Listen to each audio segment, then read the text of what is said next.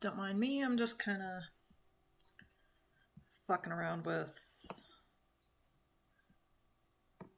overlays here.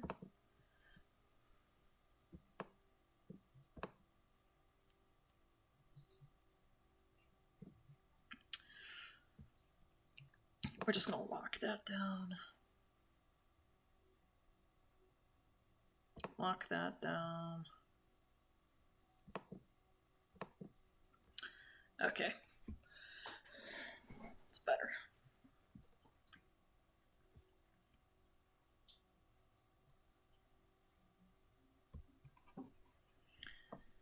Check something on Discord real quick.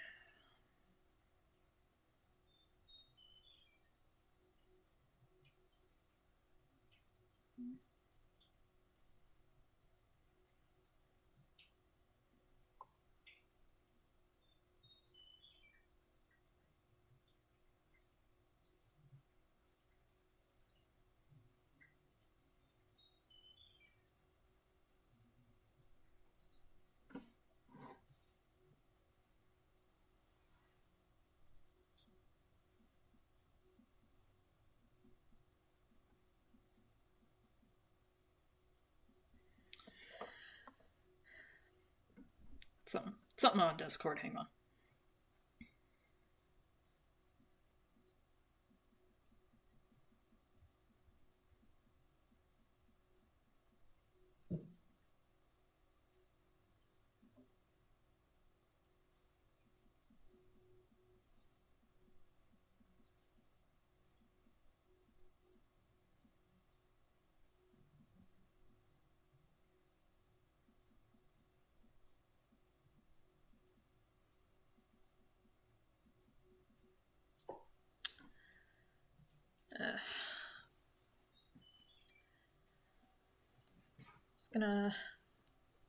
Just gonna wait on a couple people to hop into the chat.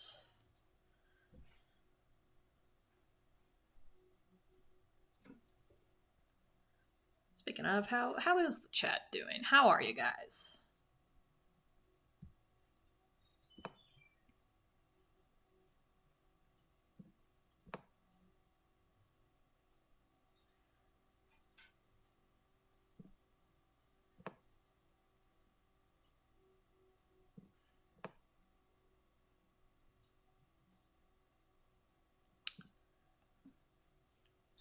Close enough. All right.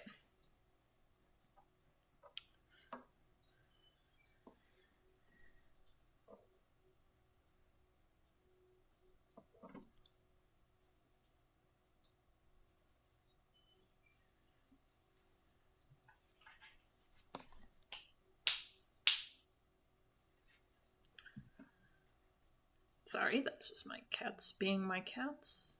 Just gonna check something here.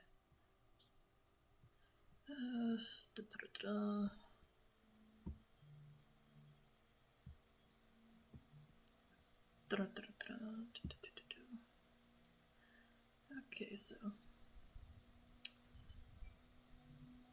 Okay, we got that up and running, so. And I am going to have this muted. All right.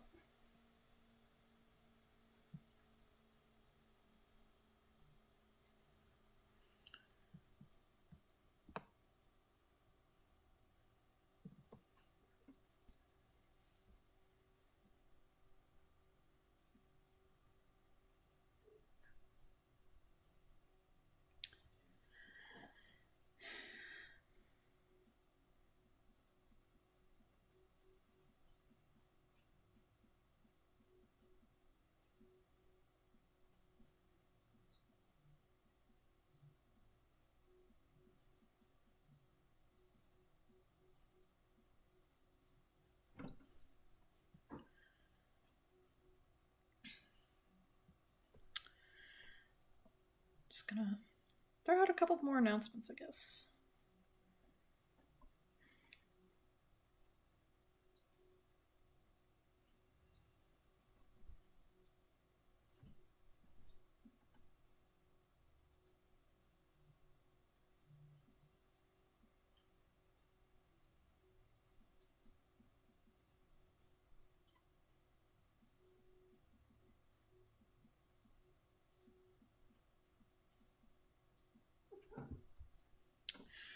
Yeah, I'm running behind as always.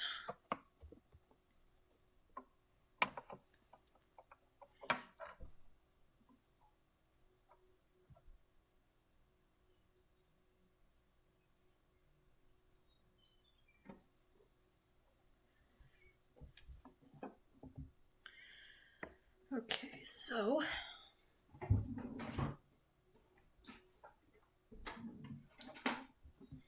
if we're gonna be here a while, gotta get the fan out.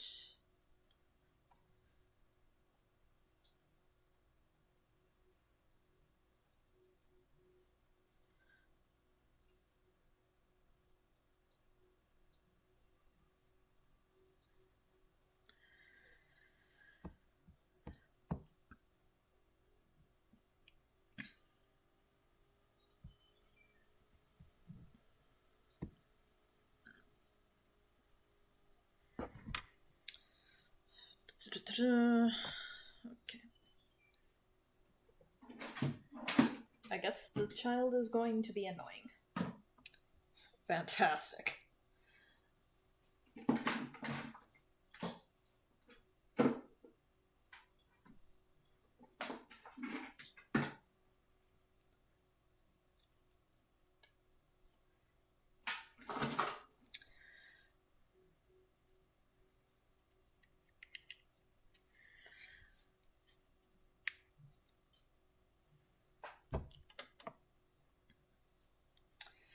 Hello. I'm currently swapping hardware around.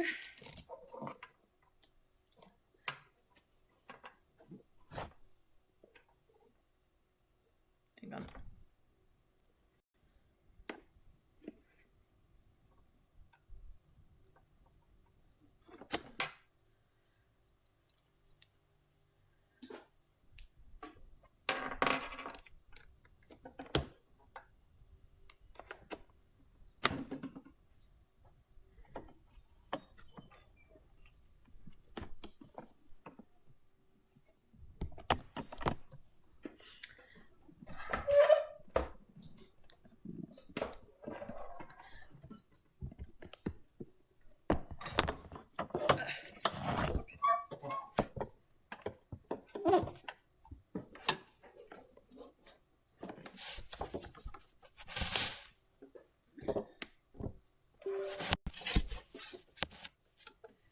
Kara, if you could stop rubbing your face all over my computer, I would appreciate that. I said stop it.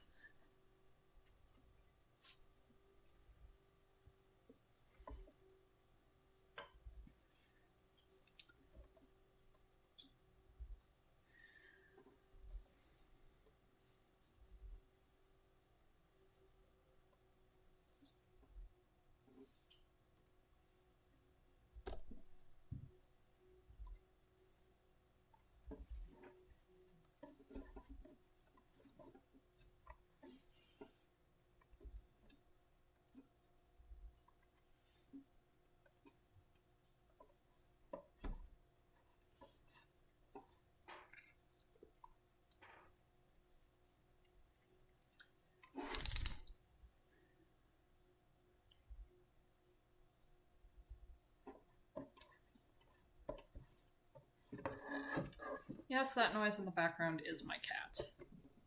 One of them.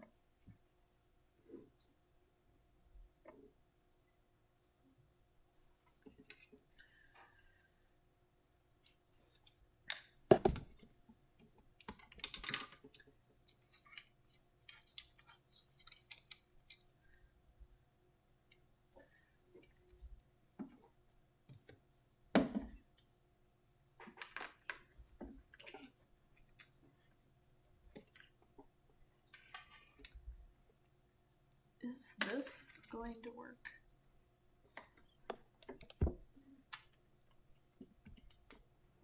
There we go.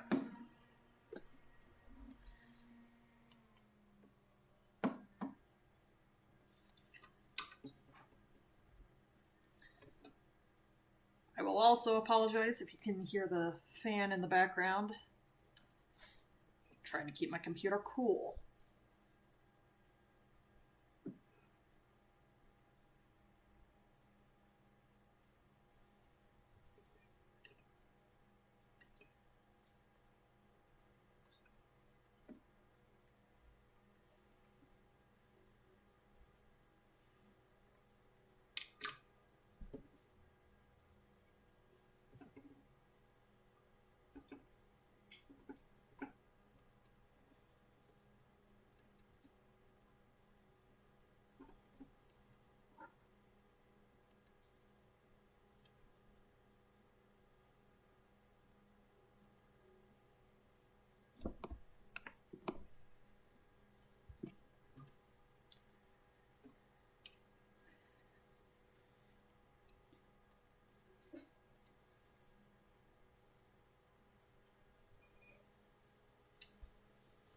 Yeah, that's gonna make me anxious.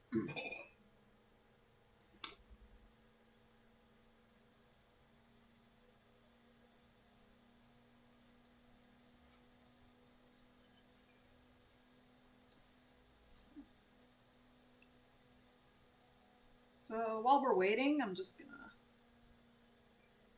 kind of doodle around, see if I can.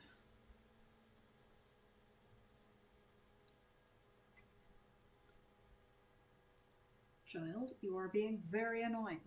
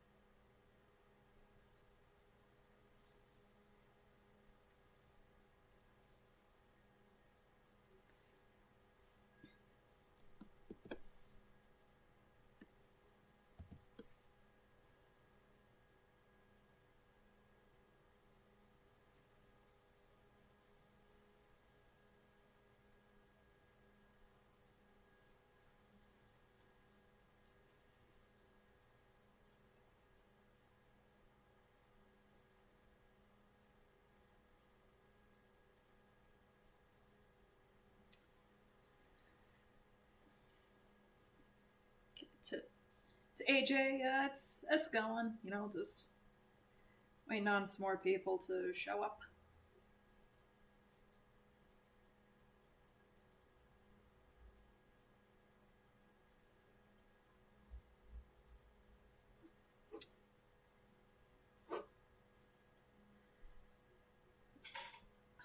Oh, for fuck's sake, cat.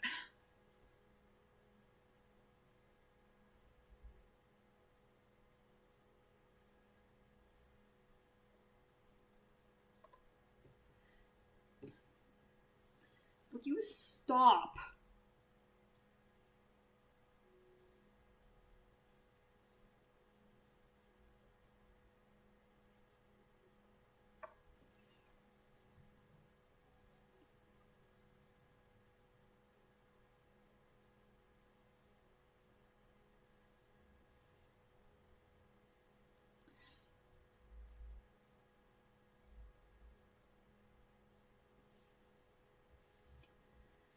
Fucking good enough.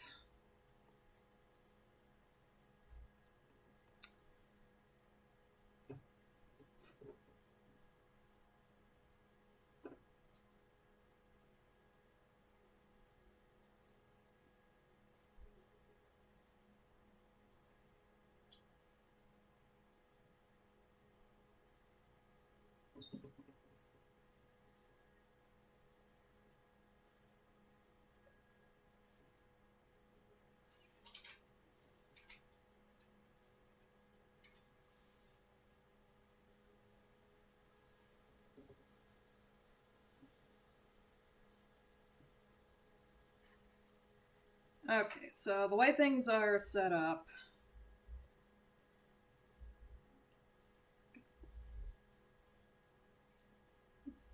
What the hell is going on?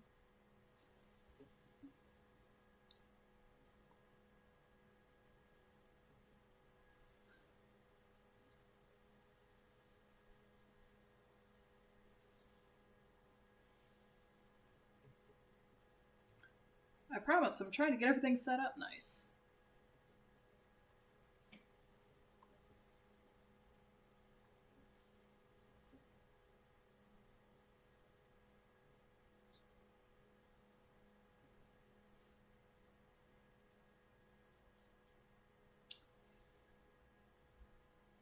Okay, okay. We can...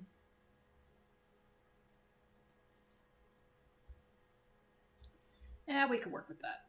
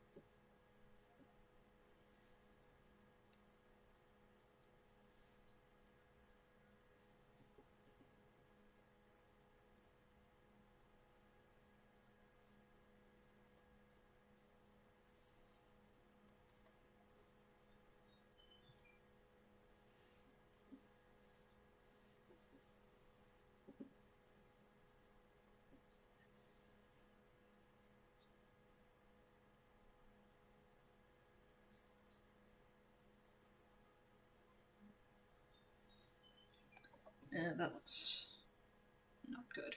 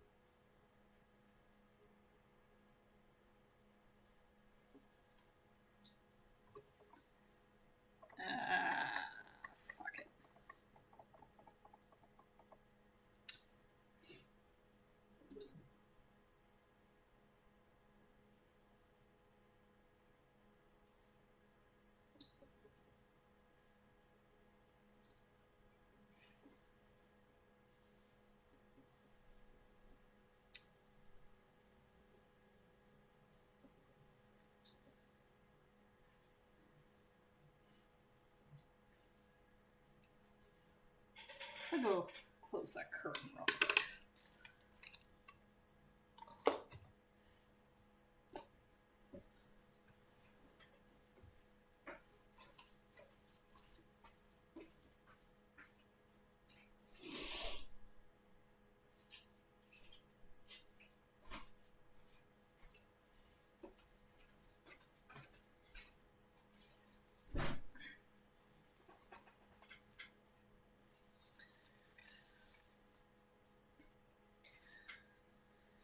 Alright, that should minimize some of the sun trying to get into my eyes.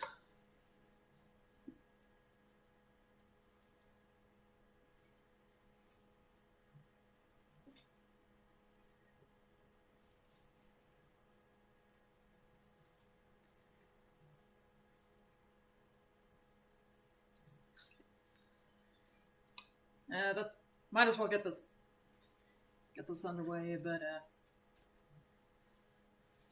kind of an impromptu thing. Hit 2K subscribers on YouTube recently.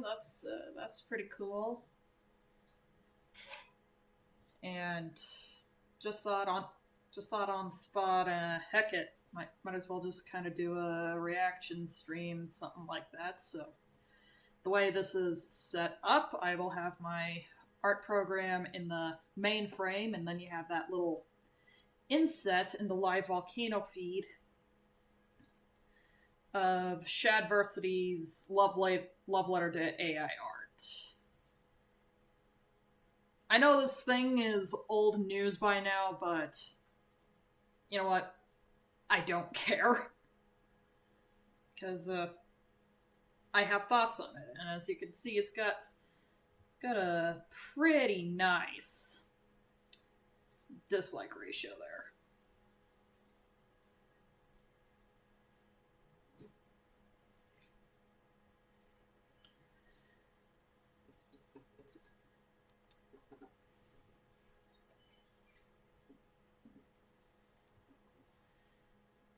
So I guess here we go. Art is very important to me. Ever since I was a very young child, my imagination would run wild, creating characters and stories and worlds. And art has always been a profoundly important part of me bringing those worlds into greater reality. It started off with drawing, and that's a passion I still have to this day. Creating new characters and depicting the worlds and stories. If anybody needs me to turn the volume up, say so, and I'll turn the volume up.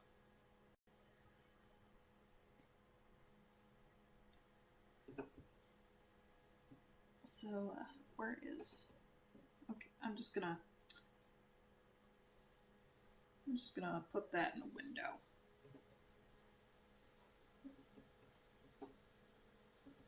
That way I don't have to keep popping over to OBS. But yeah, I'm also going to be pausing this video a lot, so...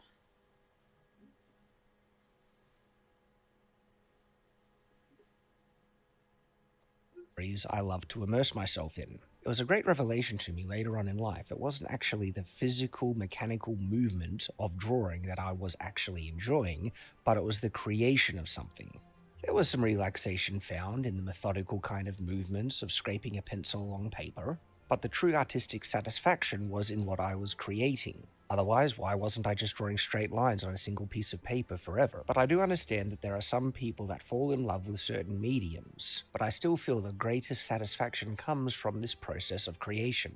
And then I discovered a new medium where I could depict these worlds and characters to even greater reality. Okay, Shad, I'm gonna stop you there. The joy of creation, yeah, I think that's why a lot of us become artists. We're just really... Like, a lot of us, we really want to create things. We want to actually add value while we're on this miserable rock. I mean, not to sound too nihilistic, but it's people who enjoy creating that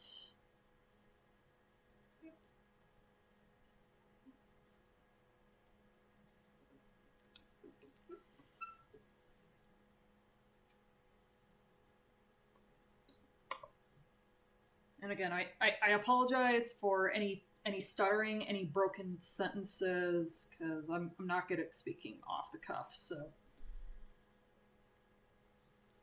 let let's see how Shad decides to pervert this. Writing.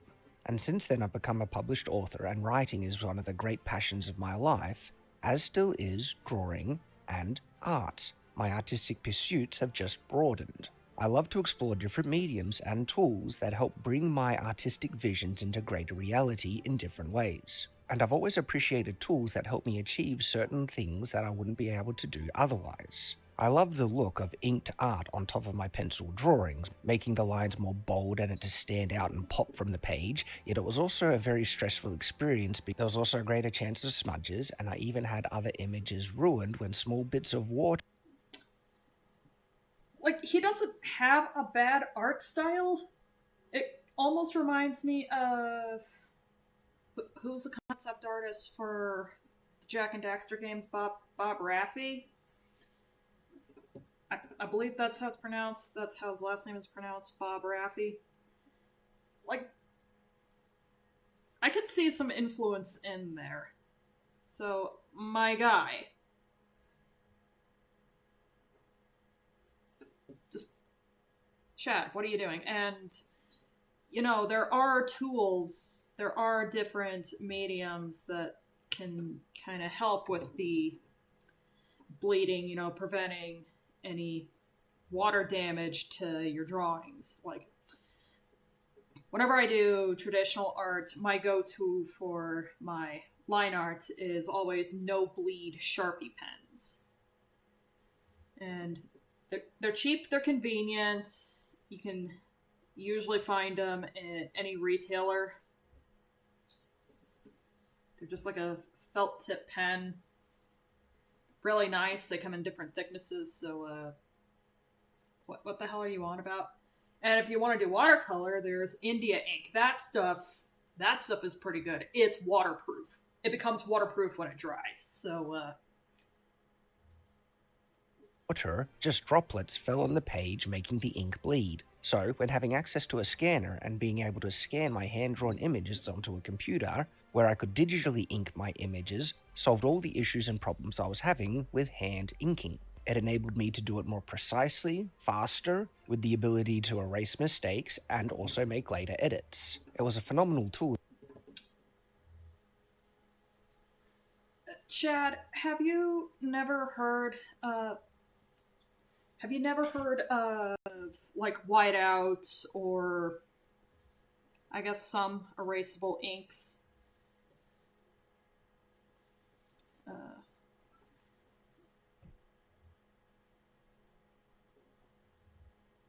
Yes, that is absolutely correct, Adios Torador. You want to create something genuine and meaningful, something truly creative, you go through the process. There is no love and true passion in AI art because you didn't go through the method. Yep. Yeah. The reason why a lot of people like the art process is just it's more about the journey than the destination. I think we're very, very familiar with that philosophy, and you can see right now for kind of your viewing pleasure if you don't want to subject your eyes to Shad's tomfoolery too much. I'm just drawing my boy Horace. That helped bring my art to the next level, and I never had considered it cheating, or that I was losing some type of artistic pursuit in not wanting to pursue physical hand-inked art. This is the exact same experience I had with coloring. I never particularly enjoyed working with physical mediums, painting, pencils, pastels. The same stresses existed for mistakes, but that wasn't to say I never did it or that I couldn't find great satisfaction in making a hand-colored piece of art. But discovering digital coloring fixed all the problems that I was finding with hand coloring myself. Okay, cool. Some people do enjoy some people do enjoy using digital methods as opposed to traditional methods. Like, I think everyone knows by now that my preferred method is is traditional, and I think that's just because I'm just on the go constantly. But yeah, I'm always carrying my sketchbook around. I'm always carrying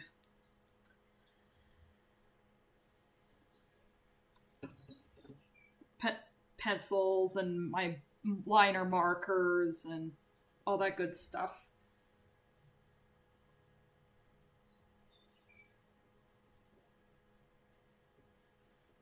And for and and I also use digital methods like you're watching it right now. I also have IBIS Paint on my phone, so that's and enabled me to produce much, much higher quality art than I was able to do without it. Technology enabled me to produce much higher quality artworks, cutting out much of the tedious processes, and enabled me to express my artistic vision faster, easier, to a higher level of quality. So as you can that's imagine, any subjective. technology that grants this same benefit, I am very, very interested in, hence my interest in AI art generators. Many people view this new technology as something that robs people of their artistic pursuit Because it does. Because it does. and potential. What I see is the exact opposite. Indeed, far from robbing artistic expression, when you approach it with intent, having a specific vision in your mind, But why though? Why though?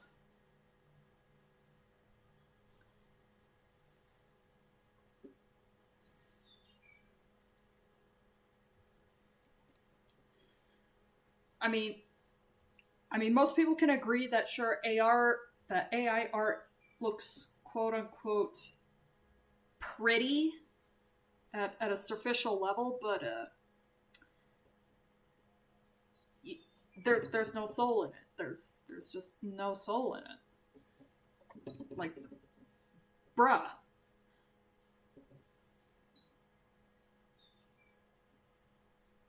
that you want to achieve, it can enable you to bring that vision into a level of reality, detail, and beauty than you might ever have been able to do without it.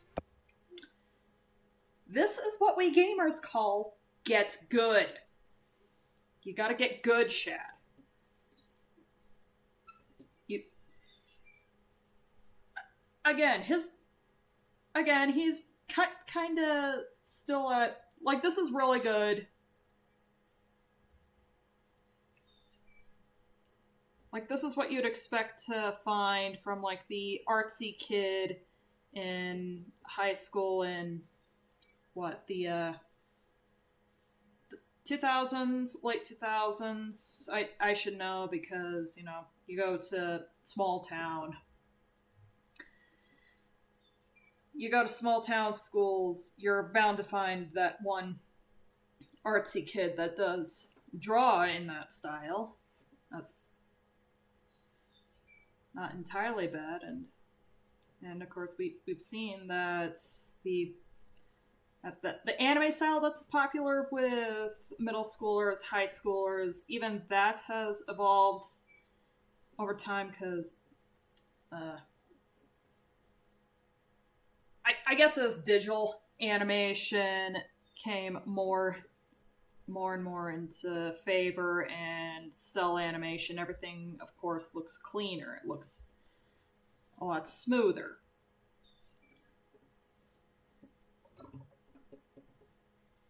I personally prefer the grungy looking cell animation of the '90s because I don't know, it's just got that nostalgic charm to it, you know.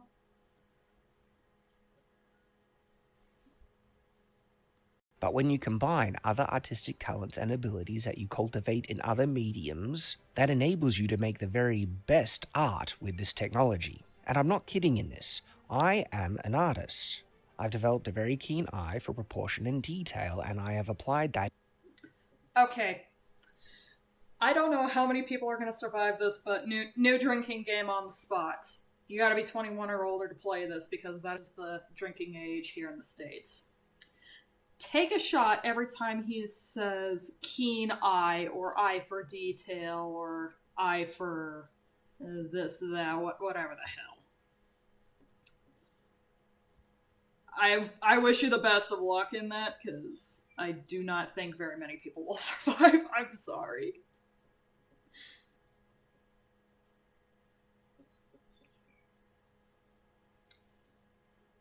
In every artistic pursuit in whatever medium I'm using. There are many people who use AI art who have seen my images that I've made with this technology and have literally asked, how on earth do I produce these results? They see a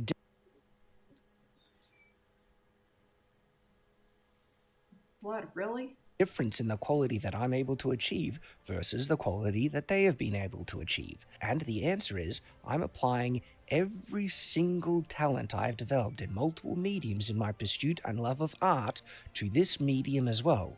AI art generators are not a replacement of artists.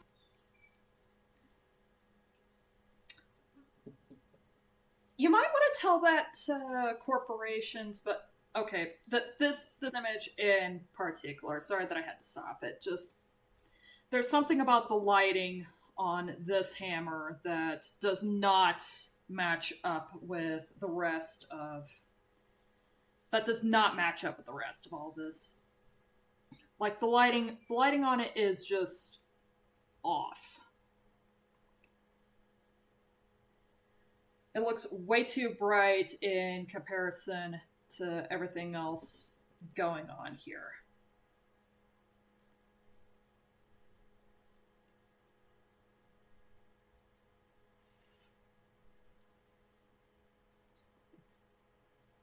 Like like the highlighting, yeah, the highlighting looks too bright. Shadows are not, the shadows just don't match up. I don't care.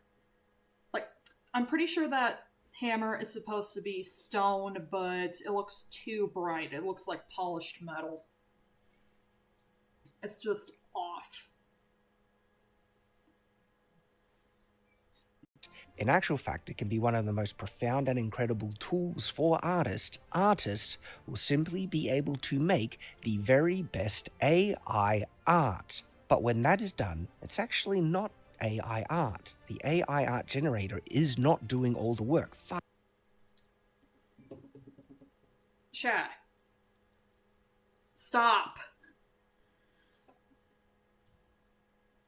Far from it. When I make my AI art, I am in full control with a specific vision in my mind that I'm working towards. And as a result, this isn't That's the illusion of control, my guy. made by just the AI, it's made by me using the tool of AI to achieve the specific vision that I have in my mind. This is AI assisted art. Just like Photoshop is digitally assisted art, although it includes many AI processes. If I keep pausing for every single thing, it's just gonna...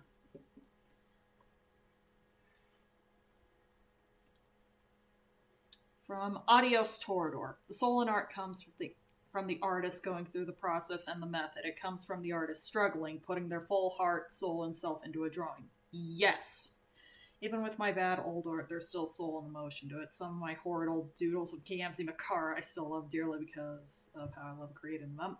Yeah, and as much as us artists, whether we're on a professional level or like we're hobbyists, yeah, we're gonna cringe at some of our old art, but sometimes, you know, there's just some good memories in there, and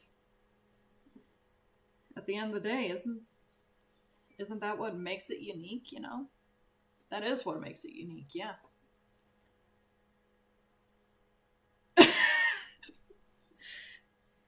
AJ the Elemental God says, new rule. Every time he says AI, we take a shot of water. End of the video, we drown. Please do not drown.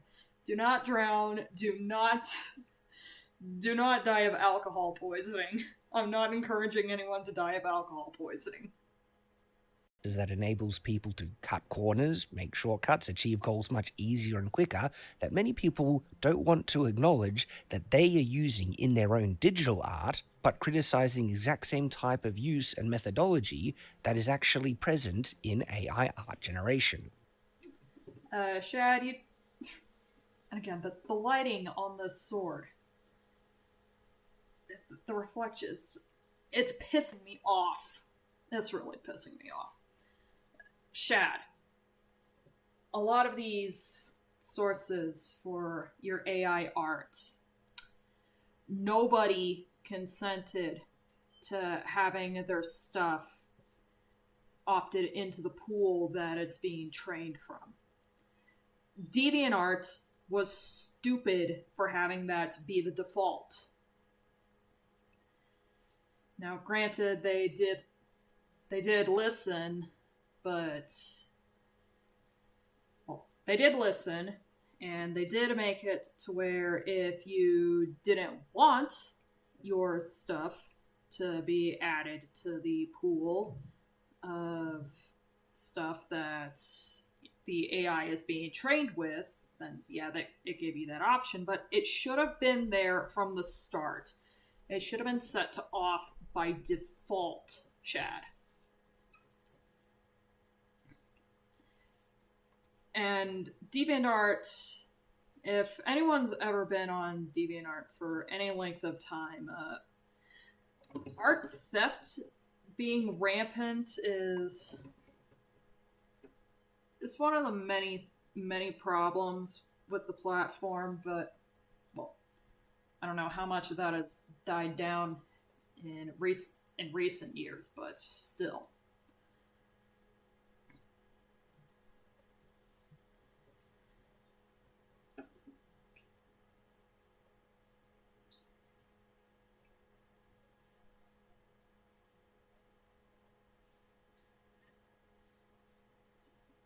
Turn that way down.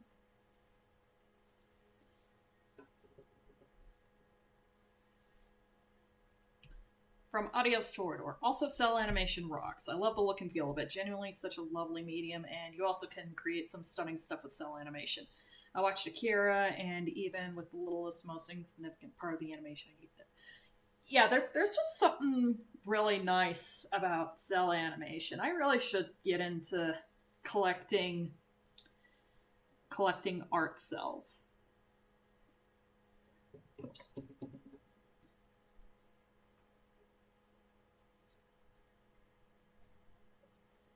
Okay, I'm gonna turn that one down.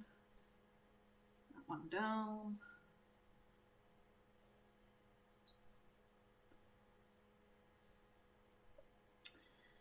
One layer at a time.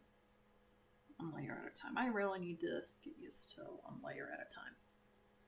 But yeah, there's just something really special about old animation cells from the 90s, because you could see all the little imperfections. That's what makes it human.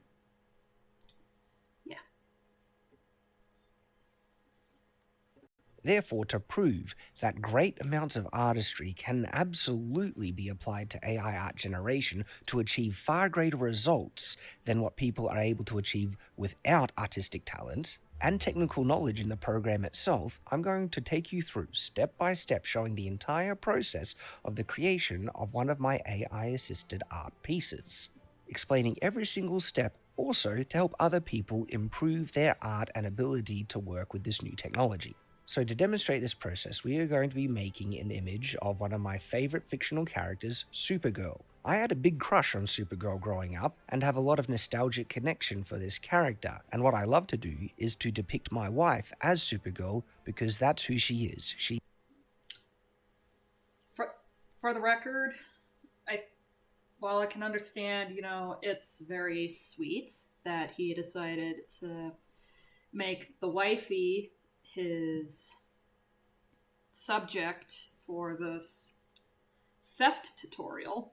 I'm sorry, art tutorial. It's a theft tutorial. Shut up. Um, this was deliberate. He knows exactly what he's doing. He knows. exactly what he's doing. It's so that he's kind of using her as a shield to say, well, if you don't like it, that's just kind of mean. I'm putting all my time and effort into making this thing for someone that I love, and you can't possibly think that's kind of scummy. You don't think that's scummy? It's just, oh, fuck off, Shad. We know exactly what you're doing. She is my Supergirl. She's the most beautiful creature in the world to me, and so I love making art of my wife. She is my muse, and I particularly love depicting her in the way that I see her. People don't see what I see when I look at my wife. When I look at my wife, I see the most beautiful creature in the world. I see my Supergirl. The first step is to choose the AI image generator. There are multiple ones out there, but I use the local installation of Stable Diffusion in the automatic 1111 interface. The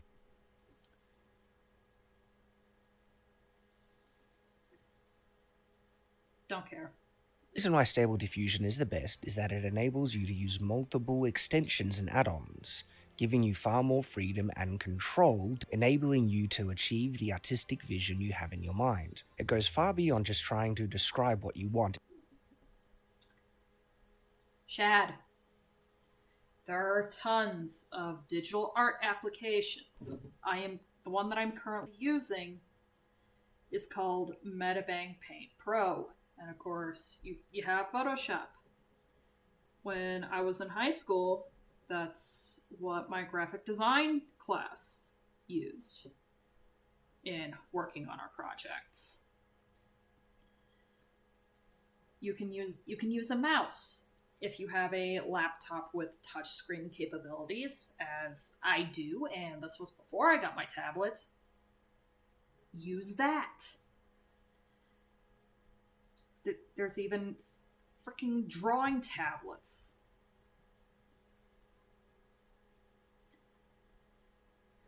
Or if you just want to do the whole drawing from, or if you don't want to do the whole thing in digital, you can sketch it out on paper and then digitally ink it and color it. You've shown that you're capable of doing that, my guy.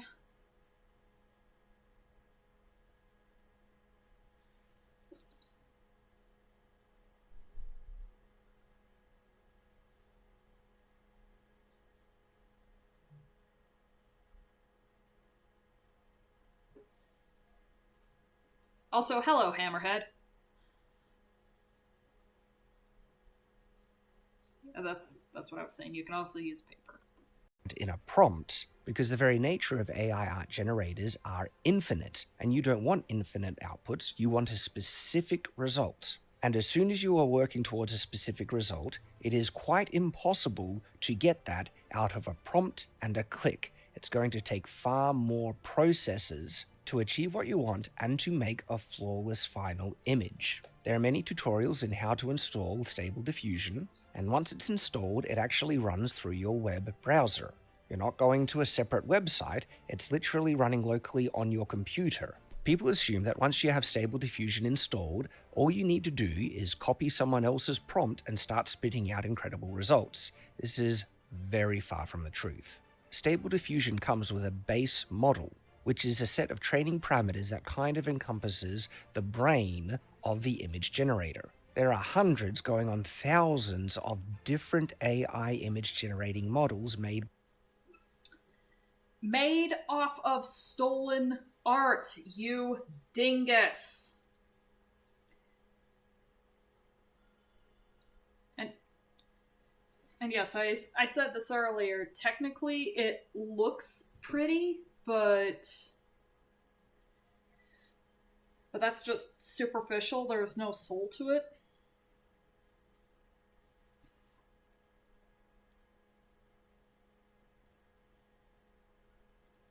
I would dare this guy to actually talk to some of the artists who have had experience with their stuff getting cannibalized by these things, but no, they're just plebs. They're plebs. by the community at large, and experimenting and finding the best models to achieve the vision that you want is actually a very important part of this process. Hold on. I just remembered this.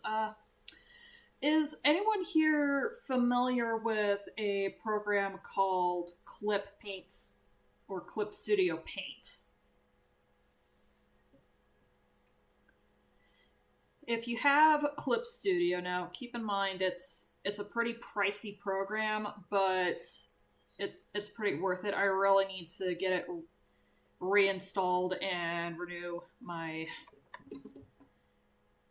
license to use it, but it comes with digital models that you can manipulate and pose however you need to,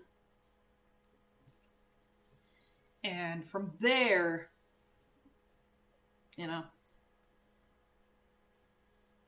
you can do what you gotta do to perfect that pose. You can manipulate that model. It's kind of like if you're in. I haven't used Blender in a while, so don't quote me on that.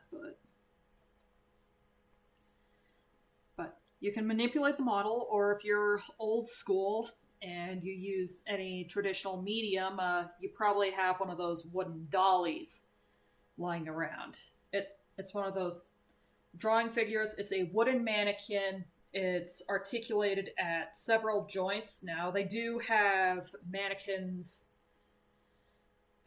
drawing mannequins specifically for hands, for helping you, understand all the joints and the placement in the hands. So, and these things range in all sorts of shapes, yeah? Well, all sorts of sizes.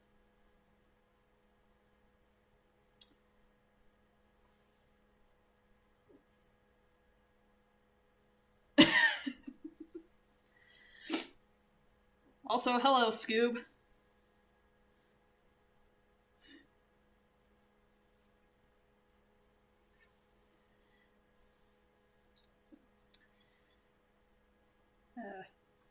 I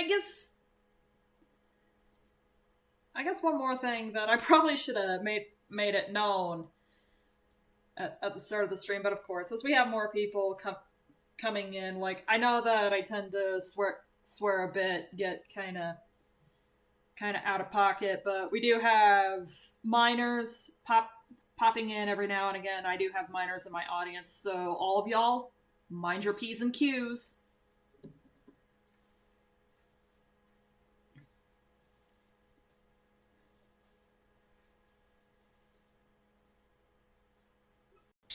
I've worked with many, many different models, finding out their strengths and weaknesses, and as a result, I know which model will better help serve me in what I want to achieve. And to reach the quality that I'm able to achieve, I actually do something that not everyone does with these AI image generators.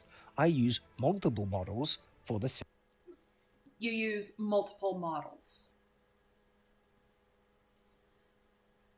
That's supposed to be revolutionary. How is that supposed to be a breakthrough, my guy? That's just exponentially increasing the number of sources that you're stealing from. Same image, which I will demonstrate a little later. And so to achieve this end result, I've needed to train a model based on my wife's face. This has been a long and difficult process with many, many failed attempts. The final face models that I have of my wife are the result of hundreds of hours of work. And the process to achieve that is a video in and of itself. At the moment, I have 3 very high quality, workable, usable face models based on my wife that can each achieve a different type of artistic output. And I often use all 3 of them in conjunction to achieve the very best results. First, you need to refine the prompt, and finding the prompt that works best is a process that can take thousands of different tries. Or, you can find an artist to commission in an art style that you really like. instead of going through all this nonsense, jumping through all these hoops. Copying a base prompt that you find online does not grant you the knowledge of what individual words are doing what to achieve the results, because tweaking the prompt is an important part in guiding the AI to get the results that you want. So, knowing how to weight certain prompts, the order of the prompt, the types of keywords are all very, very crucial. Experienced people with these programs know how to tweak the prompt as they generate images, guiding it by altering the prompts to get the results you want. Or, you can go by trial and error. That's part of the learning process. To AJ, this video is 38 minutes long, but it is just so full of stupid crap. But this is still only the first part of the process.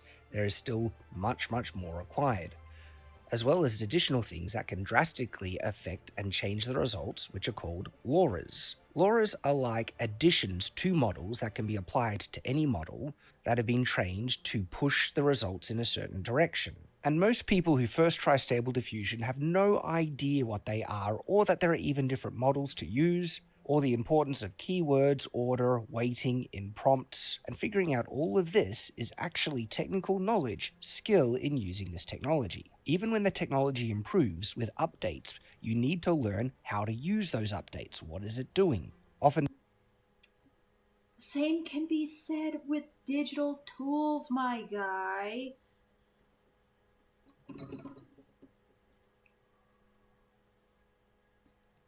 You just gotta know how to use you can also learn how to use different brushes.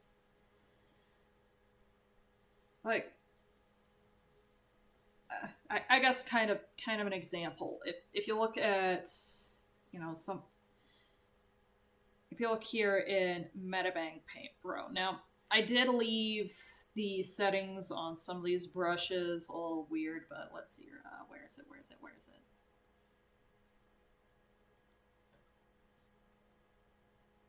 Soft pencil, lead pencil. Oh, dun, dun, dun.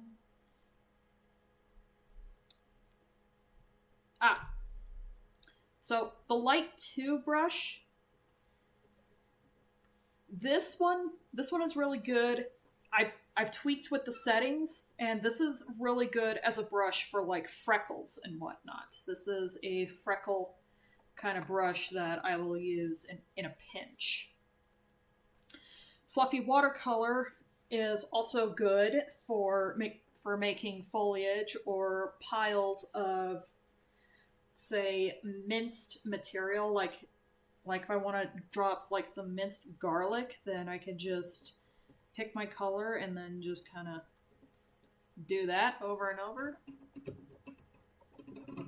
until it has like the nice pile that I need. Now, granted, you do have to understand, your color theory, how shading and lighting works, and of course how to pile all that on top of each other in order to get the effect that you're looking for. But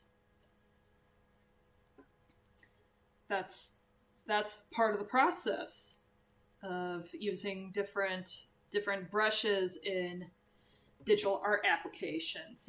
You may find uses for different brushes that you never would have thought.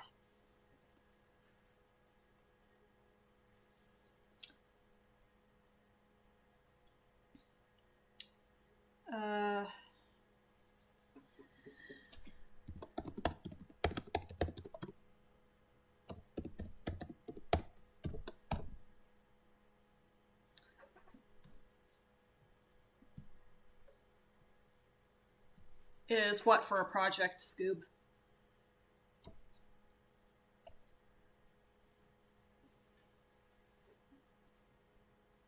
Sometimes new extensions need to actually be looked for, found, added to Stable Diffusion, and you then need to learn how to use them. Getting better at using these tools and taking advantage of how this technology gets better is a crucial part in making the best quality art with this technology. So is using different kinds of media and different brushes in digital art applications. You absolute radish. So the prompt that we're using here is raw photo, full body image of a beautiful sci-fi supergirl flying in the sky and wearing a long red pleated skirt and red cape and red boots. Starting with a full descriptive line of the image gives far more weight and guidance to the prompt. This doesn't work with all models though. You have to know the best prompts that work with different models. Then I have the line trigger word that generates my wife's face. This trigger word will literally achieve nothing in models that are not trained off of my wife's face, and so for the majority of these first generations, this is doing nothing. Then I start with guiding keywords. These are all very important guiding words of elements that I want in the prompt, and some might confuse you a little, like armor and sci-fi armor, metal top.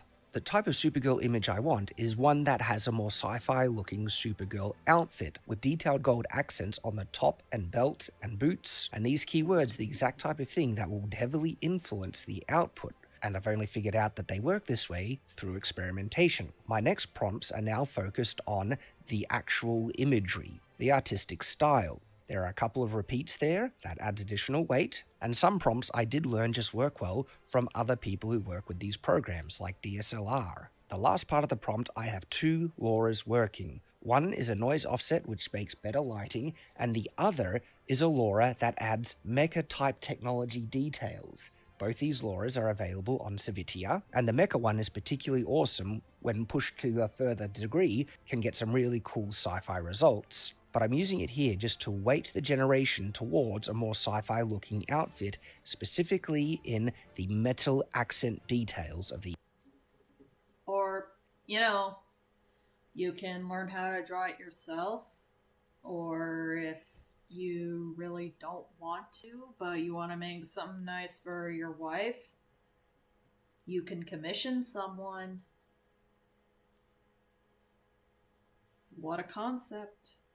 The image. So this is the way that I prompt, and the specific order of the different categories of prompts affects the output. And it actually results in an AI-generated artistic style. My AI-generated images have a particular.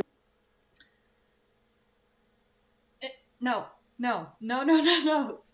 Stop saying your AI generated Drek has a style. It's not your style, Shad. It it's based off of hundreds and hundreds and hundreds of other people's styles that you did not bother to study or consult for commission.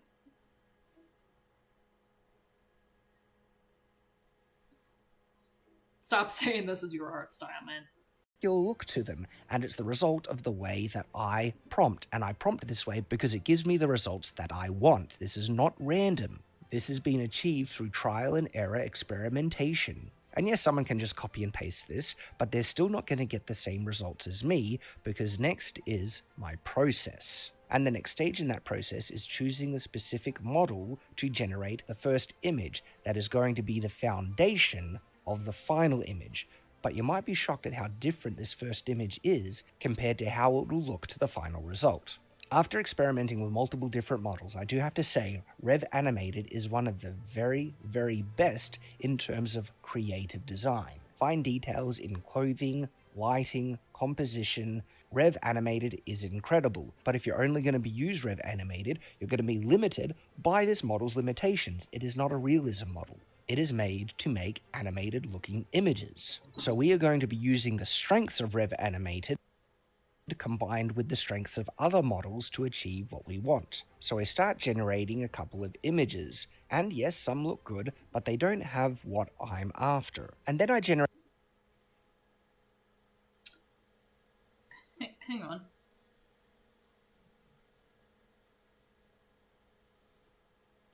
So we are going to be using the strengths of Rev Animated combined with the strengths of other models to achieve what we want. So I start generating a couple of images.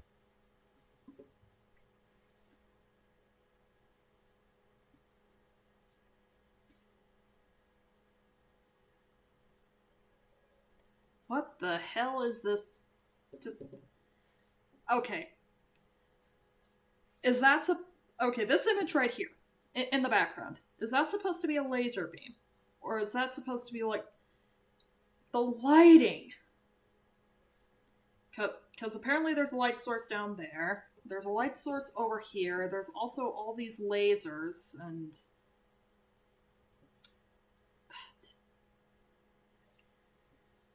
yeah, you could see that it tried putting in buildings here. There are buildings down here.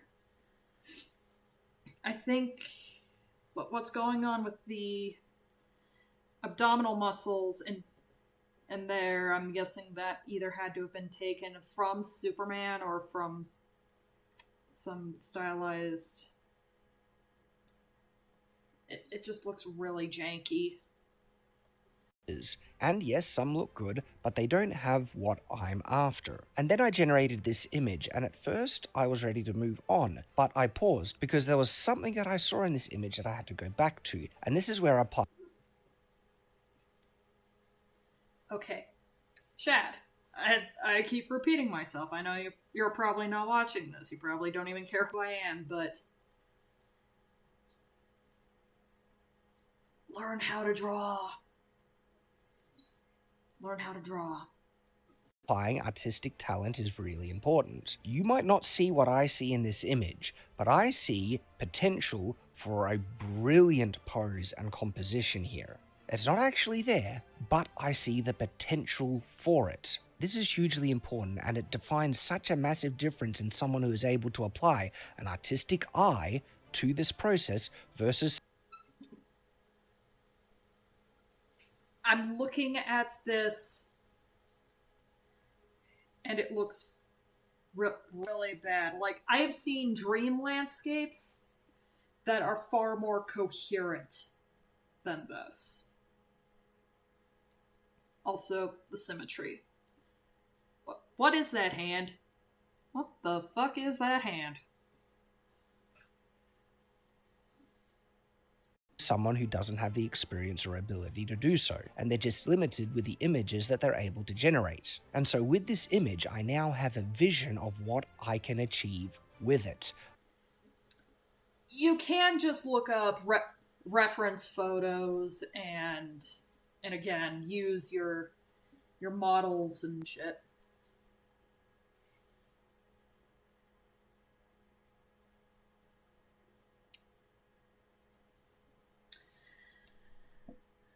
Hang on, conciliatory.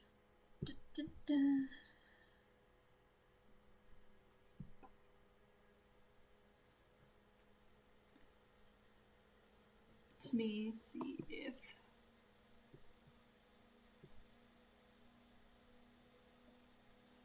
I guess I don't have to reply to them at all. I could just click and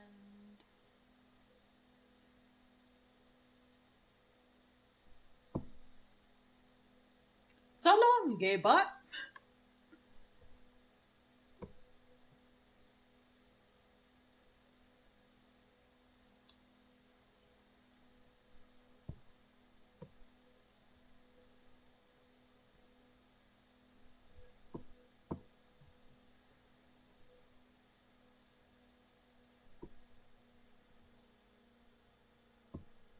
But to achieve that, that's going to require me editing the image into a far stronger guide to what I want the final image to be. And so to do that, we're going to bring it into Photoshop, but first we want a more detailed version of this same image. And so we're going to repeat the seed with the exact same prompt, which means we're going to generate the exact same image, but we're going to do the high-res fix, which is going to upscale it using the same seed input, which means the additional detail it's going to add is not going to warp the image away from what we want.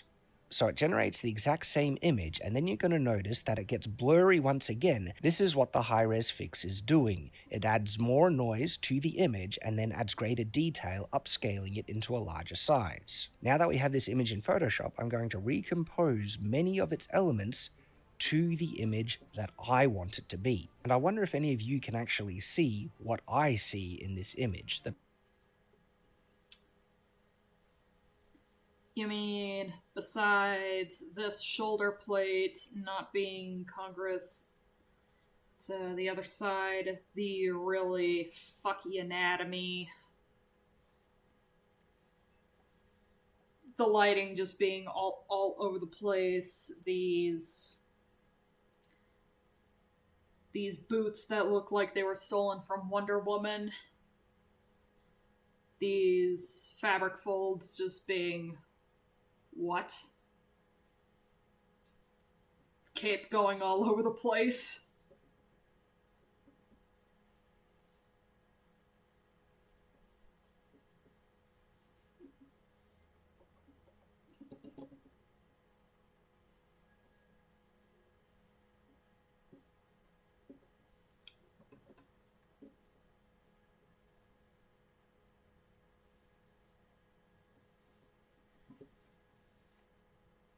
The potential. Take a good look at it. But in any case, I am going to show you. I did So I take a bring good the look. image into Photoshop, and I see that there is a problem with the left shoulder. There is a bit of armor there that doesn't fit, so I'm going to copy the right shoulder over and place it over the left one, just so when I regenerate this image, it's not going to have a silver kind of mark there. It's going to register that no, this is supposed to be blue, and it's going to regenerate the image with the correct shoulder. The right hand has potential, but the left hand is a mess, so we're simply going No to take shit, the the right left hand hand. and copy it No over to shit, the that left hand is one. a mess. This doesn't mean that I want the hands to look exactly the same. It just means that the AI is going to have a much stronger guide to make a far more realistic looking hand when we regenerate this image. Now we come to one of the more important parts of this recomposition of the image to give a much stronger guide to what I want to achieve, and it's in the cape. There is something really cool here in the cape that has great potential. You might not be able to see it, but you will see it as I alter the image. And part of me altering the cape, I'm also going to be changing the background. I want an image of Supergirl flying through the air. And this actually has a brilliant beginning for a background sky, but the issue is there are buildings in the way, so we're going to edit out the buildings. This has also given the side cape of Supergirl here a much cooler kind of flaring out silhouette.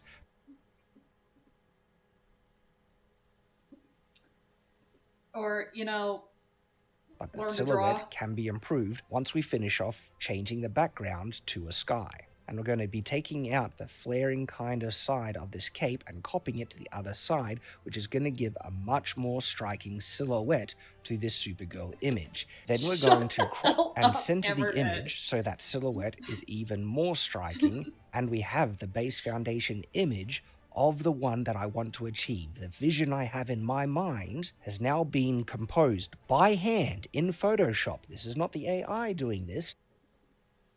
You guys, you see, it is not all AI generated. No, no, no, no, no. Even though, okay, Shad, do you remember being in school and writing reports or what have you, having to write papers? I mean, obviously, it's not going to be on the same level, but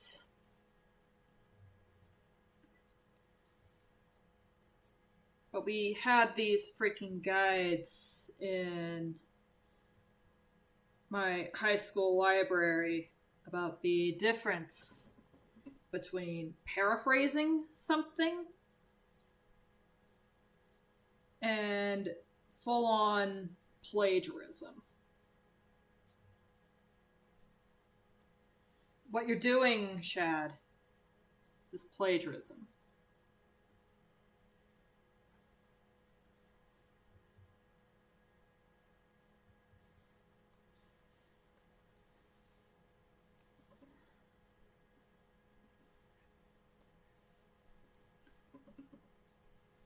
I know that's a really weird comparison to make, but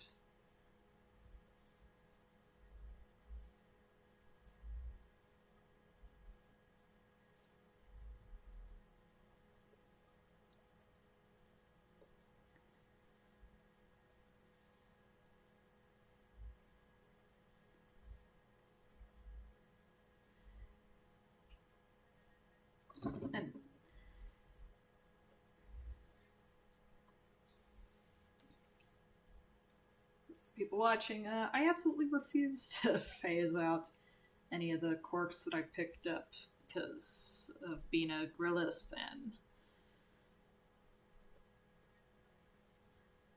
Horace would definitely be a fan of steam-powered giraffe, though. This is me making a hand composition based off an AI generated image, No, making it's many not. It's you significant literally changes doctoring to an AI achieve a image, far dude. greater composition that the AI never would have made on its own. I realized that there was one change that I forgot, and that's the kind of metal stockings that she has on her legs. No, I don't want that. So I'm going to paint over this with a basic skin texture, and notice that I'm adding simple shading to it. Yet even this simple shading does require a knowledge of basic shading principles. And so the previous experience I have in digital coloring is being used to a very significant degree here. Without that, it would have been much, much harder for the AI to redo the legs in a better, more realistic look, and to have had removed those metal kind of stockings. So I just want you to take a look at the before and after of this image. All these edits. And yet something in the background still looks like it's been that is very sloppy looking work over there. It's just,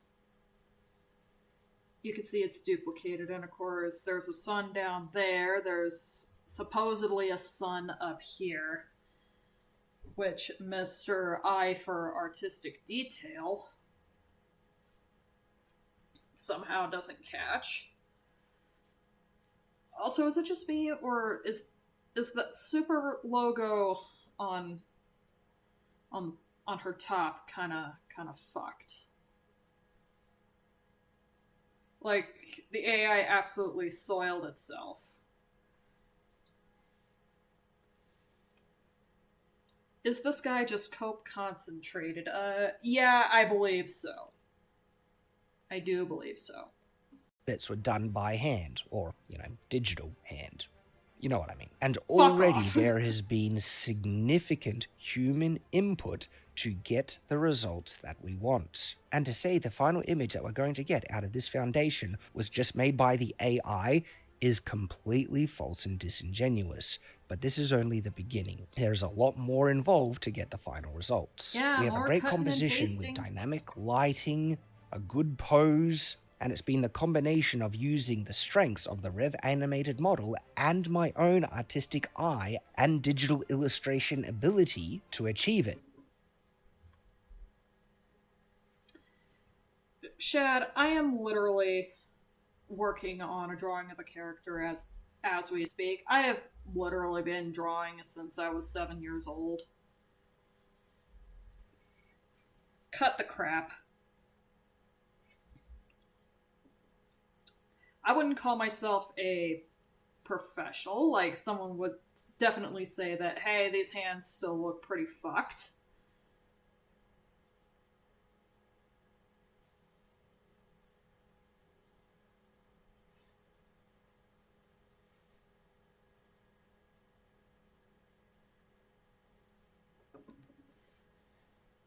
But,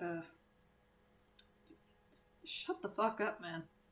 Shut the fuck up.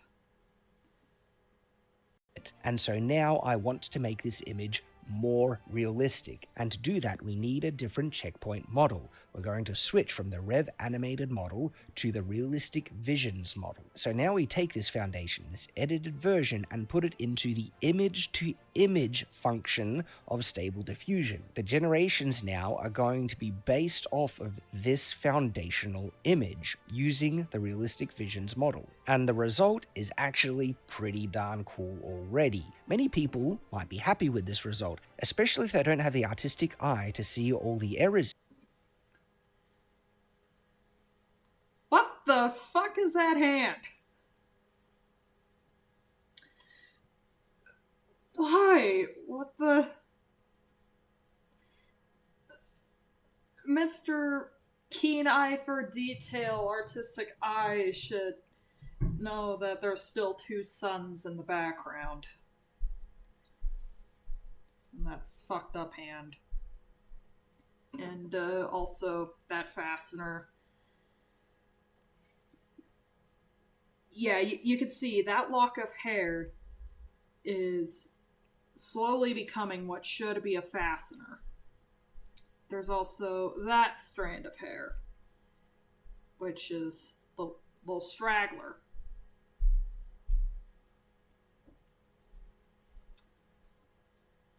Once again, learn to draw, get good.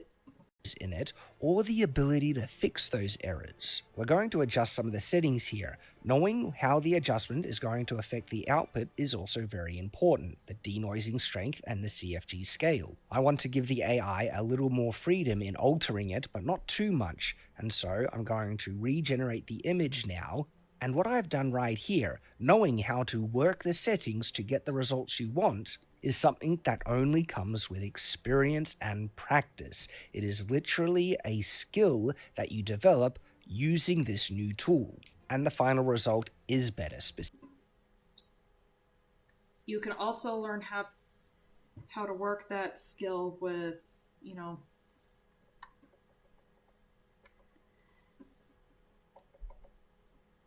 actually using the stuff that you're just get back in there, brush control.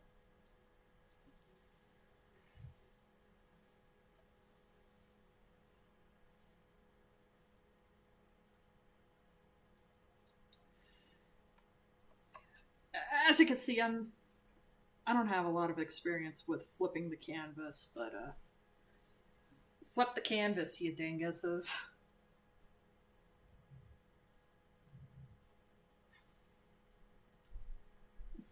It's all trial and error, Shad. It's all trial and error.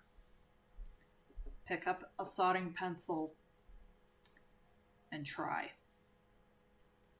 Specifically, look at how much better their hands are because I was able to give the AI a little more freedom to push it towards the results that I want. But it also changed the feet a little bit, and I like the feet of the original base image a little better, and so I'm going to generate a new image with less freedom to get the feet I want. And so what I'm doing here is I'm generating for different results at different parts of the image. Different settings sometimes gives enough freedom to get a better result, say on the Superman S, but lower settings will get a better result for the feet.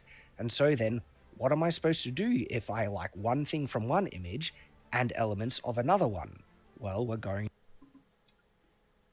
You're going to take one element and then copy it over to another with your scissors and your glue, like you're making a collage. And the thing is that collage art can be pretty charming.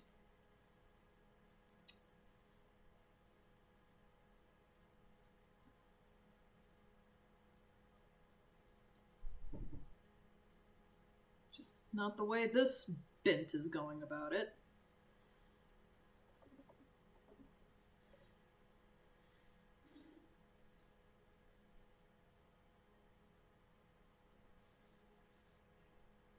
to combine them, and we do that in Photoshop. And so I have 3 base images that I'm going to work with, and I'm going to grab some of the best elements of each. It's done the foot really, really well in this image, but only the left foot. So I'm going to grab that, and then I'm going to change that into a right foot and add it to the image. Again, the ability to do this requires knowledge of anatomy and proportion.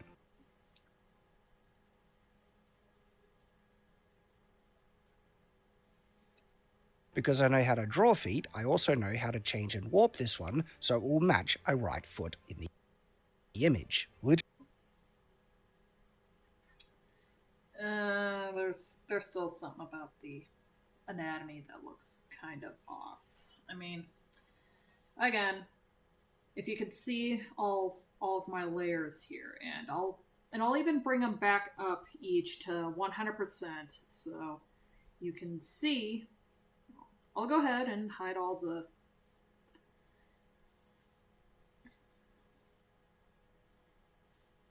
first pass liner. Okay.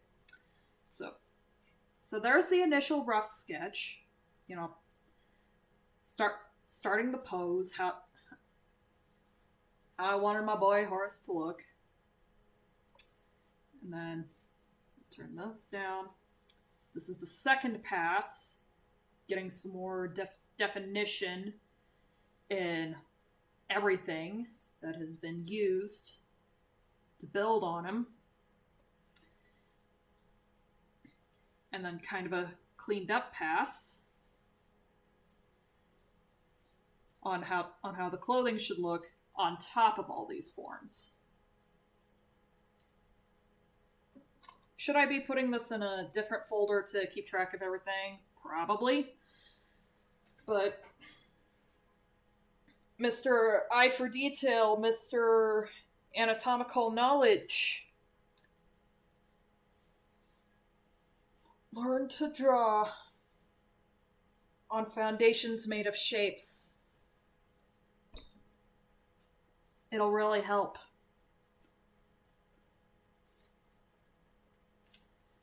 Okay. Turn that down. Turn that down. Turn that down. And turn that back on, turn that back on, turn that back on.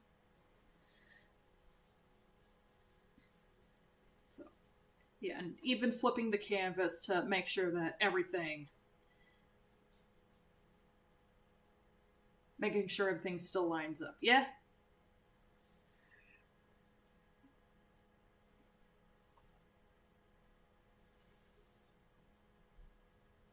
Literally photo bashing from the assets I've been able to create from the AI image generator. There are some unnecessary parts, additions on the skirt that shouldn't be there, so we're going to remove that as well. This is simply having an eye for proportion and consistency in the image. The skirt is also too short for my liking as well, so we're going to increase the length, and it doesn't need to be flawless in its quality. It's going to mess up the consistent lines of the pleats of the skirt, but that actually doesn't matter, because what we need is to give the AI a guide so it knows what to fix.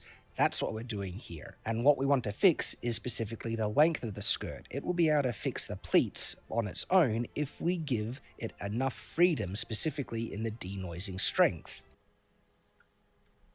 Or just learn how to draw folds in fabric. Ask your wife to pose in a skirt that's as long as you want, and then study the folds in that skirt. There's another error here on the image that you need to have a keener eye to see. Do you see on the right part of the cape how the sky is brighter above the cape but darker underneath? That gives a kind of unnatural transition to the cloud, so we're just going to brighten it a little underneath the cape so it looks more natural. The way the cape connects to the top is also a little inconsistent, and I would actually like kind of metal toggles or something that's going. Hold on just a second. Yeah. Guys,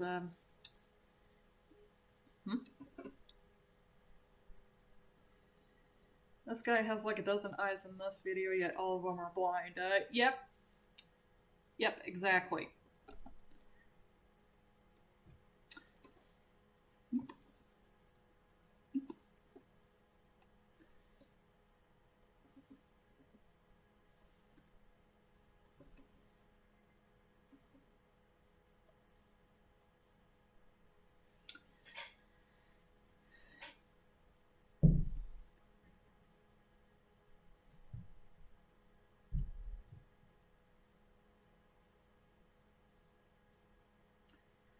Yeah. Don't mind me, I was just recalibrating something.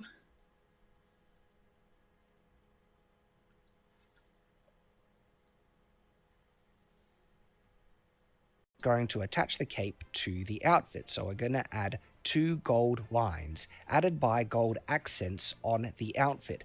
This means removing certain lines that we don't want on the image and adding new lines that we want the AI to latch onto and fix. We're also going to readjust the color so the AI again has a stronger guide to color the image how we want. And here is the before and after of the image with the edits that we have made in Photoshop. There is another significant element that we're going to do here that's going to help improve the quality of this image dramatically. So much so that my graphics card doesn't actually have the power to do it.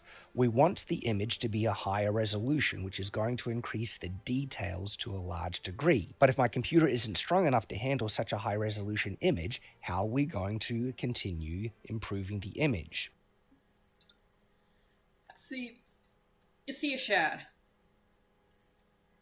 If you want a higher resolution,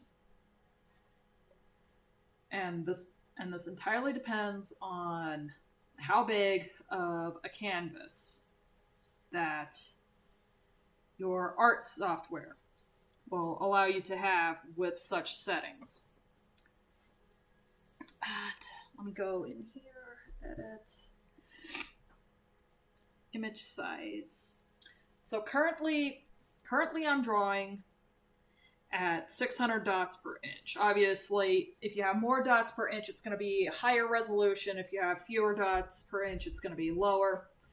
300 dots per inch is the standard that you want to go for. That also means that when you set it to a certain resolution, you can upscale the size, you can downscale the size without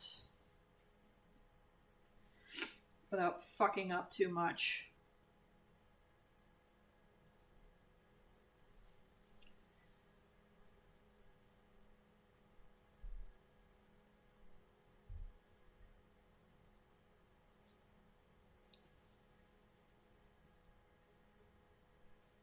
Though in order to set it at the resolution that you want, your minimum canvas size has to be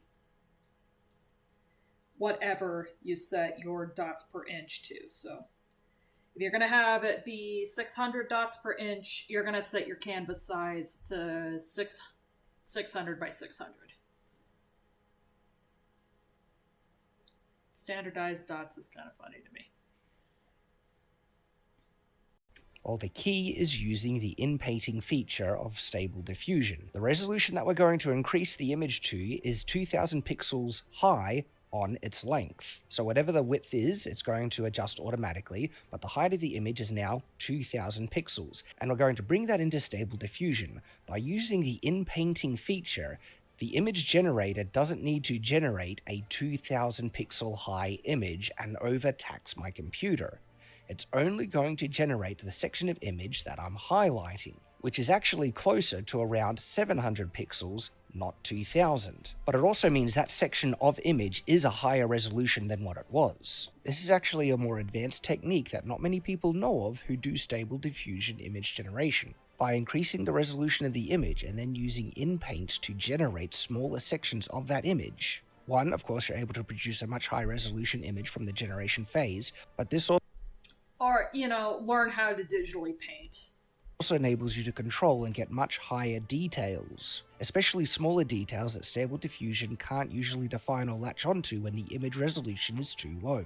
This can be important with small elements of the picture like buckles or buttons or symbols, eyes and more, and so we're going to regenerate that section of image using the image-to-image feature, so it's using the input image as its base and foundation to be the primary guide for the results. And sometimes the results are very subtle and different, but as I compare them, I can see that the S works better in one and that the belt looks better in another. And so we're going to bring that image back into Photoshop and we're going to make certain corrections. The shade transition on the bust is too jarring and it makes them look pointed, and so we're going to smooth those out. We're going to remove certain lines that we don't want on the outfit, and we're going to make the toggles that are connecting the cape consistent on each side, removing certain artifacts and elements on the image that don't make sense, like fixing up the neckline. We're going to bring that image back into Stable Diffusion image to image, and we're going to lower the settings so it doesn't alter it as much. Riveting. But using as a guideline for the new image,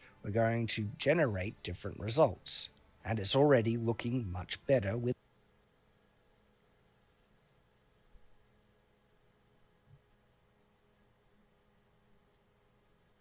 And yet there are still two suns in the background, it seems. higher detail.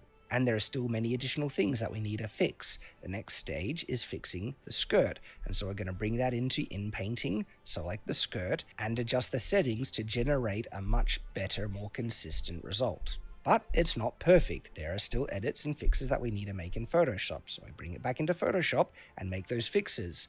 Some of the gold lines have become washed out, so we're going to do another color kind of correction and guideline in the image, putting that on a new layer and adjusting the layer settings so it blends nicer and gives a better guide for the AI. There's also an error on the seam line of the neck that we're going to fix here, and you might notice the tool that I'm using most of all is the stamp tool in Photoshop. Back into inpainting, we select the top, and we have a better guide to generate the results that we want. I specifically want the top to look less like cloth, but a thicker type of material verging on armor. And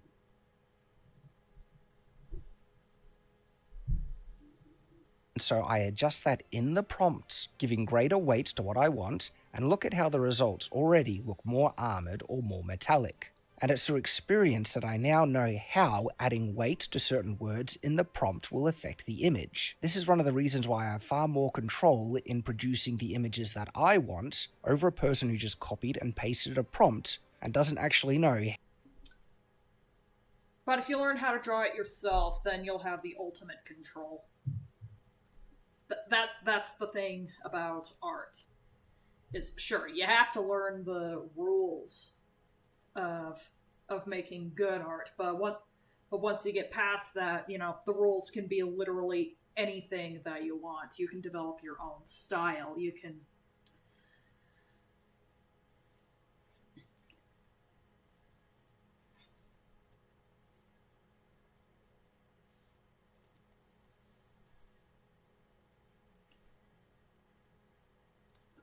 the sky's the limit when you figure out what you're doing, man.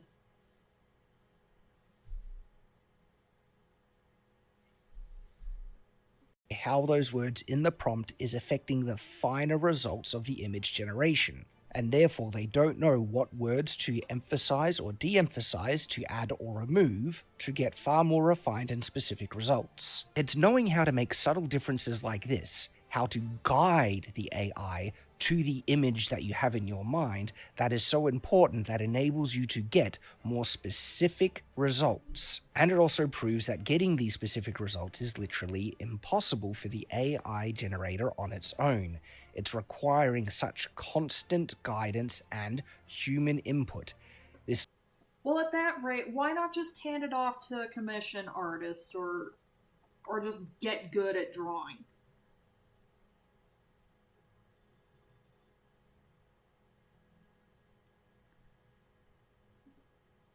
Because that's the thing, man.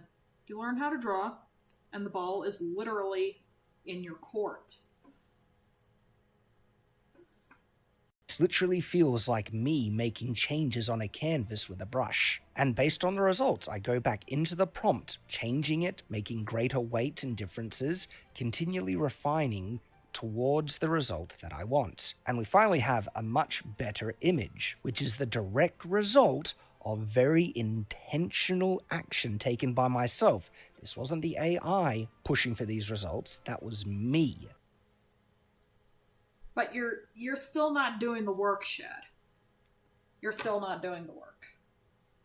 95% of this is the computer, the rest is you just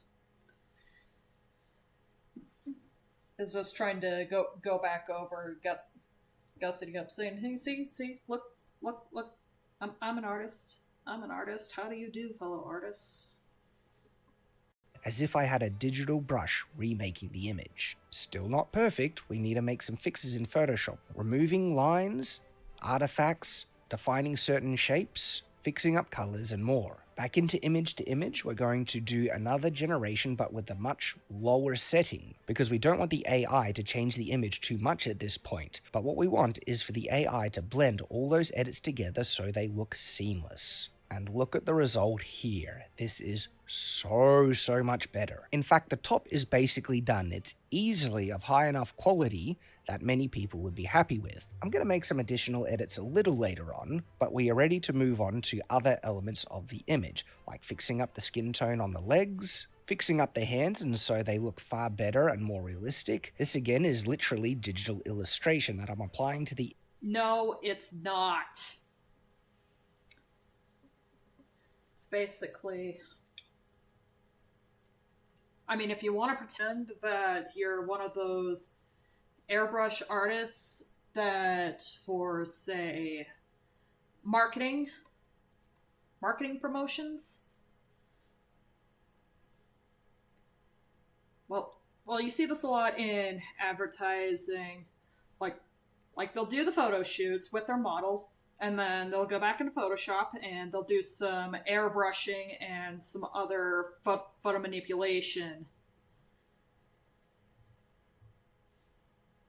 in order to get a more pristine looking result.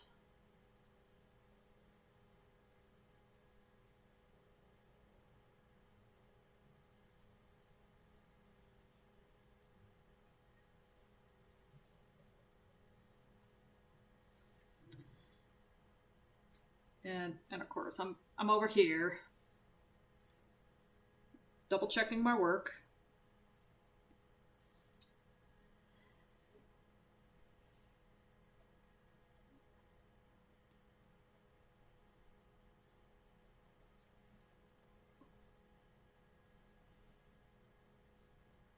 Image. We're going to fix up the color in certain parts as well, and then even make more significant changes to the color because I actually want red cuffs instead of pure gold. So this is a matter of adding a color layer and adjusting the layer settings to change the color from underneath, but using the same texture and shading. Back into image to image, and then I'm going to regenerate the hand and cuffs. But I want the prompt to guide it in the direction where I want, and there is a lot of elements in the prompt that are completely unnecessary for hands. I first need to add detailed hands to the prompt for it to give it a focal point that I'm generating hands here, and then I can remove a lot of the other unneeded elements. And now the hands are looking much better. But the cuffs don't look metallic enough or armored enough, so I'm going to regenerate those with the mecha LoRa added back in, which is going to make it look more metallic. And with that, we are almost done the larger elements, bringing the image into a higher resolution, and the next crucial stage is to generate a higher resolution and more detailed face. But of course, we're going to be giving this image the face of my wife. Again, with the whole wife thing, he knows exactly what he's doing. He knows exactly what he's doing by having this tutorial be for wifey. And so I'm going to load in the model that I personally trained, and we're going to use that in image to image to generate my wife's face. And I'm going to adjust the prompt to give her the expression that I want. I want her smiling. My wife has one of the most beautiful smiles in the world. And so we generate it several times with different settings until we have a face that is actually looking really nice. And the image could be considered mostly complete at this point, but I'm a perfectionist, and I'm an artist. I want this image to be as good as... You're not an artist, Shad. And Mr. Perfectionist. If you knew anything about perfectionism, you would know that these two locks of hair seem to be infinite looping into each other. There are still two suns providing light source, lit up front and from the back, so that's pretty. Also, take a look at that thumb. That's a very bad looking thumb.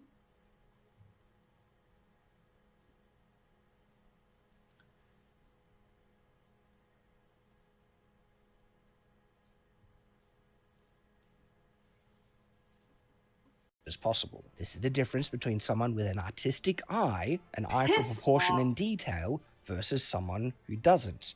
There are many people who would look at this image and not be able to see any additional errors or flaws, and that can be well enough. I think someone would have every right to be proud of the final result and quality of this image. It is beautiful, but there is a difference between making good AI art and making some of the best. I want the top to look a bit more like armor, and so I'm going to start regenerating the top with a greater weight on armor, with the mecha LoRa added back in. And there are some interesting results with good potential. I'm going to combine some of the best features of both. The chest and center of this image is really good, but the wrinkles on the side look awful, and so I'm going to bring in the side parts of the body from another image.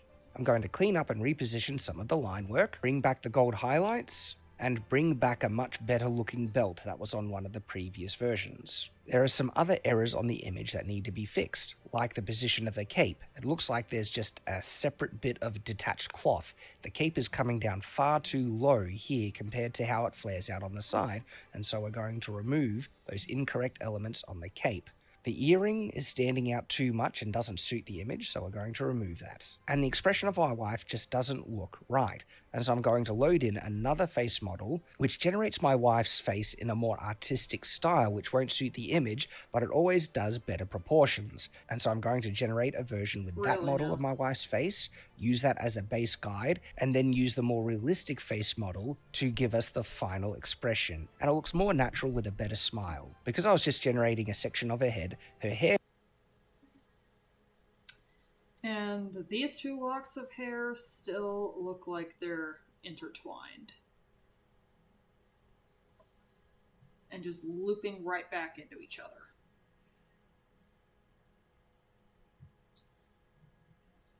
Hair now looks of a different style compared to the hair that is flying off to the left. And so I'm going to select the hair and regenerate it so it's consistent. We are now very, very close, but there are still some finer details that just need to be fixed, like the sections of cloth here on the skirt, some odd indents and lines on the top, and there's too sharp a transition on the shading on the bust, and so we're going to smooth those out. This is looking pretty darn good. But there is a problem with the image, and once again, I wonder if you can notice it. Only someone who is familiar with anatomical proportions would be able to notice this. Her head is too big. Her head is too big compared to her body. Now, foreshortening can have an effect on that look.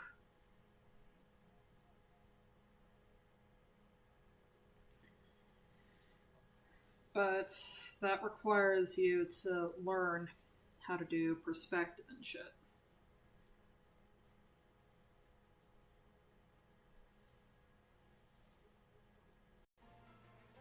Her shoulders are far too wide to the rest of her frame. It makes her look way too bulky. And so we are going to fix these proportions with the Photoshop Liquify tool. Simple, subtle changes, but it actually... Hold on, there's...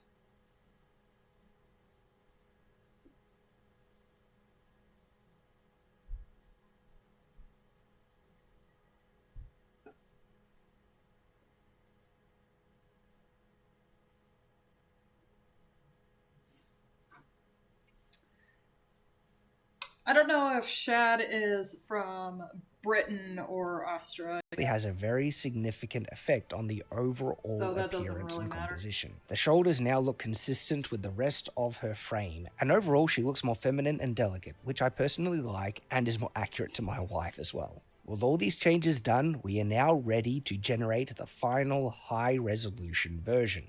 We're going to use the Ultimate SD Upscaler, which is an extension that you can download in Stable Diffusion. Using the 4x Ultra Upscale checkpoint, another thing that you can download, we're going to increase the resolution by 3 times, which is going to add lots of finer details. And here we have the final image.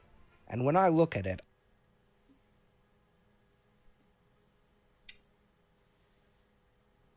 I'm honestly put in a state of awe as to how beautiful this image is. The lighting, the movement, the flow of the hair, cape and cloth, the design of the outfit, the finer details, the metallic sheen and how the S just pops out at you. And of course, it has the beautiful face of my wife. Her head is still too big. And hang on. And now let's just compare the before and after. This was the beginning details, the metallic sheen and how the S just pops out at you. Look at that thumb. Look at that thumb. What is that thumb? Look at it. And of course, it has the beautiful face of my wife. And now let's just compare the before and after.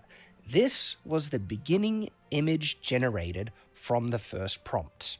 We were able to take that prompt, which already took a lot of human input to refine and get right, generate an image, and using all the artistic ability that I've developed through my life, we were able to turn that image into this. The combination of artistic ability, technical knowledge in the program, working with multiple models, applying laws to Applying multiple layers of stolen work. That is what this is. And trying to manipulate people by saying, "Oh, but guys, it's my wife. You wouldn't take issue with something made like this heartfelt thing made for someone I love, would you?"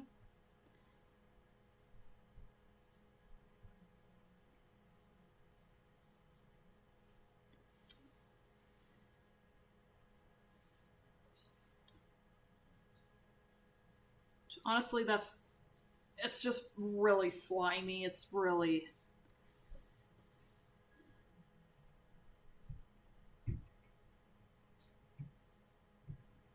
why.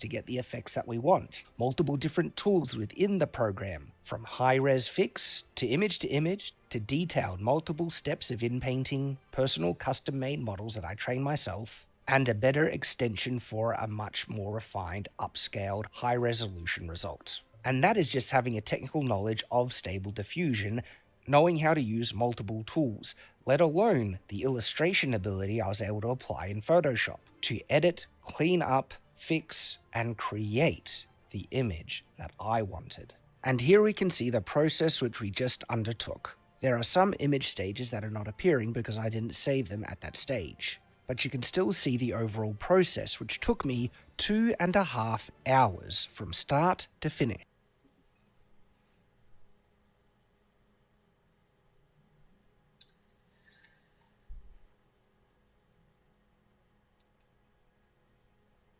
It still looks soulless.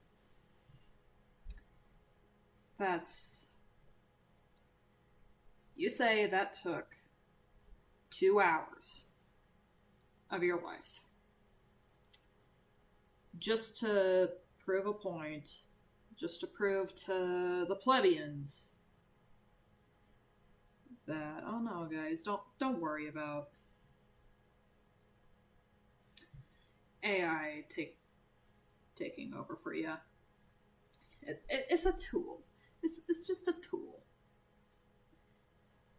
It's a tool, all right, that is nowhere near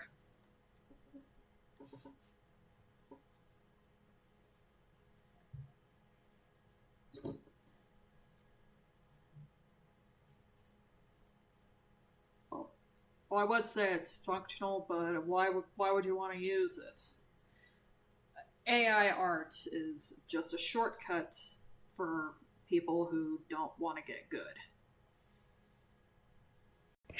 A lot more time, work, effort, and skill needed than just a click. I can't see how anyone who've watched this entire process could then assume that the AI is just doing all the work and that there is no human artistic The AI still did 95% of the work. The AI still did 90% of the work. If you're going to go to all that trouble of just photo bashing different takes from a garbage blender, then just just stick to photography and stick to editing those photos in Photoshop.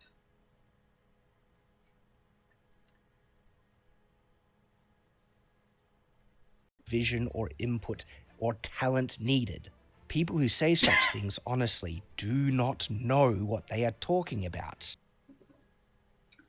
So, me, the person who is responding to you, who has been drawing since age 7, who this whole time has been working on just the ink part of this drawing of Horace from Homestuck. I don't know what I'm talking about.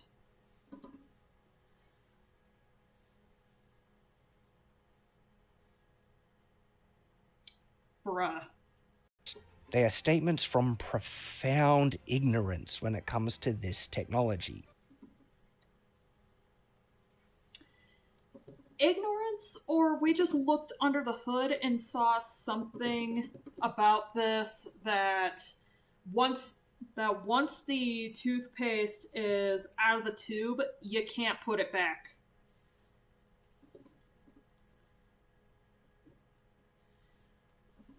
Because here's the thing, Shad, is that corporations are going to see this as a shortcut to get out of having any actual humans with actual skill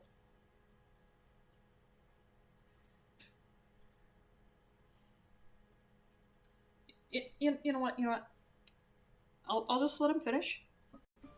And deeply insulting to me as an artist who has just made something of deep artistic expression and love for my wife.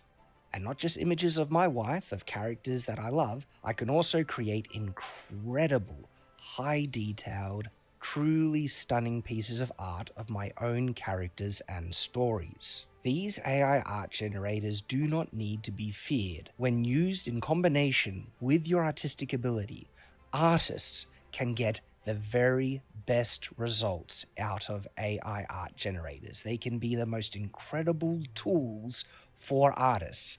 And if artists are worried about getting replaced, they need to understand that they have the ability to make the very best AI art. And they could never be replaced when they're still making the very best quality at a competitive rate, speed, and quantity to what many industries are looking for and want. So speed, speed, and speed.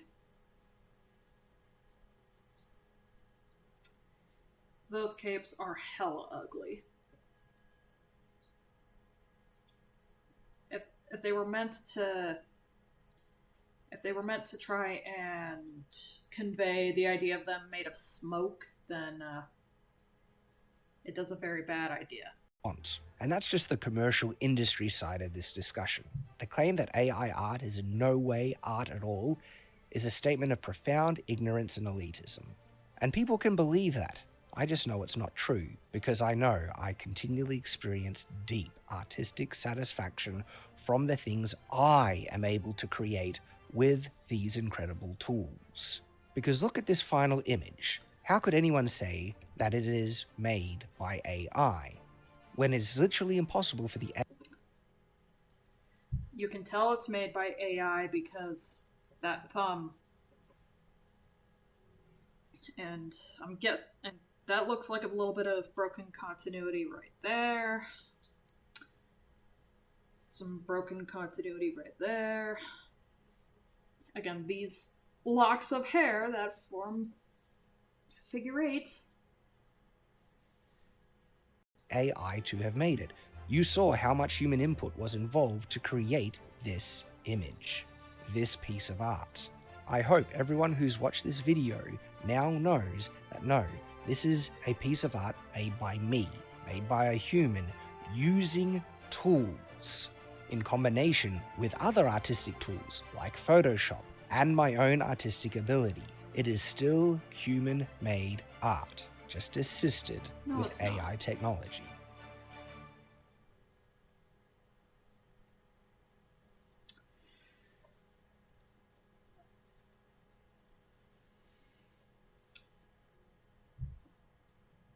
No, it's not. Shad, you could have just. Just gonna. Yep. Just gonna.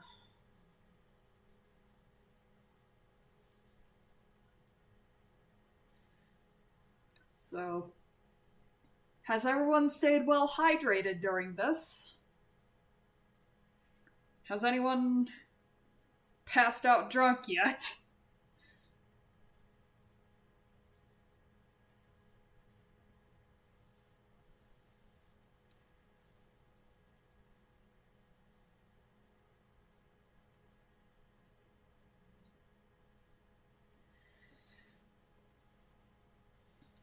Yeah, see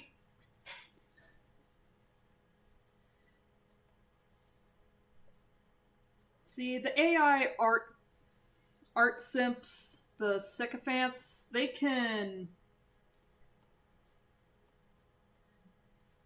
basically scream to the heavens about how revolutionary this new tool is, but in all honesty, it's just, why would you do this? Where the hell did... Okay, I guess it's time for figure out what... Okay, that's the layer that was...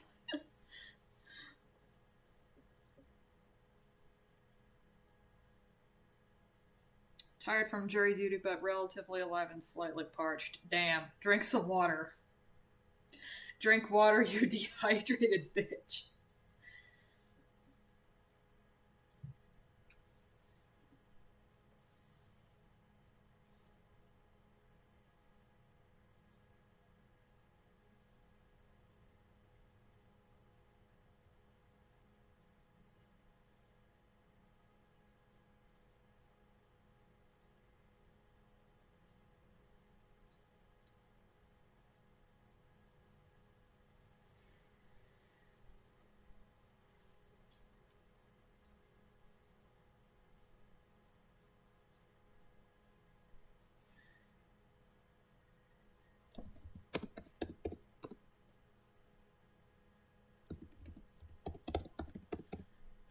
Are we in the mood to continue torturing ourselves?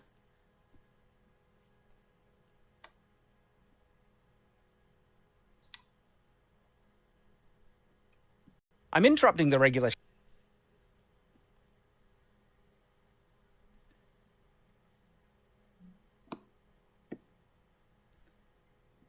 Shadiversity schedule to address a very important...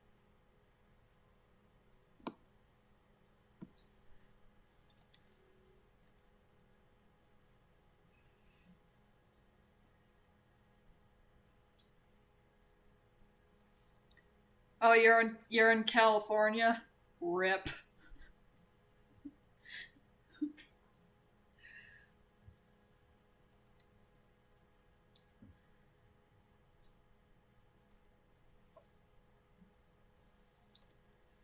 Okay, see you later, AJ.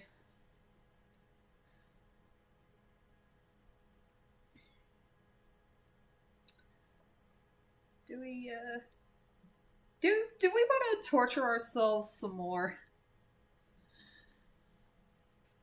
Because I have a lot more things that I can say.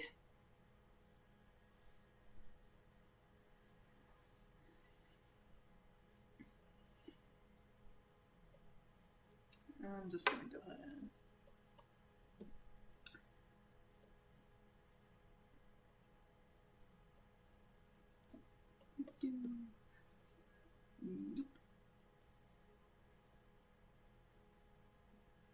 There. Now we can close that.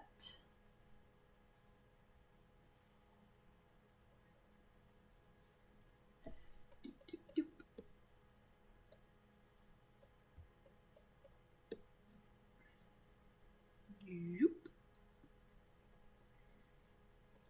Close that. Okay, fair enough. Because now this next video is also pretty old news by internet standards. This was from last year.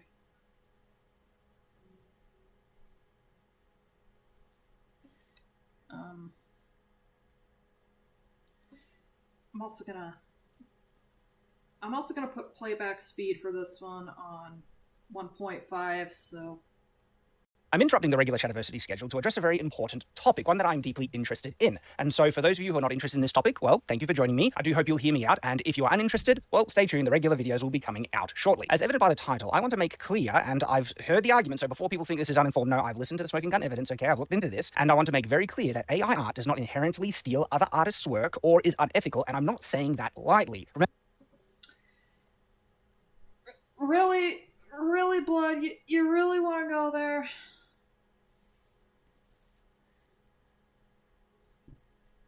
So, sorry, just gonna.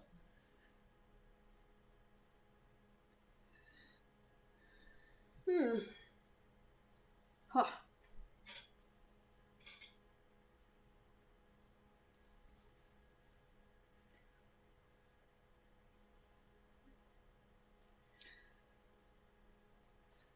Doing a little bit of a stretch. So this next video is this moronic take on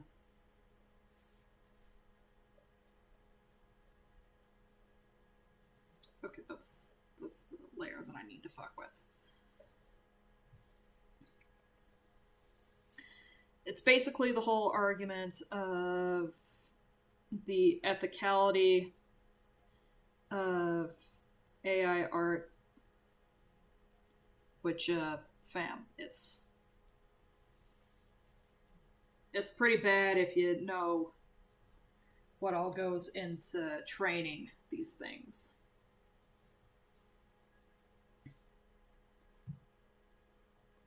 On the,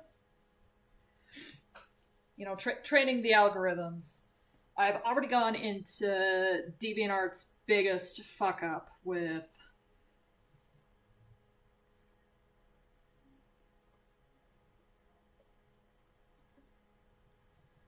the whole opt-in nonsense and how that was set to default. So a lot of people, without knowing, had their stuff used in these databases without their permission. And while DeviantArt did give us the option to say, hell no, I don't want that, I would say at that point you did something, but too little too late.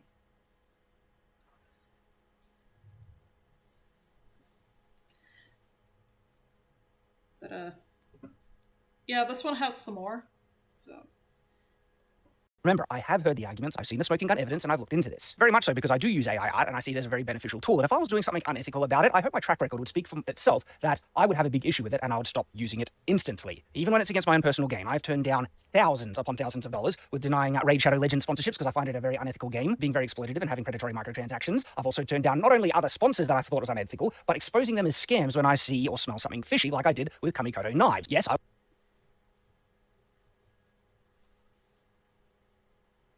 was the first one to expose them as a scam, and that was in response to them offering me thousands of dollars to promote them, okay? So I take doing the right thing and being ethical very seriously, even when it is against my own personal benefit, and... Keep that in mind, will ya? Keep that in mind. AI art, yes, is very beneficial, but if there was something inherently wrong with it, I would go nuclear again. No, it's not beneficial at all. It's only beneficial to corporations who just want to pump things out as fast as they can with the illusion of looking quality, just to maximize profits, just to lower the costs. Stupid. it in the same way that many other people are, except the evidence and reasoning that they have to do that I've looked into, and it is actually incorrect. So the primary points of evidence that I'm going to be talking about, and even though AI art is a large subject, I'm focusing this video in on the conversation accusations that it is unethical and it steals artists' artworks inherently, both with how it was made and both with, in terms of the AI programs, how they were made. Because it does. Because it does. And how the AI programs inherently make art. And so I'll be addressing the accusations that AI art was trained off of people's images without their consent, that other artists have found similar compositions or copies of their own work that has been produced by AI art, if AI art directly copies art as proven by the reproducing watermarks and signatures, if AI art copy and paste from other artists to make a composition of other artists' work, and probably the most important and biggest one, if AI art steals other artists' artworks to learn how to make art without the artist's consent. I'll quickly address some smaller but very significant points before I dive into the large one, and then we'll get to the other ones in order. So one of the first criticisms that I think is actually quite easy to address is that AI art can be used for very unethical things. I'll talk about the copying stuff in a second, but for instance, using people's likenesses without their consent, producing pornographic or underage images without their consent, and so on and so forth. And absolutely, that is true. AI art can be used to do some very unethical things, like Then on that front alone, don't use AI art. We're talking. There was another stream covering this very video that people's medical information has been used in these algorithms, very sensitive material. And the CP, the cheese pizza, I'm just gonna call it cheese pizza because unfortunately you can't even talk about these things without triggering the bots, the whatever, the moderation scanning for not kosher stuff. Many things in the past have been used to do very unethical things. To be as delicate as possible, making visual stuff of inappropriate things of underage people is disgusting, vile, and evil. But do we blame the camera that is used to do it or the individual? This is the same with AI art. Yes, AI art programs can be used to do some very unethical things, just like many tools and technologies that exist in the modern day, but we don't take away those tools from people who use it properly or regulate the use of tools like cameras, saying you need a license and stuff just to take photos and things. But if people are discovered doing criminal things with these tools, well then absolutely they should get punished under the law, but you don't take away the tools, especially if they're very beneficial to people who will use them responsibly and ethically. The fact that tools can be used to do bad things does not make the tool inherently vile or evil. But what about if the tool was made through an unethical way, which is the bigger kind of discussion, that the AI programs are trained off of copyrighted images and also images made by artists who did not consent to their artwork being used in... Real quick, the legality thing, which is really the only thing that he is really arguing, which in of itself is pretty sus, but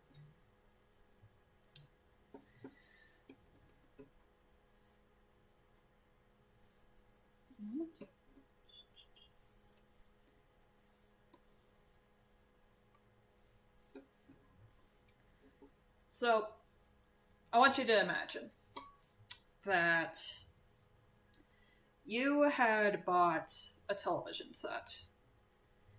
You could say that legally you obtained it, but if that television set was stolen goods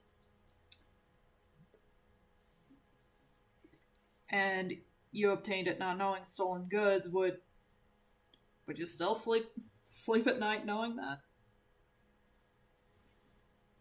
In the AI. So let's address that topic. The first thing we need to understand about the whole consent argument is that ultimately it does lead nowhere, because the people... Hang on, I'm just going to bump the speed up a little bit.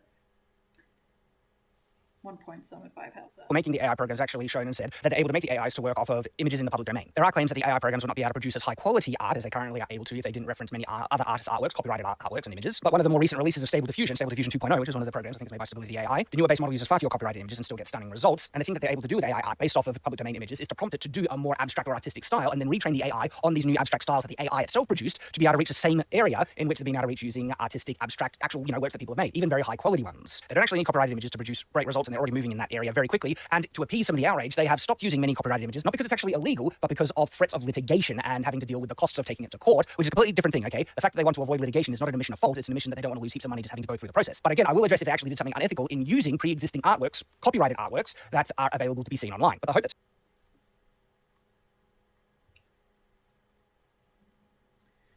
So the whole copyright thing. and I'm probably gonna stumble because this isn't something in my expertise, but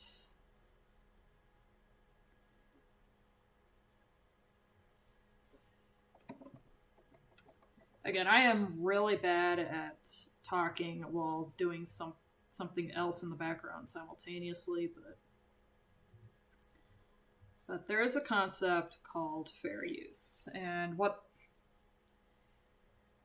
fair use does is it's meant to ensure protections for creatives in order to talk about something, because they'll usually, like, say you're doing a review of something, you'll want clips or a copy of whatever you're talking about in order to talk about something.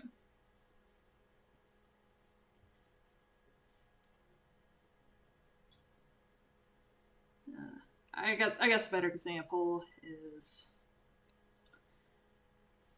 let's say that you have a DVD. What you can do with that DVD is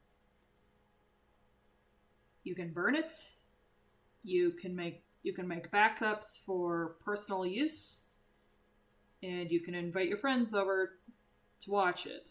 I think one example in particular that we were given in elementary school, I think it was elementary school, one of the applications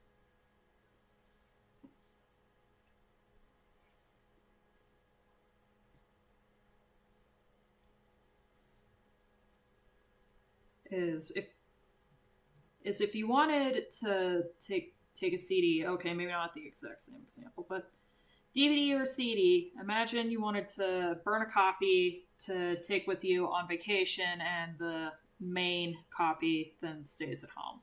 That would be okay.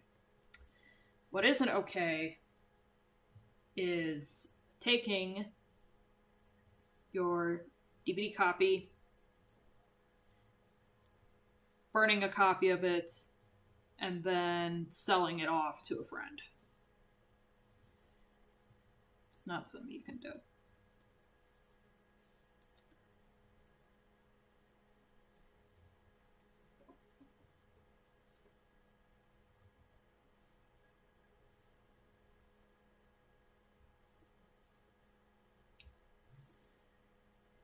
That certain people have, that they'll be able to prevent AI art from producing really competitive and amazing results by stopping them from using copyrighted images of artists. It's actually incorrect. They're not going to be stopping the development of the AI programs. The Pandora's box has been opened in that regard. The technology is here and it is progressing at a very fast rate, and it's open source, and there are countless people in the world who have access to how this technology works. So in terms of the massive data sets that the AI programs have been trained on, there has been revealed some problematic stuff, okay? If you really dig into these data sets, and by the way, these are like billions and billions of images, crazy amounts, and in digging into them, they found things like medical records, also child pornography and things like that. Really, really bad stuff. And the concession that I can definitely make with people who oppose AI art. Okay. If you know that those are some of the biggest deal breakers for AI art, and people saying, nope, I'm not using it on that alone. Nope. Why are you continuing to shill it? Like, it was made on ill-gotten stuff. Just why?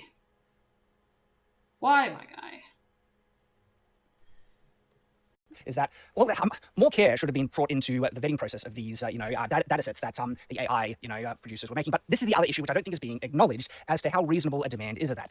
We can draw a comparison in the sense of me signing up to a stock image website to get access to all these stock images for me to use in whatever, commercial project that I want. Am I expected to vet every single image, not only for the legality, if it's breaching someone else's copyright or anything like that, or if it has confidential information involved in any number of ways? And no, it would be completely unreasonable to expect me to be to vet all the images on this website. There is a level of trust that I am giving the source of who is providing these images. And we should acknowledge that the developers of these AI programs, their desire was to get access to as many images as possible, not to actually produce AI art. This is a side point, but this was actually to train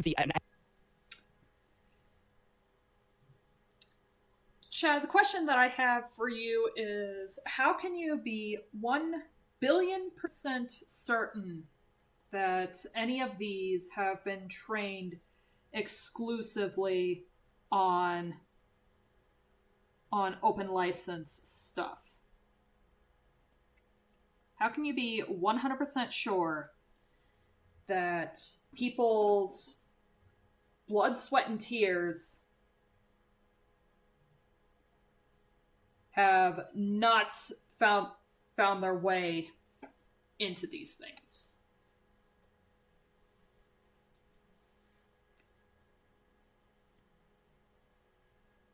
AI to be able to, by the way, it's not actual artificial general intelligence like self-aware. It's an understanding program to be able to look at a bus and realize and detect the mathematical similarities and patterns to realize that's a bus when it processes it. Okay, so I can tell the difference between a bus and a person. Why is that really important? Because the main push to train AI to be able to do this was for self-driving cars, not to produce art. And so to do that, they needed as many images as possible to feed through the AI to just get it to learn the difference between one of the two. And then to do that, access to as many images data sets as possible. And in some of these data sets, I think they had just assumed that it's going to be okay to process, these images through the AI without too much concern. I can understand that mindset, and I see it from both sides, where you could claim they should have had more care and diligence as to what's being fed in, but at the same time, they weren't intending originally. And even if that, when they got to that point where they're doing it for the purposes of making an AI art generating program, it's very easy to see an assumption on their behalf that it is kind of funny or sped up. But at the same time, the verbal diarrhea keeps coming out at a much faster rate, makes it hard to parse, and there's a lot of packets of information that he hopes that you just miss by putting it on 2 times speed, whatever the fuck. it's going to be okay to use many of these images. I don't think they're going out of the way with it, twirling the evil mustache saying, we're going to train the AI on stolen images and people's private data. You know why? Because when it was revealed that this stuff was in the AI, training things, they took it out straight away. Okay, so I know Stability AI has done it. I don't know. Yes, DeviantArt pulled a similar stupid thing. That didn't stop people from rightfully dragging them about it.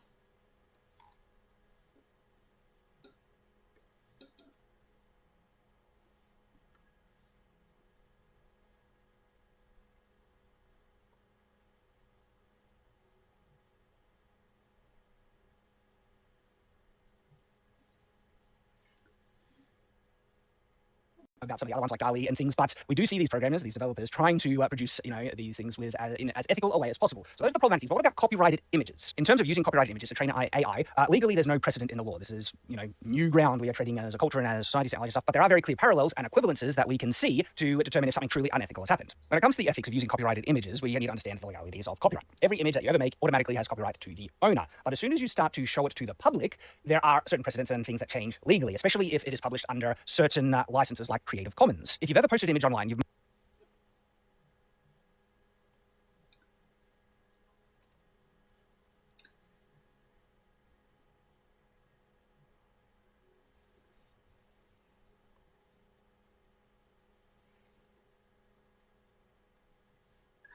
So yeah, the memes.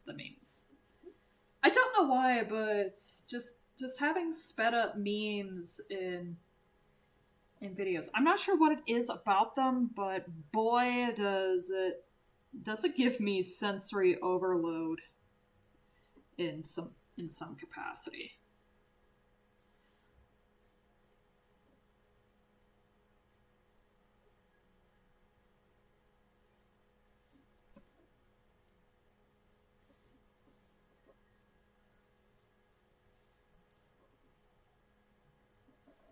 It's that hyper energy. Yeah. And I will admit I do get the zoomies from time to time. Usually when it happens when I'm at work, or usually when I'm listening to some really damn good music. And sometimes I get the zoomies whenever I'm hyper fixating on things that I like freaking Meow Rails. Meow Rails is like the best relationship in Homestuck. That is how you do bros for life.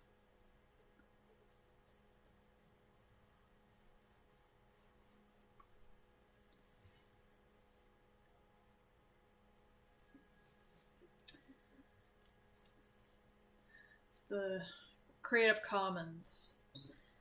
I've heard some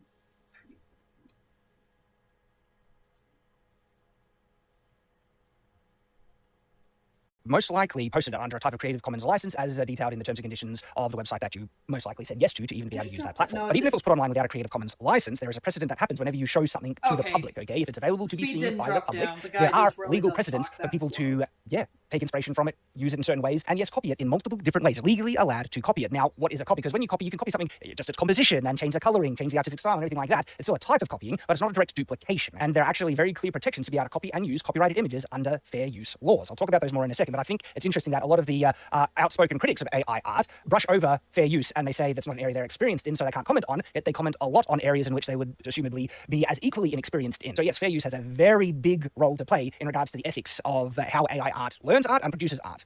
We will get there. But going back to the kind of Creative Commons license, I hope we can give a bit of understanding or a bit of, slack to the developers for the kind of thing that I was describing before, the assumed trust and ability to use it. For instance, like, say someone saw a copyrighted image that was online, but it was being shown not under Creative Commons license, so under copyright laws, it's illegal to copy, reproduce, show other people, and so on and so forth. Again, fair use allows you to do a lot of that legally without the artist's consent. And fair use is a very useful, great thing, okay? It's good that we have these fair use things, and it's perfectly fine that these developers and people use. I mean, if you're gonna review something like a show or something of that nature, that's one thing.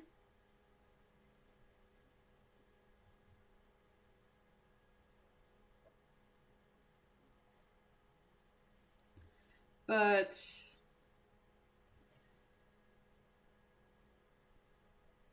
just on DeviantArt theft has been it. I'm not sure how much of a problem it is now. I think one of their dumbest decisions, next to having opt in to AI art training from the start, probably one of the dumbest things besides that was forcing the Eclipse format on everyone.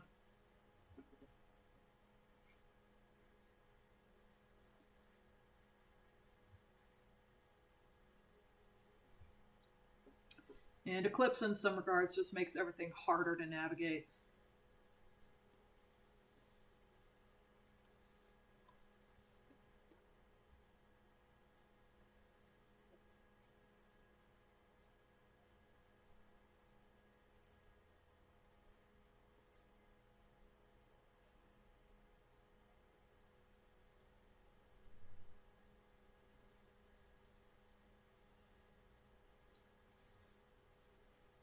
Use AI art to be able to produce art and use art in a fair use capacity. Absolutely. This is a good thing. I'll explain more about that, okay? But say someone copied someone's art, posted it on another website, okay, as their own, and posted it under Creative Commons license, allowing someone to copy, show, and other things like that. Now, is there an obligation on me as someone just going along on the internet to vet every single image I see? If the image is specifically said, yeah, it's fair use and everything like that, whenever you see something, like, especially if it's presented as their own, I know that's, I'm not saying, I'm not excusing someone, stealing someone's art. That is actual, stealing someone's art, where it's a direct, exact duplication, and then you're passing it off on their own. And if AI art is used to do that, just like if Photoshop is used to do that, that is very unethical. But again, blame the person doing it, not the tool they're using to do it, okay? Very unethical things have been done with cameras, okay? But I don't think anyone criticized me for taking at face value that, just assuming whoever is presenting this art as their own to think it's their own, and if later evidence contradicts that, of course, then you would be able to discover and know. But you take people at their word oftentimes. And so there's a lot of images online that, it would be unreasonable to expect someone to vet every single image they ever see online, especially if they're going to be using it in a completely legal capacity with a precedent that goes back hundreds of years. When I say hundreds of years, yeah, almost, or even...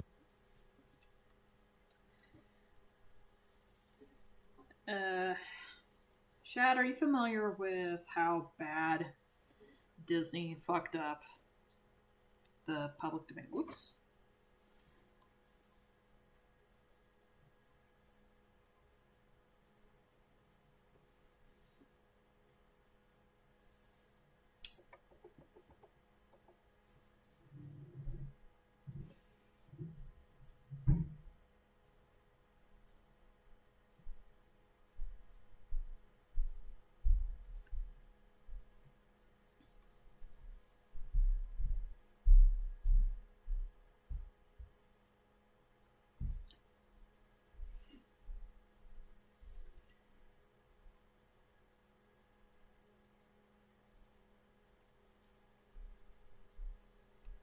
Is Shad even aware of how badly that Disney in particular has fucked up public domain?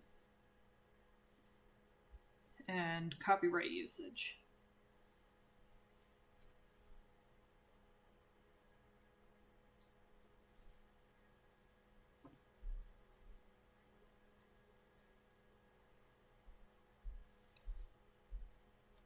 Thousands actually goes back so far. But if I then got that artwork and used it in a commercial way with the word of the person who posted that it was theirs and allowing me to use it, all right, and it's actually in breach of the true owner's copyright, am I legally culpable for doing that when I'm taking the word of the person that posted it? No, I think every reasonable person would acknowledge that you can't be expected. Again, with the stolen TV example, if you buy a television, yeah, you legally obtained it. But if you bought a stolen television, no, fam. No, you did not obtain it legally. Just no.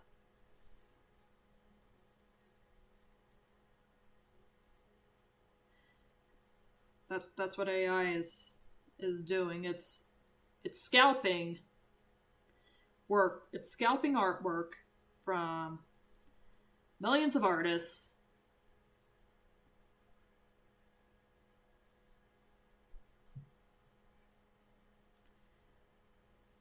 And corporations, because they think they can get rid of the middleman.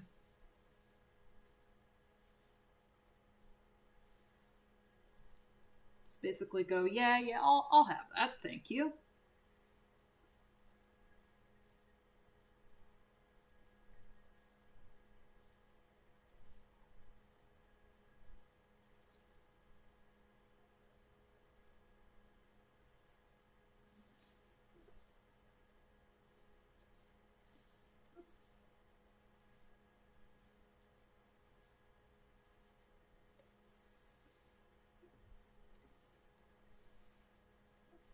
To have that level of scrutiny. Now, you might say these AI developers should have, because they have a greater duty of care, because they're working with something in a far larger capacity. I do see it from the other side where they're dealing with billions and billions of images. It would be almost impossible to vet every single one. I'm not saying that they should just throw everything, but there's a level of understanding of the difficulties of what's being made, and also that it was just to try and train an AI originally to be able to tell the difference between a pedestrian and a stop sign, So I see all these people attacking these companies, ascribing nefarious intent or unethical policies, when I think we should actually consider the other end. We actually don't know what assurances the developers were given, or the assurances they believed about these massive data sets that were provided to them. When I get access to a large body of images, say stock art and everything like that, I'm just trusting that they're all legally sourced and available to be used as said by the person giving the access to it. And so I can actually sympathize with the difficulties that the developers would be facing when dealing with such enormous data sets, and that they would just take it as face value that, yep, they're all good to be used, and they go ahead. And I think a lot of people would actually do the same, even the people. Okay. As someone who dunked her toes into the kiddie pool of selling artwork at conventions in recent years, let's say that I had ordered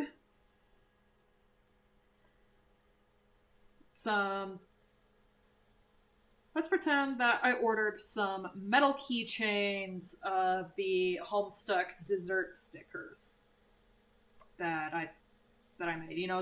Did keychain versions of my dessert stuck stickers.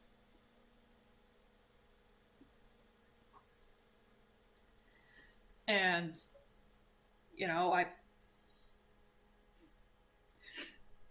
and once I get to the convention, I'm unloading everything, getting everything set up for the convention, and instead of metal keychains, they're all acrylic keychains, which is not what I wanted. That would be on me to double check that what I ordered is what I ordered. Some of it is on the distributor that I ordered the keychains from, but the majority of it, no, that's on me, fam. That's on me to make sure that I got my shit straight. People criticizing the fact that things slip through, and bad things ended up being in the data set. But again, as I said at the beginning, the AI programs can be made without the bad stuff and produce just as good as results, and they're already very close to that. Just avoiding copyrighted images for the sake of avoiding legalities, not because they're actually unable to use copyrighted images that have been presented to be seen by the public. And that's kind of the key point, okay? As I was just talking about, is that if you have presented an image, an artwork that you made yourself, to be seen by the public, okay, that alone establishes many fair use allowances of the art and precedents that people have done with art for hundreds, if not thousands of years. Case in point, have a look at this image. You might recognize the artist. It's by Van Gogh. Many people see this image, think it as a Van Gogh image, but have a look at this one. Looks somewhat similar, wouldn't you say? It is the Sower by Millet, don't know how to pronounce it. And Van Gogh copied the original artwork. I think the understanding is, because that was a technical piece for him to just try and, improve his own work. Artists have been copying other artists for hundreds and hundreds of years. It's just one example amongst millions upon millions, okay? And even in a modern sense, Van Gogh's interpretation of this art piece would be absolutely allowed under the conditions of fair use, because there is enough transformation in the piece. It's not a direct duplication, okay? It's not passing it off as the original that Millet made. Sorry that I can't pronounce that. But artists have been imitating other artists from the beginning. And one of the main ways is to improve their own skill sets, all right? This is a standard understood thing with artistic practice. And I see a direct equivalence with people using AI to do the same. And that's the thing, because people assume it's AI doing this, all right? And that the difference is, it's okay when a human does it, but when an AI... Because AI is doing it.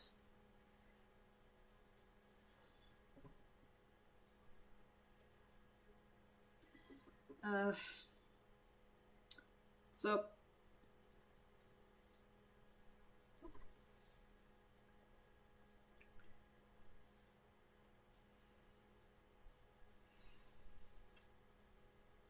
I am not good at talking and drawing. AI does that's unethical for reasons that do not convince me, because this is the thing. Say I wanted to make a reinterpretation of, the original Sower painting in a new artistic style, and the medium or tool I wanted to use was AI instead of, say, Photoshop, and my intent was to copy this art in a new way. There's actually no true significant difference there, only the tool that I'm using. It's still a person choosing to do the thing that they've chosen to do, like artists have chosen to do, for hundreds, if not thousands of years. If you want to see an even more direct and modern example of artists copying other artists, just type in Vincent van Gogh Starry Starry Night on DeviantArt to see how many artists have been copying Vincent van Gogh. And this is not a bad thing in any measure. In actual fact, it's a wonderful thing. People trying to learn someone...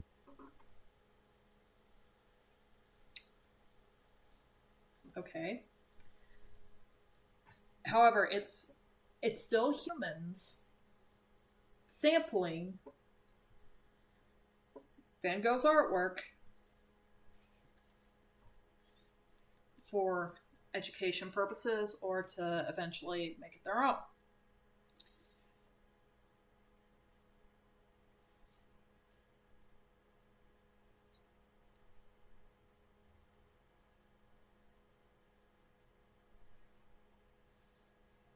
else's style to complement their own in the hopes of adopting some or even all of the elements of this style to be used in their own future unique artworks. So the idea of consent, okay, did the developers have consent to train the AI off their images? Can we acknowledge the type of consent that's already given when people post their images online to be seen by the public? There is an implicit level of consent that's already granted. When any artist lets anyone else see their work, there is a type of implicit consent that they can't stop anyone looking at that and referencing it in their own memory and imitating it, using it, working off of what they saw as inspiration for future works. And then, of course, you have the Creative Commons allowances, which allows people to copy, repost, share. So if you have shared an artwork or an image online, there's very high chances, okay, I know with DeviantArt it's very much this, that you've agreed to a Creative Commons license, which allows people to share that artwork, okay, and even download and save it onto their computer. There's also the matter of what it actually means to copy. I kind of mentioned this already, because there's a difference between copying, okay, because what exactly are you copying? You can copy things in a lot of ways that are perfectly allowed under fair use. If art is used in a transformative way, you're nearly guaranteed that that is a fair use application. You might be shocked at how close some of those, uses are in terms of how close, or you also might be shocked at how little transformation is needed for it to actually be used. And it's not just transformative uses as well, by the way. There are other conditions that allow fair uses of copyrighted works. So there are multiple allowances for copying, but direct reproduction, where it is exactly the same, like there is a digital artwork, you literally copy, paste, okay. Of course, passing that off onto your own is, unethical and illegal, but even that level of direct duplication... Copying someone else's art is unethical and illegal, which is exactly what AI is doing.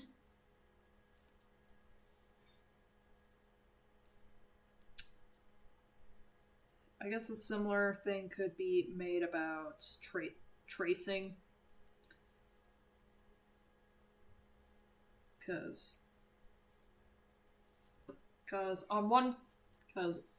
in one context, probably one of the worst applications with tracing is, of course, we see way too much of it in art theft, which is why my stance on it is, if you want to trace something in order to, get an idea for compositions and builds and stuff like that, that's one thing. Just kind of maybe don't share that on social media. Just have that be personal use only. If you're tracing for a commission, Butch Hartman, then people would be rightfully mad that you stole someone else's artwork in order to do some with your own. Especially if it's been posted online to be seen by the public, which means very likely it's under some type of Creative Commons license, is absolutely allowed. And so, in kind of summary with the example from Van Gogh and just precedent that we see everywhere, people are legally allowed to use someone else's art to make new art, and they don't actually need their consent. And I'll explain that. When an AI sees someone's art or image that has been intentionally shared with the public so it can learn from it, it does nothing to the art itself. It does not change it, it does not reproduce it, it does not distribute it, okay? Each one of those things, there are copyright protections under if they don't qualify for fair use protection. But an AI program, when learning off this art, doesn't do any one of them. Again, it doesn't copy it, doesn't reproduce it, doesn't distribute it. No one's copyrights were actually infringed upon, and nothing illegal has happened. And even though the AI is capable of reproducing it, that doesn't actually happen in the training process apart from maybe copy and pasting from one file to another.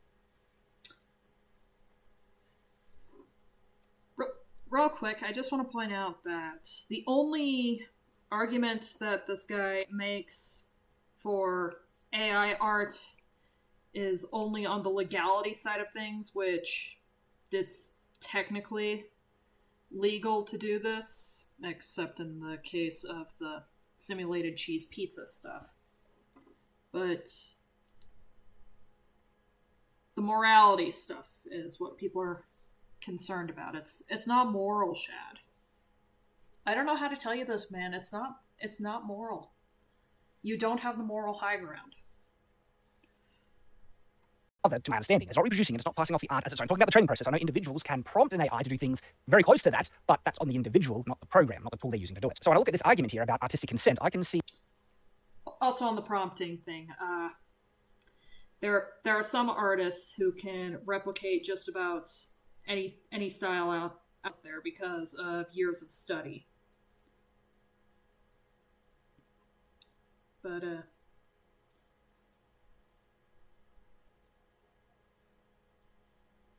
I think we know what his stance on artists are.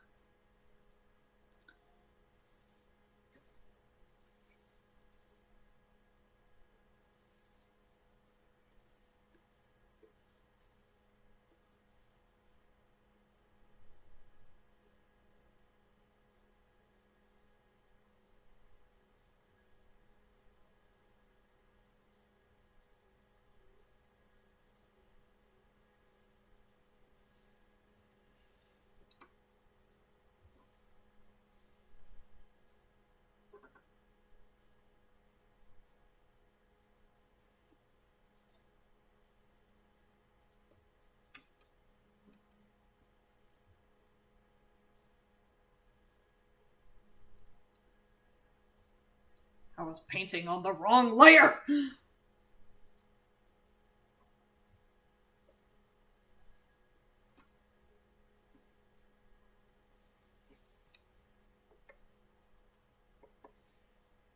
No artist's actual rights under the law were infringed upon by using publicly available images to be trained in the AI. Now, people say, what if the ones that were not publicly available? You need to understand what is actually available and not in the terms and conditions where these images were originally posted. So for most of the cases, at least, it doesn't seem anything illegal actually happened. And for the exceptional cases where there are truly problematic stuff, the developers are already addressing it right away and taking it out of the AI programs and they acknowledge that, yeah, it really certainly seems unintentional. And if you wanted to be as critical, trying to understand what they're dealing with, you could have an argument for it being careless, but then I would wonder whose fault is it, okay? Because I'd be wondering who was allowing or providing.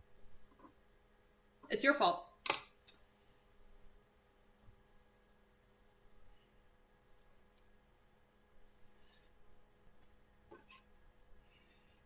Access to these data sets that had actual images in that shouldn't have been used. That's really bad, like some really bad stuff. Now, there might be future legislation that defines an AI's right to see and learn from copyrighted images and other pre-existing artworks, different to a person's right. Currently, there's nothing like that. And at the same time, I think that's a skewing of the understanding, because a person should still have the right, especially under fair use and everything, to learn from other people's artworks, to imitate it, to try and develop the same styles and things. And then what if the person wants to do that and just use AI to achieve it? Okay, the AI art programs, it's the person doing it. And so in hypothetically restricting the AI's right, you're actually taking away rights of individuals and people. Because when it comes to the AI,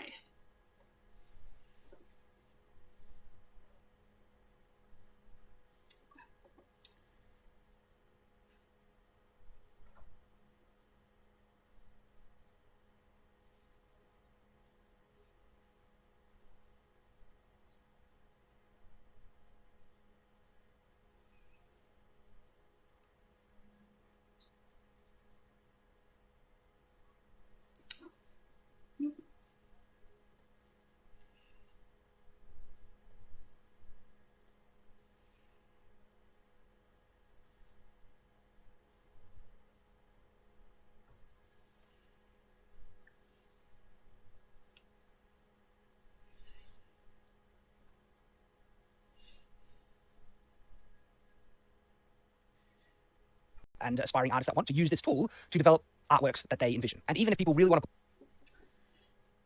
You see, Shad, we just covered your quote-unquote love letter video to AI art.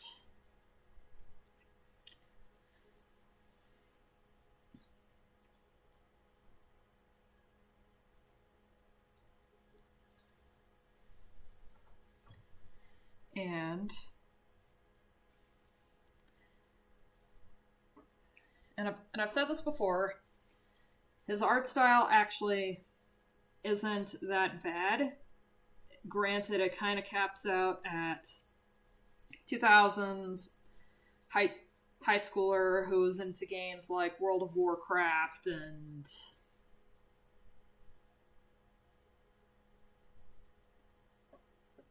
again, Bob Raffay's art style for the Jak and Daxter games. That's not the problem. The problem is that it's still rather mediocre, and instead of trying to improve his craft, he already wants to take the easy way out. Because fuck hard work. Fuck the actual creative process. It's just don't give me instructions, give me results.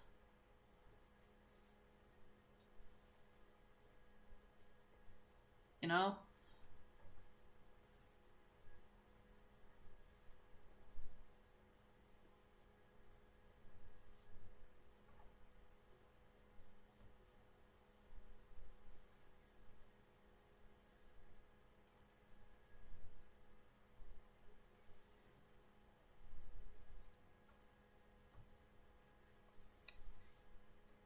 push it to a different kind of legislative standard for AI programs versus people, it's not going to achieve what they want because the developers are showing that the AI can produce equivalent results, and it's just getting better and better by using open source images. So the next part of that is the fair use stuff, which I've referenced already, talked a little bit about. Have a look at these two images here. It's an example of transformative use of an entire copyrighted work. Comic artist Trina Roberts reworks the entirety of Reginald Marsh's 1934 painting High Yeller in the opening panel of Lulu's Back in Town in 1976. And while she retains nearly every aspect of Marsh's composition and figure poses, Roberts has completely altered the original work's style and format. This is a great example of transformative use of artwork, and it actually validates basically every single AI-generated artwork that people have grabbed onto to claim that was copying their own original work in some way. And there's more to that than people might realize, because to get the AI to match a pre-existing artwork so close, usually that's a result of the person doing it, not an inherent issue with the AI. And it's about the type of information you fed into the AI, the model you're using, okay, if it's a very limited model, and also the prompts that you put into it to try and guide it towards a certain result. And so you have transformative uses, also have parody and satire, and on top of that, also, and this is something that people miss, if your use of the art does not impact the original artist's ability to make a profit of their artwork, you do not need the copyright owner's consent to use.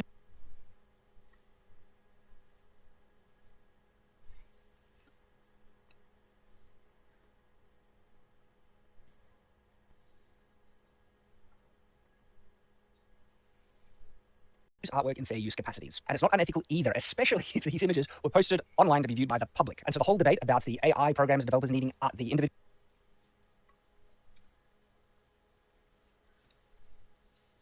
So my question, Chad, is, if we're going to go that route, can I go into an art museum, take the actual Mona Lisa, run off with it, and then just kind of slapdash it into a whole bunch of other stolen legitimate paintings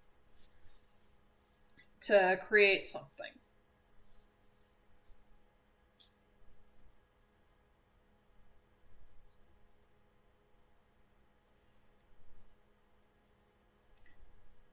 Are you advocating for that, or is that huge? What the fuck? No, what are you talking about?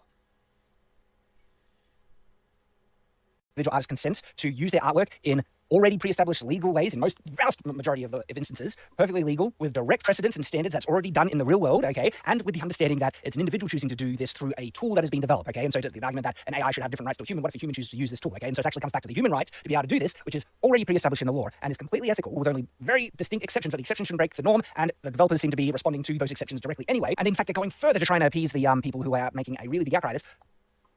No, it's not. No, it's not.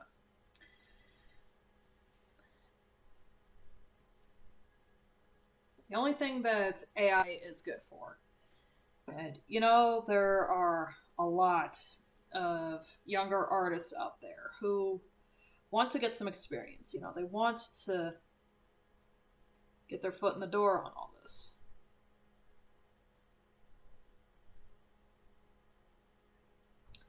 Well, you'll also get candidates who don't want to put that work in. And so what they do is they just throw stuff together in the blender,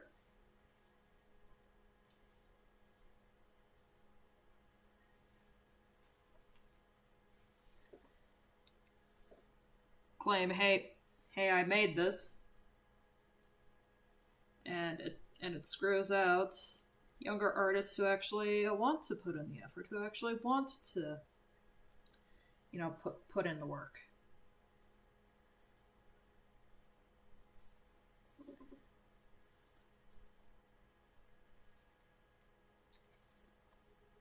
Absolute tart. Probably to avoid litigation and loss of finances and stuff in that regard, but not because they're actually breaking the law or doing anything unethical in the first place. I think it's actually great that artists can be inspired by other artists, and I want more art in the world, okay? Greater works to be produced and in greater quantity, and I think that would be wonderful, and in terms of benefits, I can even talk about that. But I have a track record of making things and releasing it to the public domain right away because I want to encourage people making more. I did this with certain weapon designs, like my Shabbat design. It's a design of a backscatter you can draw from your back without any public. Go, anyone, use it without my consent as much as you want. You don't even need my consent in the first place, okay? I didn't copyright or patent it or anything, okay? But I... Okay, so would you be comfortable with someone taking your books, plots of your books, and running them through ChatGPT to create hundreds and hundreds of new things that they're just derivative and thrown in with other things that most certainly do not fit? I don't think you'd be okay with that. See, most of the AI bros, the second that they get confronted with the idea of, okay, then what's going to happen once your stuff gets thrown into the blender? What then? And they just have this delusion of, that ain't gonna happen to me, that ain't gonna happen to me, fam, no, that ain't gonna happen to me. That's not possible. What are you on about? What are you on about?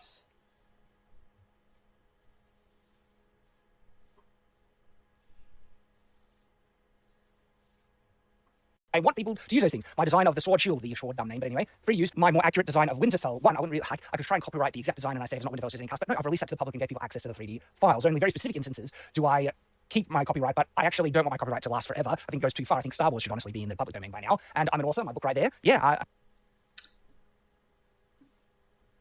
You can blame Disney entirely for fucking up the rules of public domain and shit.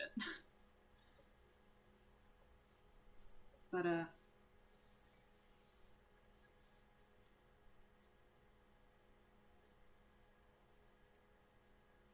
why would you want that, huh?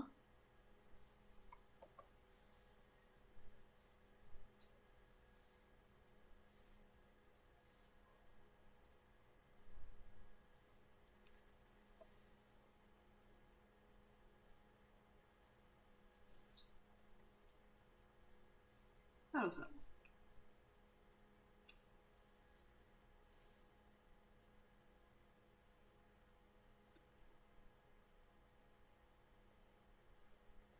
Close that folder.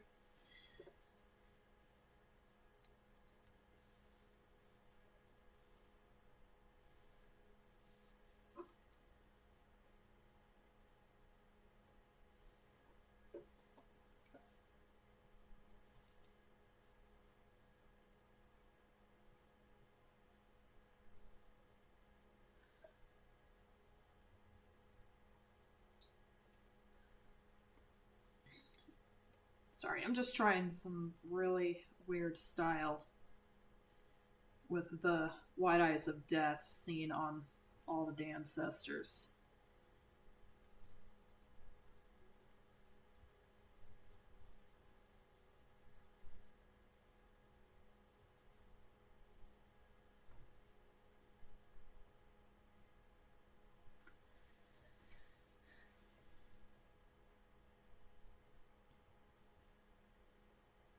Yes, trees for all. AI artists are indeed con artists. They straight up thieves. They are straight up thieves. If it ever gets popular enough, I think that would be wonderful. And what a compliment for people want to reproduce it and reinterpret and make new wonderful things out of my story and characters. That creates more art in the world. The fact that we can create any different interpretation of Robin Hood and many of the classic tales is great. I think public domain is wonderful. Sharing and having more art be made is great. And I understand copyright, but I think copyright can go too far, and I'm practicing what I preach here. So I've addressed the whole discussion about the developers needing consent to train the AIs. Okay, if you're gonna practice what you preach, then stop using AI art, my guy. Stop it.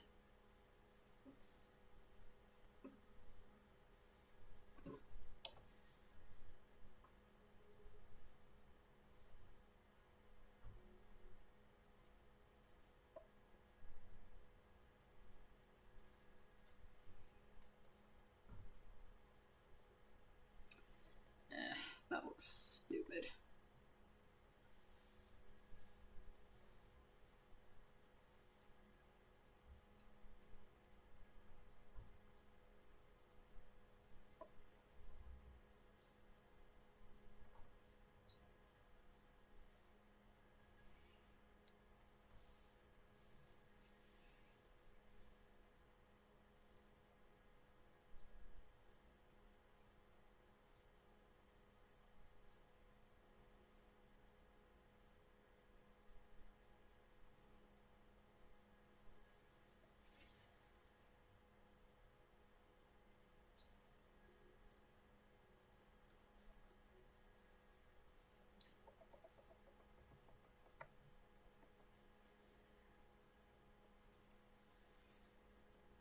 But what about how the AI produces art? And some of the claims is that it copies other artists' styles without their consent and just copying other artists. The way it's made is copy and pasting, kind of like making a collage of other people's pre-existing works. They claim it makes direct copies, and other artists have even found similar compositions to their own work. So let's go through each one of these. And you might notice that a lot of them are already being addressed by the discussion we've had, like fair use. For instance, these are artists that have found AI-generated images that are very close to their own. Now, first of all, there's easily enough transformation in these images to have perfect fair use protection. Right here, though, where we see these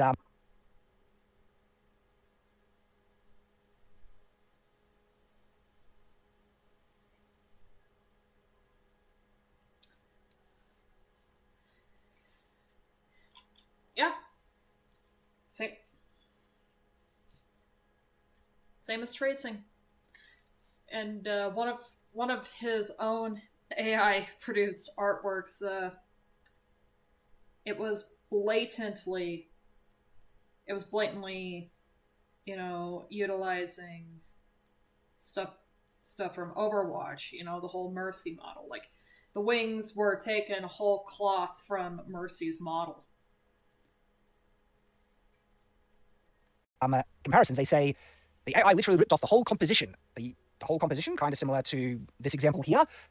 That's perfectly allowed. There's nothing illegal that's happened here. But they also seem to use these examples as proof that the AI inherently copies other artists' styles when they actually don't know what happened to get this result. To get a result that's very similar to a pre-existing artwork, that's usually something that needs to be done by the individual, not the actual way the programs work. I'll give an example. I actually don't know what model was used to produce this result, because people can make their own models based on whoever's arts they want, and oftentimes for the purpose and intent for it to copy the artistic style, okay? Oftentimes anime style, which they're allowed to do, legally allowed to do. You can't copyright an individual style, okay? People are allowed to try and This isn't about the law, Shad. imitate other people's art. Artists have done it for ages, and they want to use AI as a tool to do that. They're entitled to. They can. They have those rights. People have those rights. Now, to produce such a similar result, oftentimes that is something that a person has done, either by the model or the prompt that they did. Here's an example. Here are the images that I've used to train Stable Diffusion to understand the mathematical similarities of my face, okay? And you can train to understand your face to reproduce it. Now, what it creates... I feel bad for the AI now.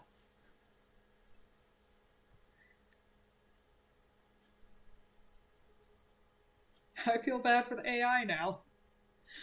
is it kind of merges, you can choose a base model that it merges with into, but the initial underlying base model it creates is very limited because it had limited input, these images that I gave it. And so if I don't give the AI any real kind of creative prompt and just to make an image of Shad as you've been trained to do, its results are very similar to what the inputs were the training. But if you'll notice, it's not the same. It's actually combined certain things. It's changed the color of my brigandine here. My brigandine should be red. And then it's added the kind of my chainmail hoodie that I never wear with the brigandine. It's actually has molded a new image based off of the references it has. It didn't copy and paste or make a composite. That's not how the AI generates. It's actually impossible for it to do that. It creates an image from static. It's a diffusion model, and then then it kind of renders down the static again, molding it bit by bit after the references that it was given, creating something brand new. This is a new, unique artwork that was, you could say, copied in the sense that it was inspired and it was following essentially it's following the mathematical patterns of my face to get similar results, but it's not identical. Like again, these are not direct duplications. And I didn't copy and paste the images. It's creating something new, following the guidelines I am telling it to. I'm making it do this, okay? And so AI art can be used to make things that look very similar to pre-existing artworks if a person prompts it to do it. But then if I prompt it in a certain direction, okay, and increase the size of the direction, look at what it's able to produce for me now. And by the way, it took time to tweak and refine this prompt to get better results. This is a completely new image. Like, it's unique, never been seen before, made from scratch.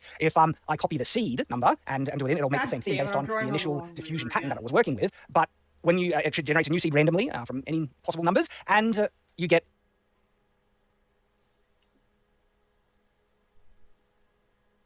What the fuck am I looking at?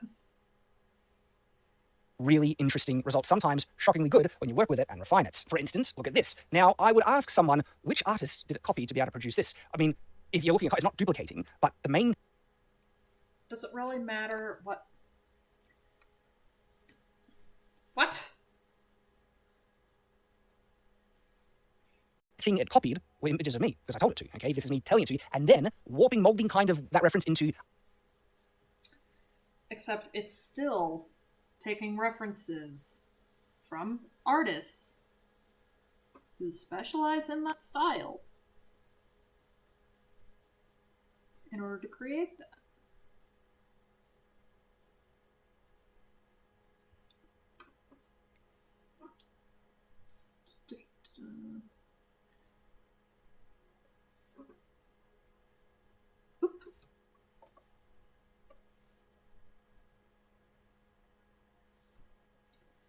There we go.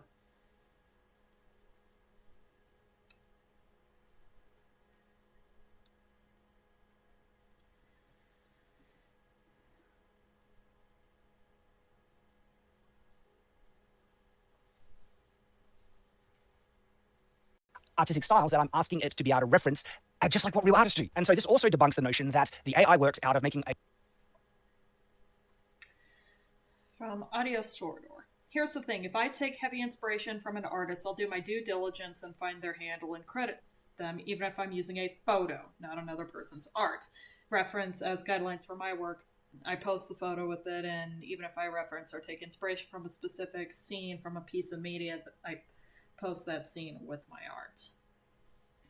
Yeah. And this even goes back to the draw this in your own style challenge.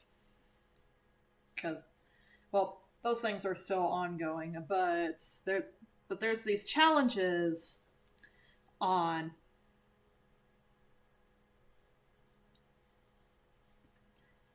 Twitter. I refuse to call it X. X is stupid.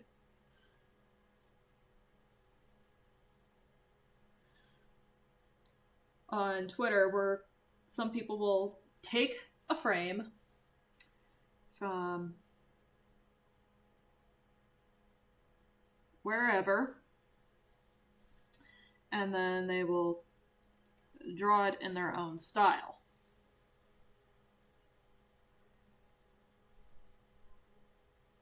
I myself have done this.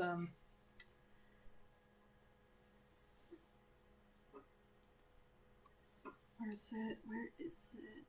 Pictures. What's stuff in here? Here we go.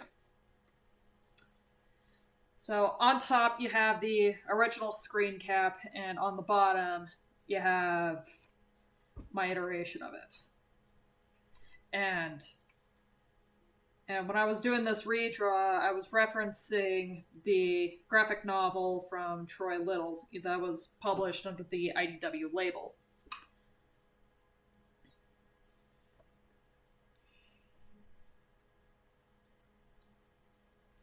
Yeah. And see, the thing is that around originality, whole cloth is hard to come by.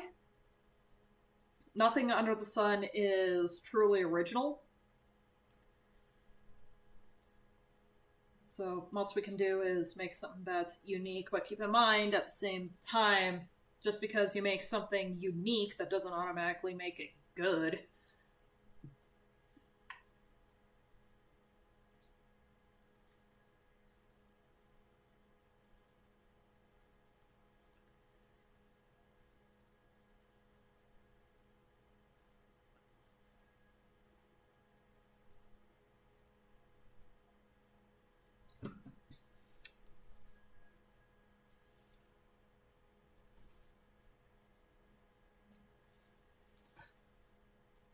a kind of a collage from pre-existing stuff, because I showed you the input images. These are the images it was going off of. And if it, like, you can look at any one, right? It's literally impossible for it to produce this result here by direct duplication and copying the source images it's working off of, because the source images are photos, and the result is literally an artistically digital, it's like a piece of digital artwork, right? It's not copy and paste, okay? And it's not creating a montage where it grabs elements and stuff like that. It's creating a piece of art completely fresh and new from scratch. This is a unique piece of art that actually I had to mold and get it to remake certain elements to fix proportions. Everything. The original one had a much too high head.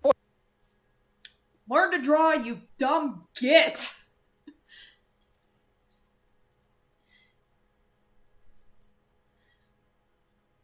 I know people are gonna say, well, what if I need to come up with something and I'm in a pinch for say I need to generate some kind of forest background for my D&D campaign. Learn to plan better and learn to draw backgrounds. This is coming from someone who desperately needs to learn how to draw backgrounds.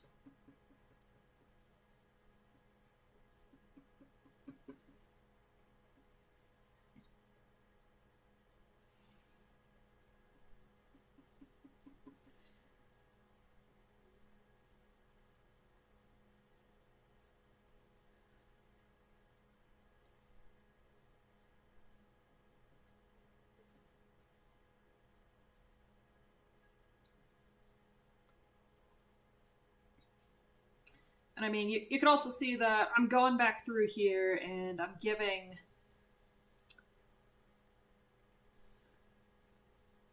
some of the folds in the clothing that kind of scratchy look that you'll see on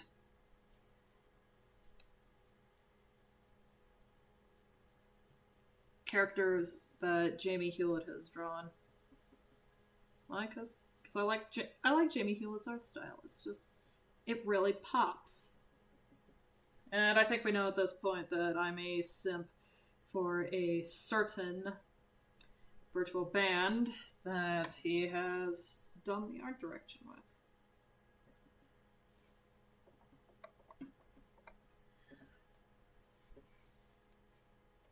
Forehead was way too big, and so because I have an artistic eye, I can see something that's wrong with this. It's out of proportion. I was able to use the tool, the AI. Also, Shad, cut the shit with the artistic eye stuff, because if you had this artistic eye, you wouldn't have to run your theft simulator several different times until you got an image that you wanted. Just do Photoshop, do photo manipulation, take photos of your wife. I'm sure she would make a fantastic model. Have her model things for you. You know, take pictures of her. If you have to, get a flippin' green screen, and then you can just take that image, and you can do what you need to do with it. You can make some magic. Fuck.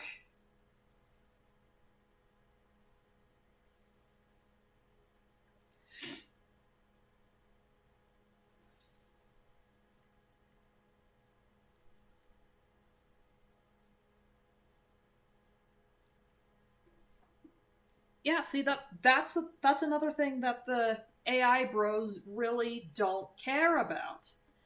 AI art is only for people who want to consume. They don't care about the journey of everything that goes into making a piece.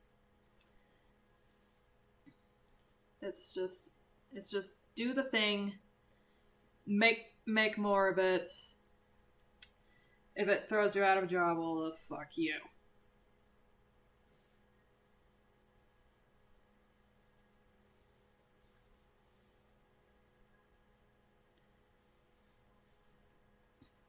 And I don't know if this helps you, Rufio, but if another video that I saw pop up in my feed is any comfort to you, AI art is already starting to lose its popularity. So.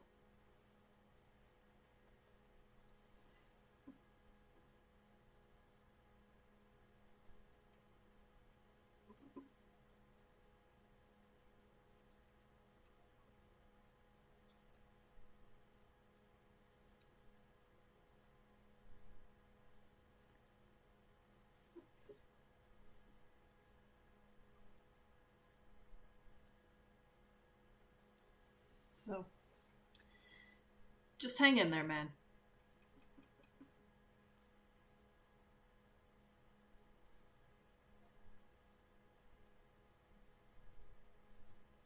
Soon enough, people will say, yeah, it's enough, and corporations will realize, oh, wait, shit. No one wants this anymore. It's tanking our profit margins.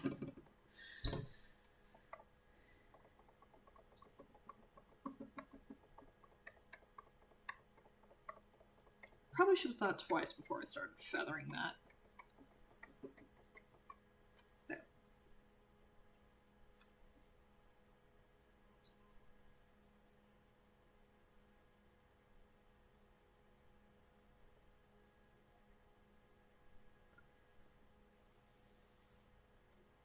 To fix it. And so the original had buffy hair, so I needed to fix that. And then the forehead was too big, so I needed to fix that. Lowering it, finished piece, okay? And that does take a certain level of artistic ability to be able to see what's in proportion, what's not in proportion, how to fix it, to get a much more polished, fine result, which is why artists will be able to produce the best AI-generated art than anyone, okay? Because you need to understand. Because artists actually know how to draw. They actually have the know-how. They actually have the skills. They actually have the ability to think more three-dimensionally. They can see what shapes something is built off of. And does it take practice? Yeah. Does it take years of honing a craft? Yeah. And AI artists don't need to rely on these theft programs. And that's what they are. They are theft programs.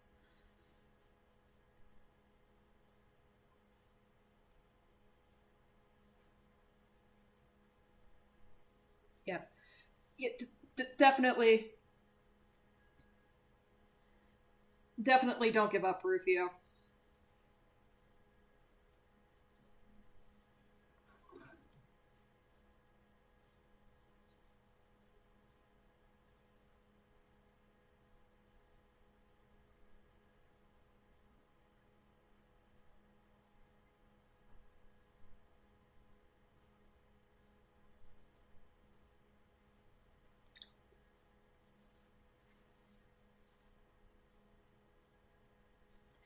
Yeah, see, even if it's not the greatest, something made by hand by an actual human, you can actually see the journey. You can actually see the soul of the person that made it. Like you can kind of tell a little bit about the person. You can tell what they like, what inspired them.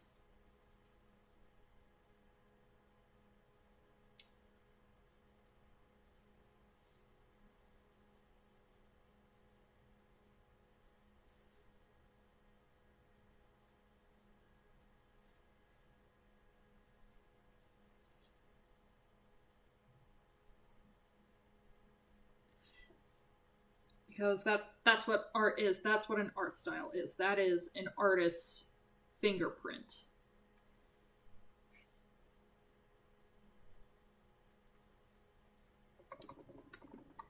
That did not turn out great.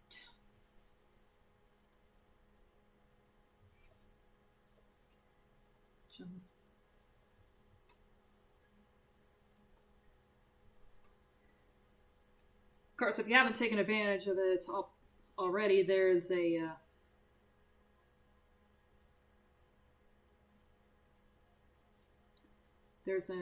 art channel in the server if you want to show us some of your stuff.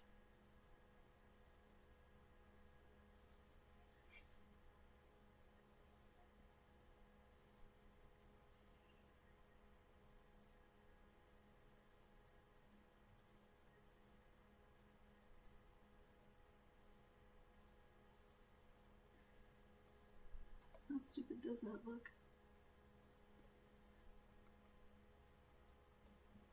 Priest.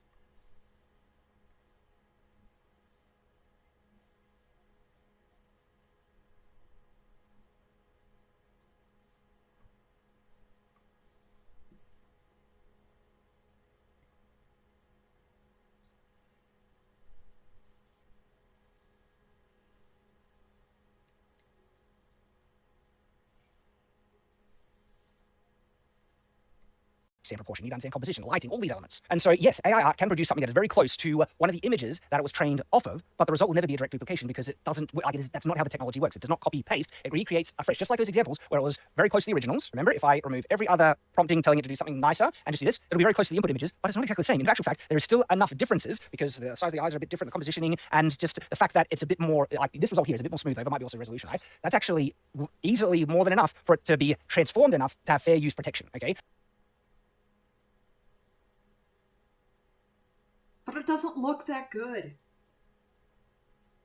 It doesn't look that good. It's even completely fucking the background. You absolute Brussels sprout. And I could not really get this AI program to get closer to the original input images than what you're seeing here. If I start prompting it, I wouldn't do it. Sorry, that's one of my classic expressions. Anyway. So this reference here actually isn't the smoking gun that people are assuming it is for AI art stealing art. One, it doesn't inherently do it. It needs to be prompted to do it usually by a very restricted model and the type of prompt that you put into it. And even then, the differences that they're showing are transformed enough for it to be perfectly protected under fair use. There's another smoking gun piece of evidence that people have been using to try and prove that AI copies art. Now remember, if you understand the technology and what I've explained, it's impossible for it to inherently duplicate one for one. That's not how the technology works. It will always have differences. That's just the nature of it, okay? And interesting, this next point of evidence is something that actually proves them wrong. And that's when it says it's clearly been copying other artists. They say stealing other artists' artwork because it also reproduces signatures. This is the thing though. And so I've got an example right here from my own artwork. This is one that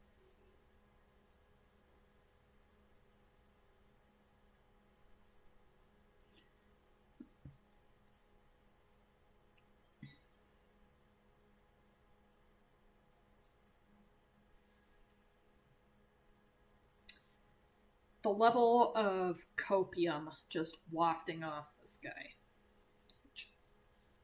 Signatures are there for a reason.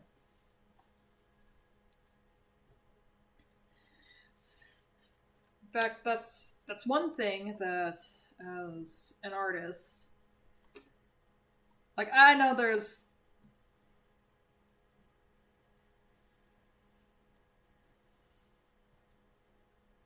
been some artists, sitting in the wings, kind of watching, and I definitely mean it when I say this. Definitely sign and date your artwork because it will definitely help in any instances. Well, one, not just seeing where you came from, but two, you'll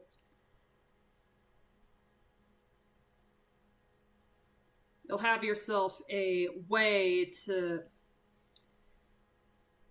prove in the future if you did draw something or not.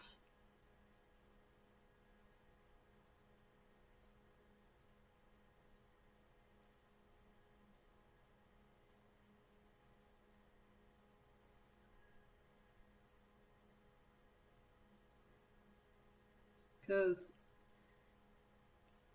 there's probably no worse feeling than getting picked up by, say, a talent scout and then them taking a look at a piece that you haven't signed, haven't dated, and because it's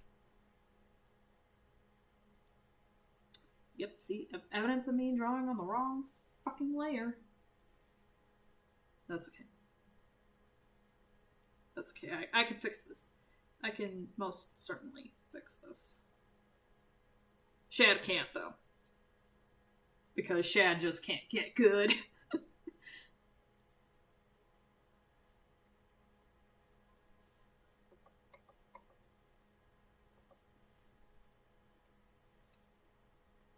I was using the AI to reinterpret one of my own original artworks to do it in a new style and upgrade, make it actually. Oh, right. Finishing my point. There's nothing more sucky than then any chances at getting picked up by a talent scout than if you're, say, aping a particular art style and think that they think that you copied it. And yeah, I'll always gotta have that backup.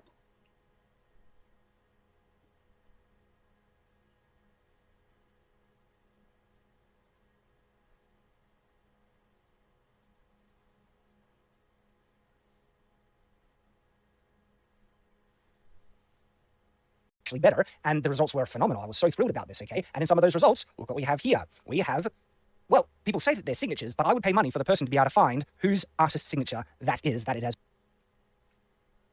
Just go to the artist and pay the artist, you dingbat. Duplicated. In actual fact, these are unreadable static messes, okay? Here's some of the batch results that I was working with, and I was just refining it. Which one was, oh yeah, I was trying to get a belt, a new belt on it, and so it was always reproducing. And so we see the, like, that's actually what the AI has done, because input images have had artist signatures, and the AI is molding the new thing based off of the references it has, just like a person does, and it wasn't told to exclude the signature, which a person, when they're doing, kind of just knows inherently, but it can be told that, okay? And it just thinks that the artwork needs to have a type of squiggly line on one thing, and it makes a new one. These squiggly lines, these signatures, they're not copying other artists' real signatures in the sense that it's a duplication. It's recreating a new signature that's a complete mess. If anything, this is direct proof that it doesn't copy, that it makes something new, okay, from Fam, it's copying. Cope. Put in references it has, just like what real people do. I started signing my art just because I saw other artists do it. Like, that's the thing that you do, and I made my own signature and put it to it. And what the AI is doing here is essentially equivalent. It's not making its own like individual signature. This is a sign of, you know, what it has made, but it has made a brand new squiggly line based on its references, because that's what the AI has been taught goes with these types of artworks, and it produces that result. It's not stealing or copying. This is proof it's making something completely new, because whose artist signature is this? It doesn't exist. It made a signature completely from scratch from you just by referencing the data set it had. So if anything, far from proving that it's copying stuff, it's not. It's proof that it's creating something completely new and unique, which is what AI does, which is why it's actually... It's not creating something new, you dingaling. It's all derivative.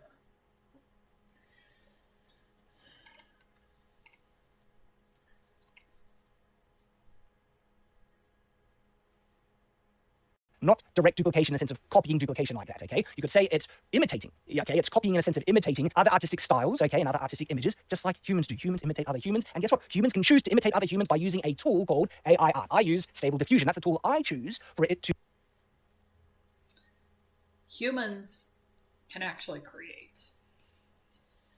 Humans can actually make things and create entire stories and worlds and characters. You can teach an elephant to paint. You can teach a monkey to do photography. They're not gonna be able to do something abstract.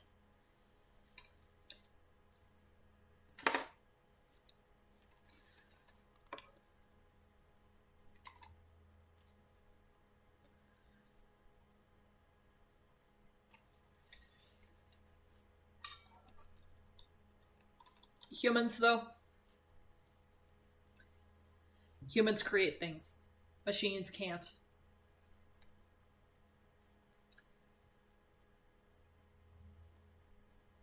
And neither can you, Shad. To the 1-0 boy, OC pile, it's not restricted to drawn art. If you have a model of your OC that you made in Blender, you can definitely show it off there. Yeah. To imitate other artistic styles that I find really pleasing, okay? It is my right to imitate other things and make something new. Because when you combine multiple styles, you generally do, we've all acknowledged it by combining, make something kind of fresh and different, and we've acknowledged it as new. People think that I was copying, say, Art Germ style. I think it's Stanley Lau, Lu, let me look it up. Yes, Stanley Lu or Lau, because in my prompt that I put into the AI, I want it to imitate that art style, just like I'm free to try and imitate that art style if I hand drew it myself. Then why don't you draw it yourself? Why waste so much time on taking the easy way out instead of using that time to actually learn and hone your craft?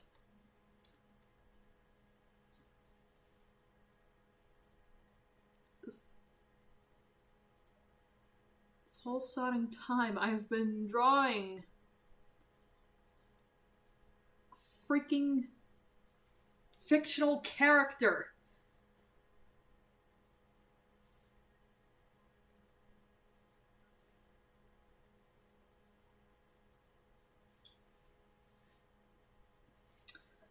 One yeah, he's definitely a weirdo, but I like him.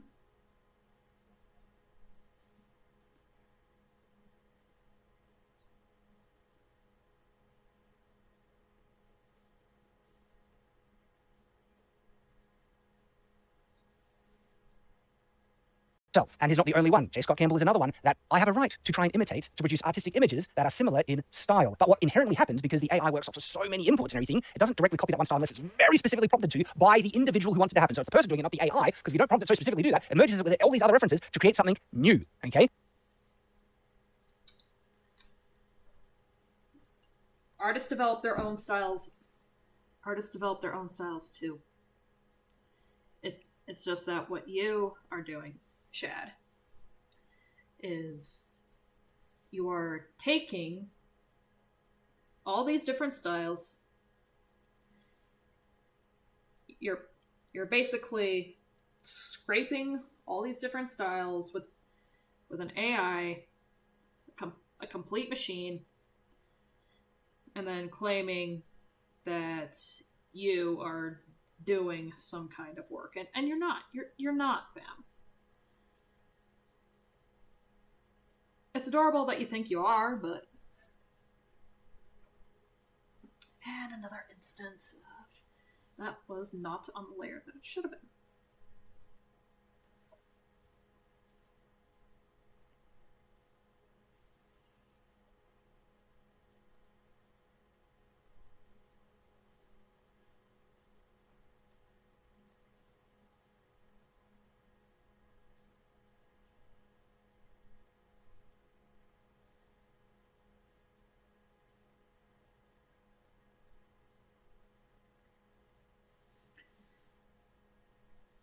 I can merge J. Scott Campbell style with Artgerm Stanley Blue style, and make something new, okay? It's me doing it using the tool, the AI, all right? I'm prompting it and choosing to do that because that is my right as an artist that all artists have done for hundreds of thousands of years. The fact that I'm now using an AI instead of Photoshop or other things, and by the way, people had, similar arguments from Photoshop. You're not an artist, Shad. A con artist, but not an artist. Photoshop came out at so many different levels, and there's so many points of equivalence that you can draw to new technologies that are coming out. It's kind of just going around the circle again, though this one with AI seems to be more aggressive because of how high quality the results are. That has really caused people to be defensive because they are worried they're going to be losing their jobs. And I can talk a little bit more about that a bit later. People are already losing their jobs to AI because corporations, they want to maximize profit, they want to maximize money over artistry. That is why Disney can play it incredibly safe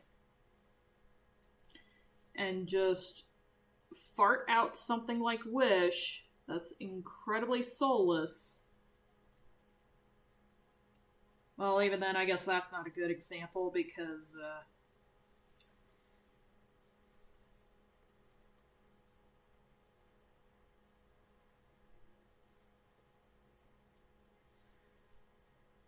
Disney's really getting shit on for that one.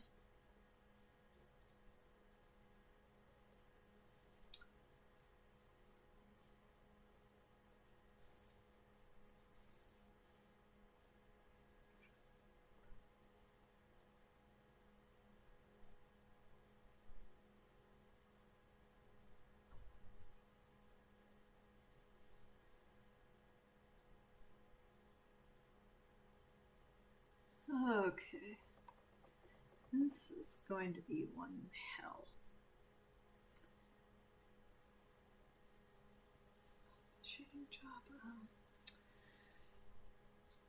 Hang on while I go find something.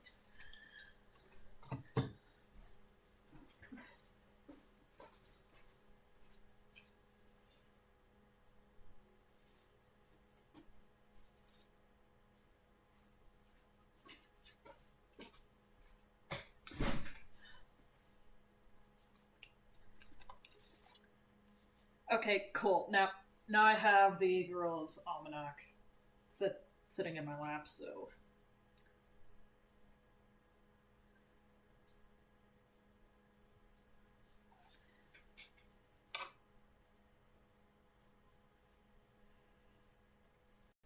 This video's gonna be a long one anyway, so we'll see. Everything that I just talked about applies to watermarks as well, okay? And people say watermark is there so people don't copy the original image. No. Correct! Watermark is there to make art theft a lot harder. And also, it's a pretty good alternative to a signature for people who don't want to use their signature for some reason. The other use for watermarks is I've started adopting this policy for doing commission artwork. It's that I will place a ridiculously large watermark over the unofficial Final Pass copy.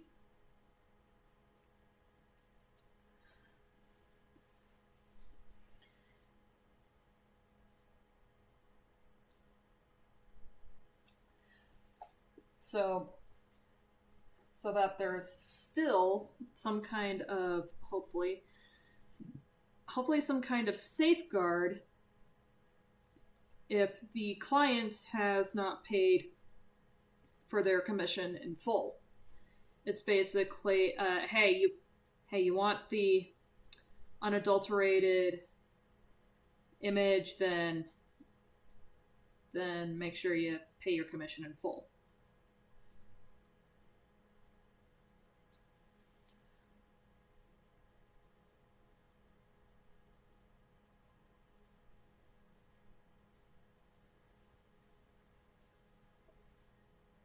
The watermark is there to try and prevent people from duplicating the exact result. You're allowed to use watermarked images if they've been put online to be seen by the public in any fair use capacity, just like you can with AI art. And there's several conditions that allows it. Transformation is one. And those watermarks, usually they're warped, changed in some way because it is actually a unique image that's made from scratch. The AI was just imitating the references that it had before, and it thinks that, oh, this type of image has some type of marking that, goes over top, and so it mimics the watermark. So I really want to debunk the myth that it just essentially copy and paste from other artists' stuff to make a composite that blends together, that it couldn't be further from the truth with how the AI makes the art, because it's technically impossible. It doesn't make it that. It starts with static diffusion pattern that it never refines and refines, okay? And so copy and pasting doesn't work, but I can also show you from the pieces of art that I've made myself. And this one has always been a bit bizarre for me because it seems like a lot of the art you make yourself.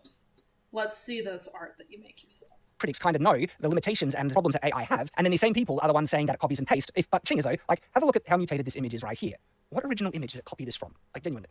Find it somewhere online. Where the fuck is you telling me an artist drew this weird mutated face and these munty hands and stuff? And I mean, these are things that people say, oh, AI, it can do this and that, but it can't do hands. Okay, good point. So if it can't do hands and it can get such mutated, mangled results, if it's copying art, which artists in the world are making drawing all these mutated hands and faces for it to copy from? No one. That's just the flaw with AI. Duchess Celestia made this really good point. So a machine only knows what a hand is given the parameters. Sorry, as I hydrate myself. A machine only knows what a hand is given the base limitations that we give it. Do humans struggle with drawing hands? No shit, Sherlock. I am still not confident in Horseboy's hands here. Especially as they're lifting up his helm, his brass goggles.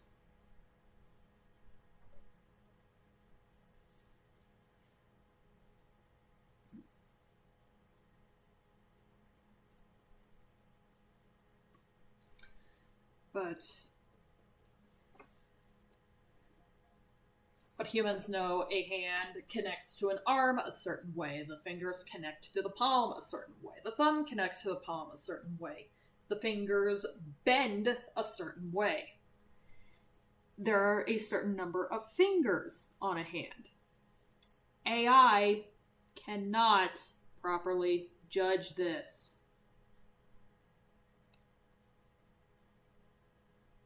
You absolute myopic manatee.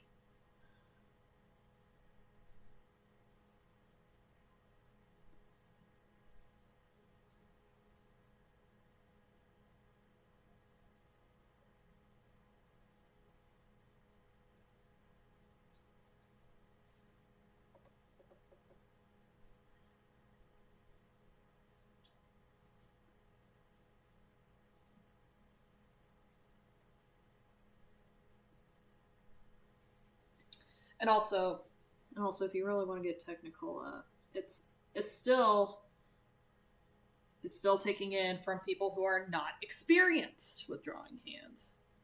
All right? If it's copying artists so directly, these results should be impossible. But this is actually the results it more often spits out, all right? Because it's molding the image based on for this kind of static diffusion pattern. And that's why you can get such wacky results, because it's making art completely unique from scratch. And it's referencing an image. It's not making art from scratch. It's just amalgamating different. It's just amalgamating hundreds and hundreds of thousands of images of hands, and because it makes logical errors instead of the more human technical errors, there you fucking go. Imitating the stuff it's been trained on, but not copying in the sense of cut and pasting or anything. Again, because these results would be impossible if that was the case. I challenge anyone, find me this hand. See this hand right here? Find me that hand. From an actual real artist that it copied and pasted from to make this montage. And you might be saying,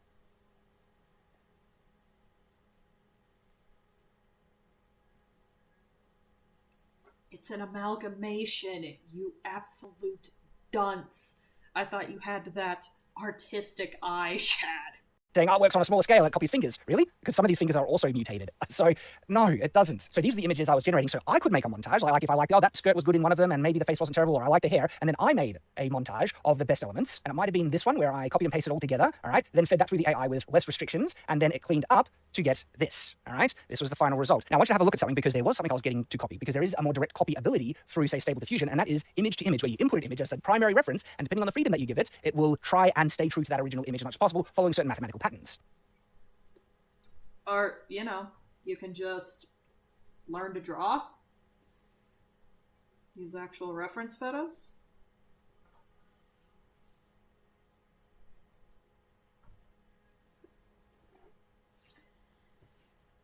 I'm not confident in how that looks.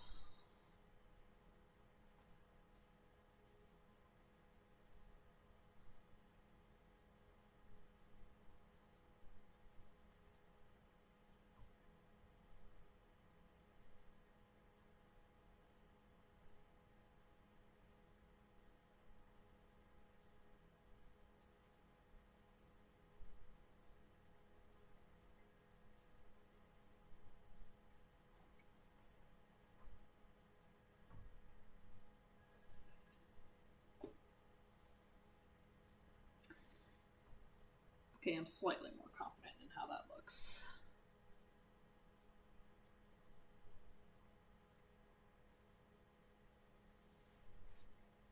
And here it is. This is my original sketch, okay? I drew this myself, a piece of art that I never would have made if I wasn't using AI art. AI art has reinvigorated my love and passion for creating art, to the point where I'm actually drawing more now than I have in years, because I have this tool to make it even further, far beyond I would ever have the time or commitment to achieve myself, because... Again, why don't you just commission someone if you don't want to take the time to hone your craft? Art is a hobby, not a career. I like to draw to try and visualize things, but not... Art is a hobby, not a career.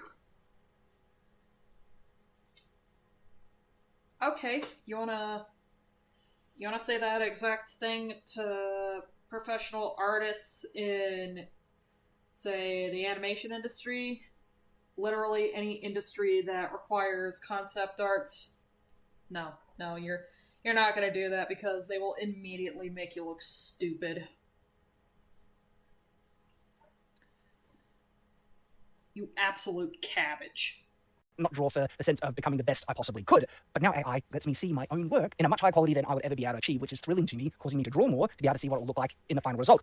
And yeah, I can tell the AI to copy this, and depending on the free, it's not perfect by any means, but the thing is though, have a look at the level, because people have seen the final result, the AI generated result, and have said that it copied other people's artwork, specifically Art Germ or Stanley Lau, because that was one of the references I did, or J. Scott Campbell, okay, that was somehow copying their stuff to make this, when the primary thing it's copying, that I'm telling it to copy, is the original piece, to the point where the actual folds in the cloth are the same. You see the amount the folds match, right down to the exact waves, all right? The pose and composition is exactly the same. So it's baffling to me that people can accuse me of stealing Stanley Lau's art, when no, this is my art. I specifically made it to copy my art, and then... It's still copying. It's still theft. to upgrade it, following certain styles, imitating certain styles to make something new. It's a combination of mostly my input with other artistic references, and not just Stanley Lau's and J. Scott Campbell's because I reference them, but hundreds of pieces of comic book art that it's learned from to be able to understand how to do hair in a comic book style, how to do faces in a comic book style to get this result, which is thrilling, it's exciting, it's unique, and so it doesn't inherently copy unless you really get it to on purpose, okay? And yeah, the image to image is one way, it's a tool to copy just like Photoshop, to recomposite and remake something different, and oftentimes depending on the freedom that you give it, but especially just in text to image, but an image to image, yeah, it's very easy to just make something that is easily different enough that qualifies for fair use. Absolutely, it's transformative. And so now we've actually addressed the primary. This isn't about fair. This isn't entirely about fair use, Shad. One second.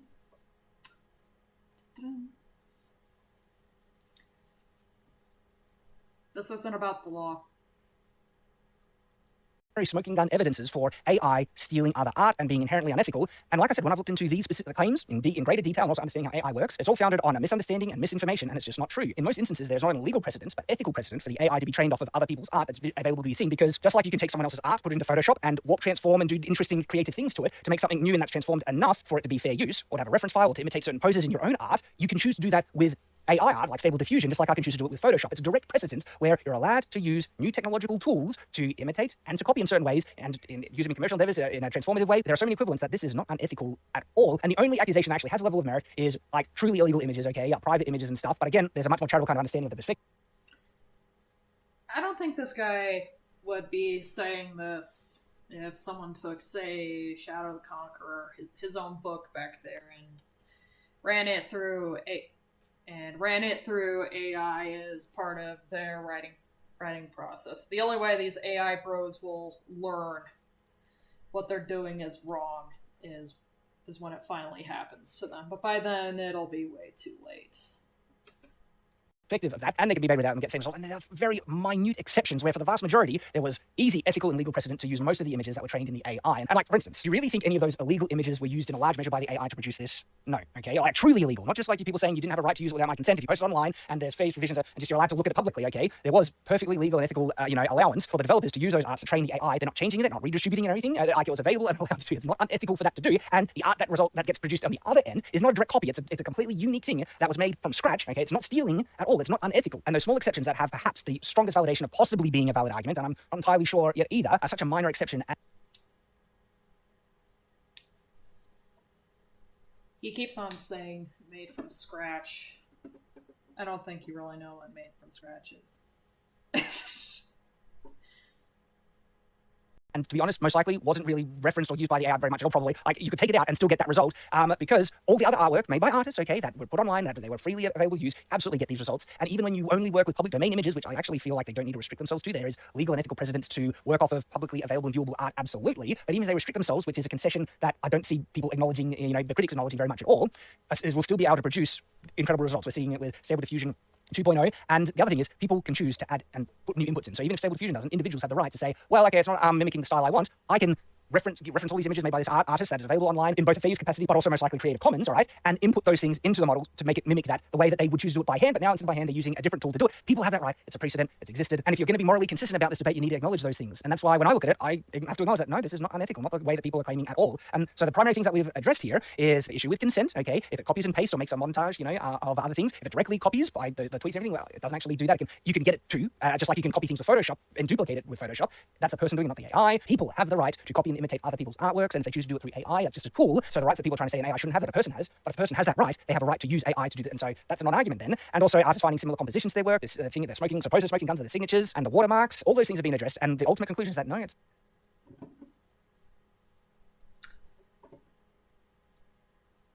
the trying to erase signatures thing.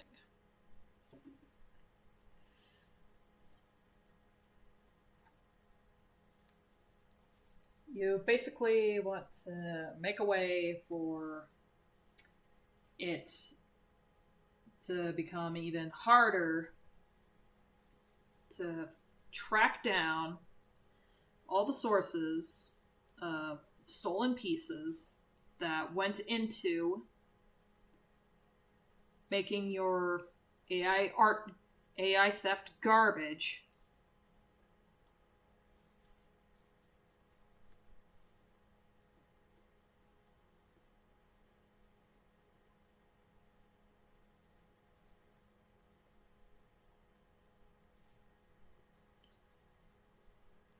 Which I once again gotta ask, why?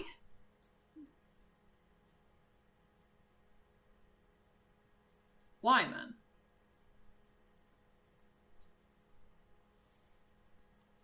It's not actually copying, duplicating, stealing. It is not stealing art. It's creating art anew, okay? Imitating millions of images as a reference pool that you can focus in, prompt, and use to get incredible results that individuals can choose to do, okay? So the individual can choose and make it imitate other artwork, and it's the individual doing it, not the AI doing it, okay? The individual can prompt it and even make the AI copy other people's artworks. It's a fair use capacity, that's fine, as we mentioned, but they can also use it to do terrible things, just like you can with a camera, and do things without people's consent with a camera, all right? And the individuals that do that should be, called out and be revealed as doing something vile and wrong, not the tool. Like, we don't blame the camera for the terrible things that people have done with cameras. Same thing. So there are additional talking points that I'd just like to add into this video because it's the subject of it that is not directly related to the conversation of it being inherently unethical and stealing art, which I've looked into and I feel I've been able to establish a hopefully convincing enough argument, but it certainly convinces me. From the 1-0 boy, it feels like he is just going in circles, boxing himself in like a crazy man trying to convince you that their imaginary friend is real. Yep. This is all just huge levels of cope because you can tell he's absurdly jealous of his brother Jazza, who has the skill, who has the know-how. That's why he no like he artists, because god damn it reminds him of Jazza.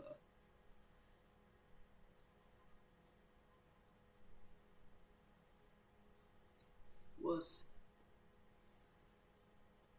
Me, if you have counters to it, I'm more than happy to hear them, but just don't say stuff that's already addressed in the video, because I'll just link the timestamp in the video where I already addressed that point. But I'm more than happy to discuss this with people who still disagree with me, and I'll be more interested in discussing it with the more vocal critics of AI who've been spouting this type of stuff. And honestly, it's founded a lot on misinformation, okay? Just falsehood, things that it's not the reality of how this is. But one of the additional kind of talking points is that, which is, I think, ridiculous, honestly, is that the companies need to compensate artists to use their art to train the AI, as if, in the same way, like they're selling their art, a direct copy of their art, and therefore the original needs to be compensated. First of all, you don't need to compensate the original artist if your copy version is transformative and it's remade to be something new, different, or different enough. No compensation is needed in that. Most arts, again, which in the vast majority of cases, the art is very different to any one composition that you can find, and even examples where they find it's like they've copied a composition, it's easily different enough to qualify for fair use. And so I don't see any instance where the AI is even capable of producing a one-for-one duplication of an image that it was trained upon, and that's not how it works. And so it's a false equivalent to try and say that the art that was used to train it, the artist should be compensated, because you don't compensate artists, regular human artists, who are referencing other artworks. And also the amount that has gone into the AI. There's interesting complications about the developers. There's one who's a non-profit, not making money anyway, but then people can use the program to make money, which I say all power to them, right? Okay, because AI should be able to be used to make money. Okay, I've got some great examples where I'm using AI art to benefit myself in a commercial way, which is brilliant. This is basically the same argument of claiming to be a chef. You really like cooking, but if you go to a restaurant, you order that meal, that does not make you a chef. That does not make you a chef. Same practice is frowned upon for commissioning artwork. Like you can pay an artist to make some artwork. It'd be really gross to call that artwork yours, because you didn't make it. You may have commissioned it, but you didn't make it with your own two hands. Okay, it's opened up access and ability to high quality art for anyone who has access to this technology is able to do that, which is one of the greater benefits that I don't see critics acknowledging well enough. Okay, they focus on the fact that it will take people's jobs. One, ignoring the fact that it will create a new industry with new jobs, and the people who will be able to, get those occupations will be the artists who choose to embrace AI and use it for their benefit to enhance their art beyond their own ability. I'm doing that already, and I've been seeing benefits. I am an artist. Am I a great artist? I'll leave other people to decide that. I think I'm middling. You're not an artist, Shad. Stop deluding yourself. You could have been if you just put in the legwork. But you don't want to put in the legwork. Just touching something up in Photoshop does not qualify when the computer is doing 95% of the work. at best, I am most certainly a more professional standard writer, and I'm very excited and interested to use AI text generating programs to improve the quality of my writing. Yeah, absolutely. If it can produce a better result to my fans and customers, so for me, that's a win-win, and I don't lose a job because I'm using it to benefits. And it also means that I can devote money where it's more needed, okay? I can save money on certain development costs and produce more work with actual artists. Yes, I work with artists. I hire artists not only for the cover art for my novels, but also to produce comic books. I have a comic book company now, and I'm producing graphic novels. The first campaign was very successful, and working with great...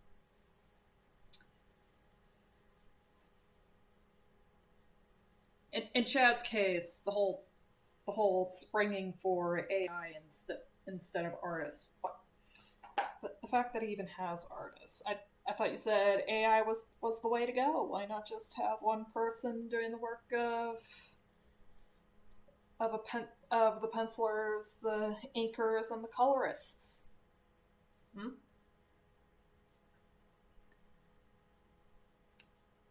Again, it's all for maximizing profit. It's all for driving down the cost of actual artists, which it wasn't until what was it, coming across a similar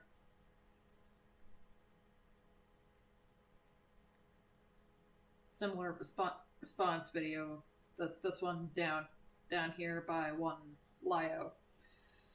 He encourages artists that join his server, just general advice. Don't undercharge your art. Do not undercharge your art.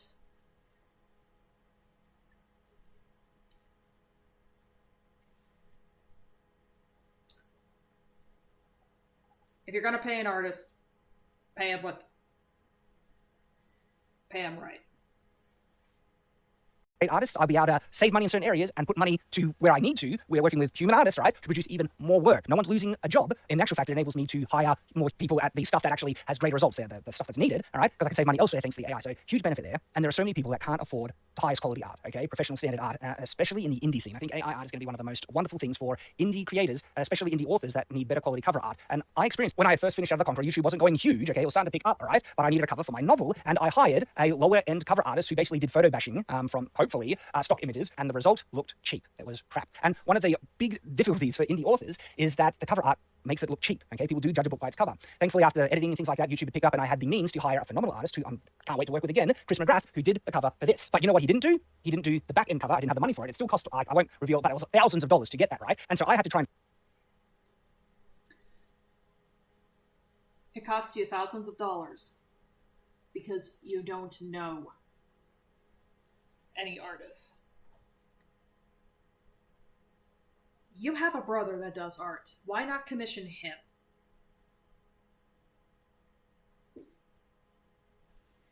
Absolute dunce.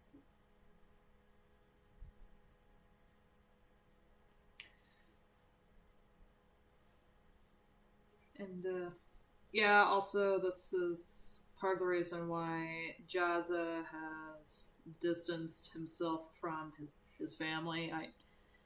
I don't blame the guy, like, holy fuck.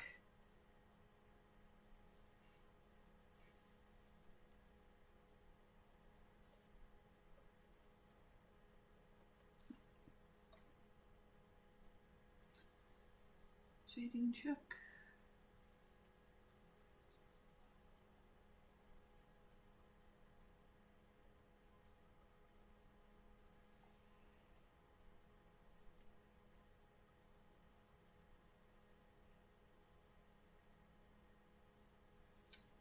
Yes, that is exactly.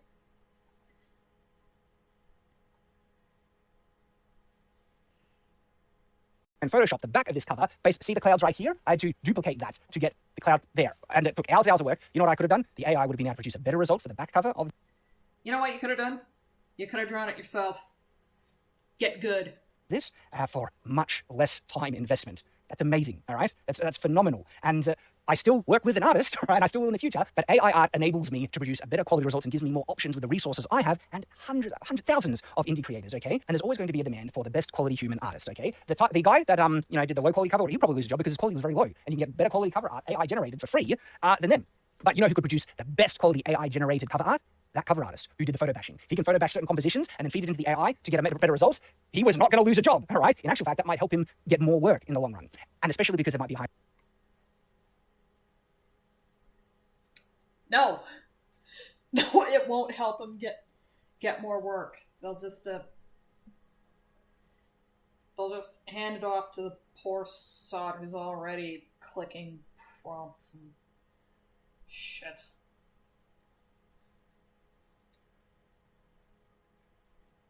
You can't democratize art, buddy. You just can't.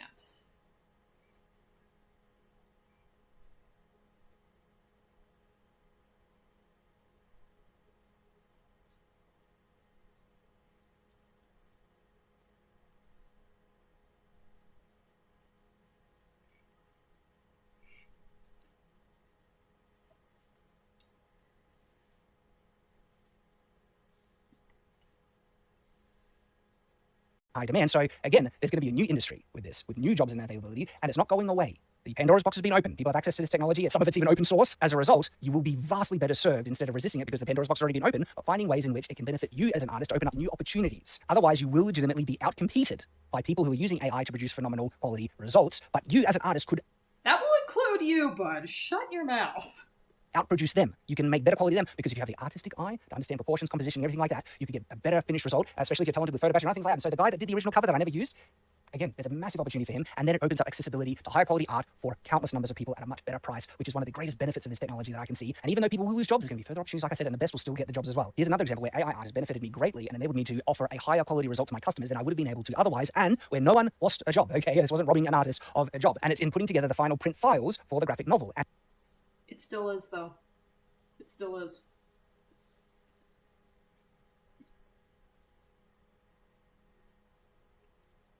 You don't care. He does not care. He does not care. And on the inside of a book, you have a cover page, and usually it's something pretty standard. This is the cover page for the novel, but we realized that the internal paper for the graphic novel, which is the comic book version of this, was much higher quality. It's made to take color on it really, really well. So having a plain cover page on the inside was a bit of a letdown, a loss. There was an opportunity that we could make a really fun colored thing, but we needed to get the files to the printer, and so I did not have time to commission an artist to do anything, and it just would have been stuck on the plain quality. But this is where I was able to use AI to produce a better quality image for my customers, a better quality product. And so I grabbed a kind of warped image of the map that I had made, I color coded it, gave it a cloudy background, fed it into the AI until I got one that I was happy with, and this was constant tweaking and working with it and artistic input to get the result that I wanted, until I got one that matched kind of the comic book style, but then needed clouds and everything to fit the aspect of the page. And so I imported this to get the result of this, a full colored image landscape spread of the continent of Everfall for the cover page of the graphic novel. And it looks phenomenal. I wouldn't have been able to do this without it. I was enabled to produce and offer a higher quality product to my customers at no additional cost for them with the means that I had at the moment. I would not have had the means to be able to produce this without AI, okay? I didn't have the time to commission art to do it. No one lost it. It just enabled me to produce a... That's on you for having shit time management then. That's on you for not knowing any words. Hello, little old lady. Hello, Tenderheart.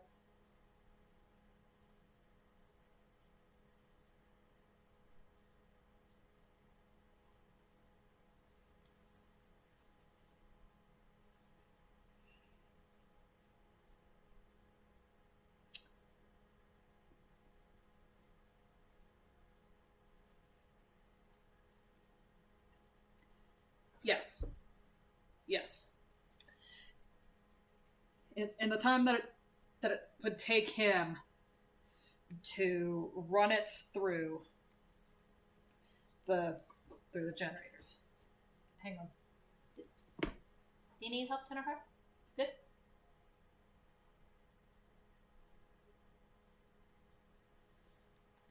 One second, guys.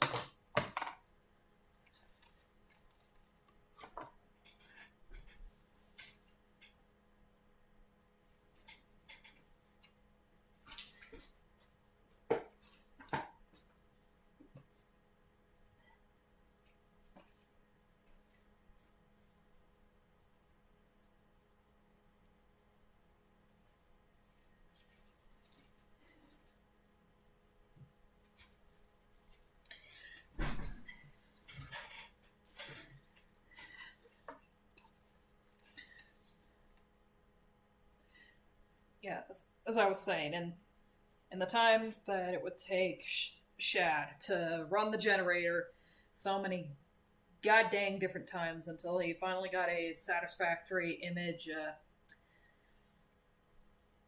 someone else could have drawn it and it would have looked a hell of a lot better.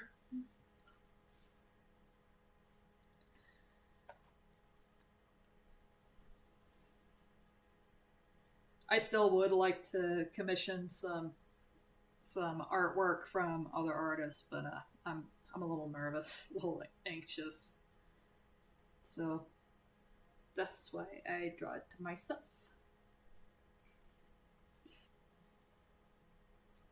Builder quality product, which is incredible. As a creative individual who uses my creativity and artistic passion to produce things for my fans and customers, this is an incredible tool that, if you embrace, and I've been experiencing it firsthand, will enable you to produce better quality stuff, which then hopefully will get you more customers because better quality as well, not having to increase the price.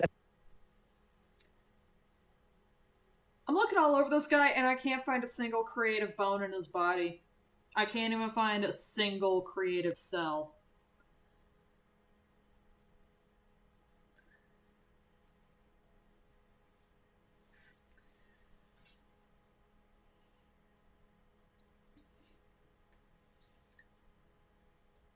This also reminds me of the cook-off between SpongeBob and King Neptune in that one episode of SpongeBob. In the time it took SpongeBob to cook a single Krabby Patty that turned out to be the most amazing thing ever, King Neptune mass produced thousands, and they were nowhere near as good.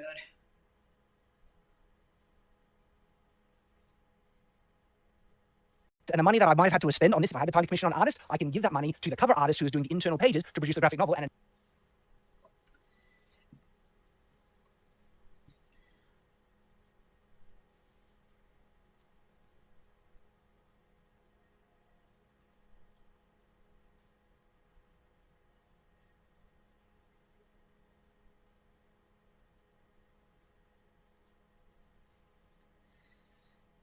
I mean, AI is a starting point. It can give you a general idea, but at this point, there's just been way too many security breaches that, you know, once you squeeze that tube of toothpaste, you can't put it back in the tube. The damage is already done. There is already so many that runs off stolen artwork, and eventually it's going to source stuff that was sourced off stolen artwork, and yeah, you can't put it back in the tube. enable me to produce more because I can redirect my resources now. I don't need to waste it on things that I can now produce with the AI and then put it in areas to produce more high quality stuff for my fans and customers. And that's brilliant. It's like a win-win. No one's lost a job and just creates better quality and higher volume of awesome things for people to be able to enjoy, awesome art and stories for them to be able to consume. And that's great. An interesting point that I think a lot of artists maybe perhaps either don't acknowledge, realize, and it might not be the same for everyone, but they don't actually enjoy the act of drawing, painting, or illustrating. Otherwise, why aren't they doing nothing but drawing straight lines on a page? See, that's the point of art. It's not about the destination. It's about the journey.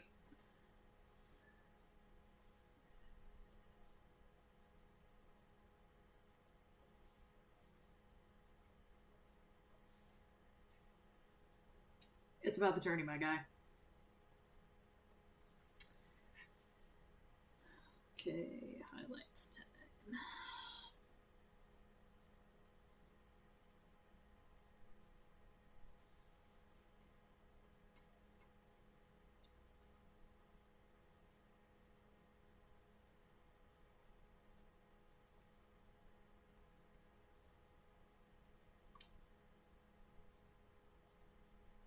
Okay, I kind of like that.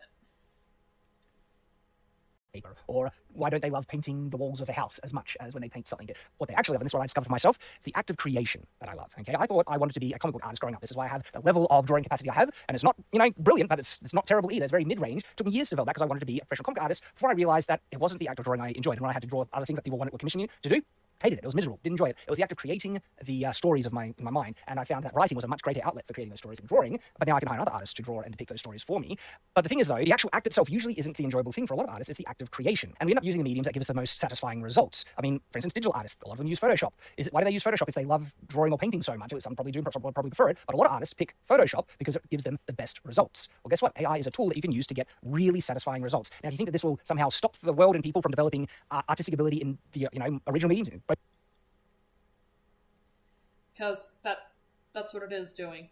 It's giving the people who don't want to do the legwork, who don't want to go through all the trial and error and pain of learning how to make something. It gives them a shortcut, and they demand to be treated with the same. They demand to be treated at the same level as the people who did put in the work.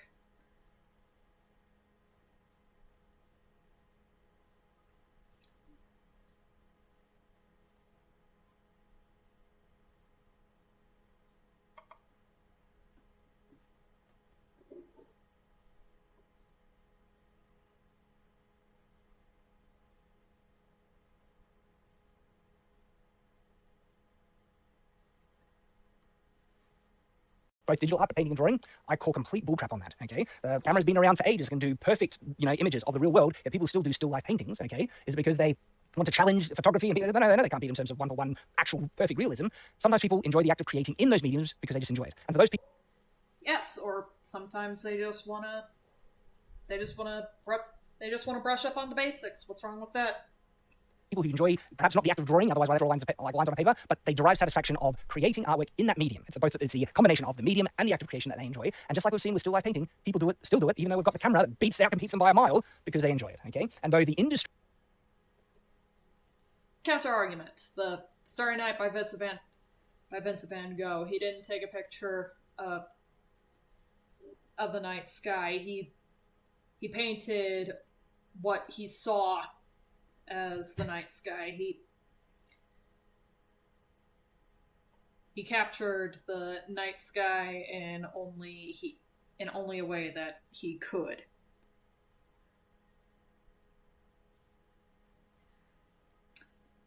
MS Paint Adventures, Homestuck. Some people may not really dig the art style of what Andrew Hussey has created. And you know what? That's perfectly fine.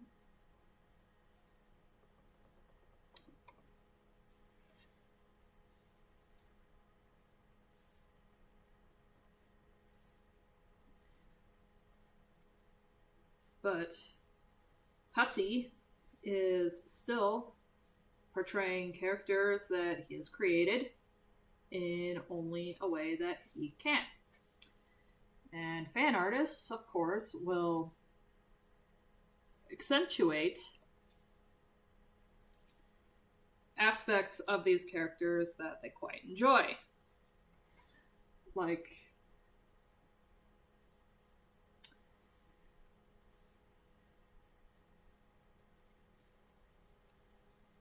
if you just look up Homestuck fan art, and people will take from the several talk sprites that have been given and the miniature forms that are frequent throughout Homestuck, they will take those and they will make their own interpretations of how they see these characters.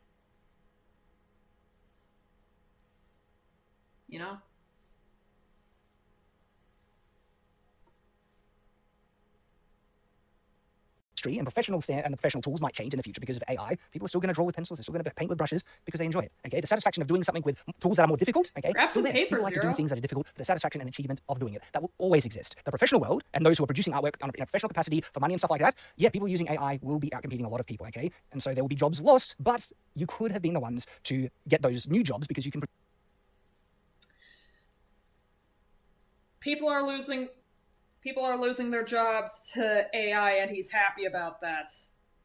And that really smug. Well, if you just adapted, oh fuck off. Sure, AI can eventually get to where it looks flawless, but there is not a single organic thought behind these pixels. You just want to ejaculate pixels onto a screen, claim it as yours, demand credit.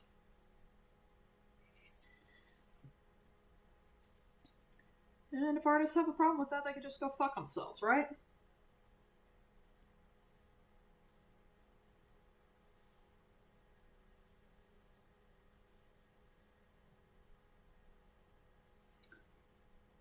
Damn it.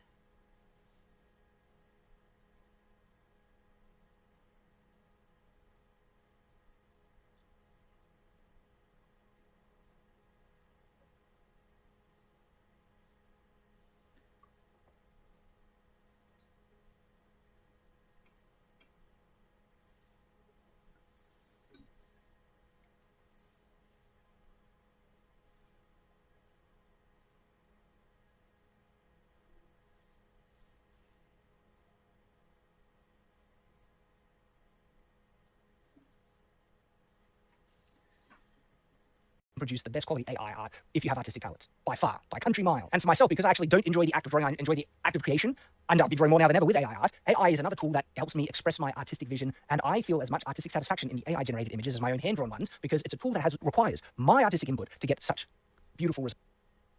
Why the fuck you lying? Why you always lying? Oh my god. Stop fucking lying, Shad. You absolute cur. Results. Here's an example. This is an AI image made of my wife. I trained the AI to be able to understand my wife's face, and it is gorgeous. It captures her beauty amazingly. And also, I love knights. She's in armor that she might not be too interested in owning, and it wouldn't justify spending the cost in it and things. But it also has this type of digital painting feel, which is brilliant. I never would have commissioned an artist to do this unless she asked for it specifically. But she was never interested in having this type of.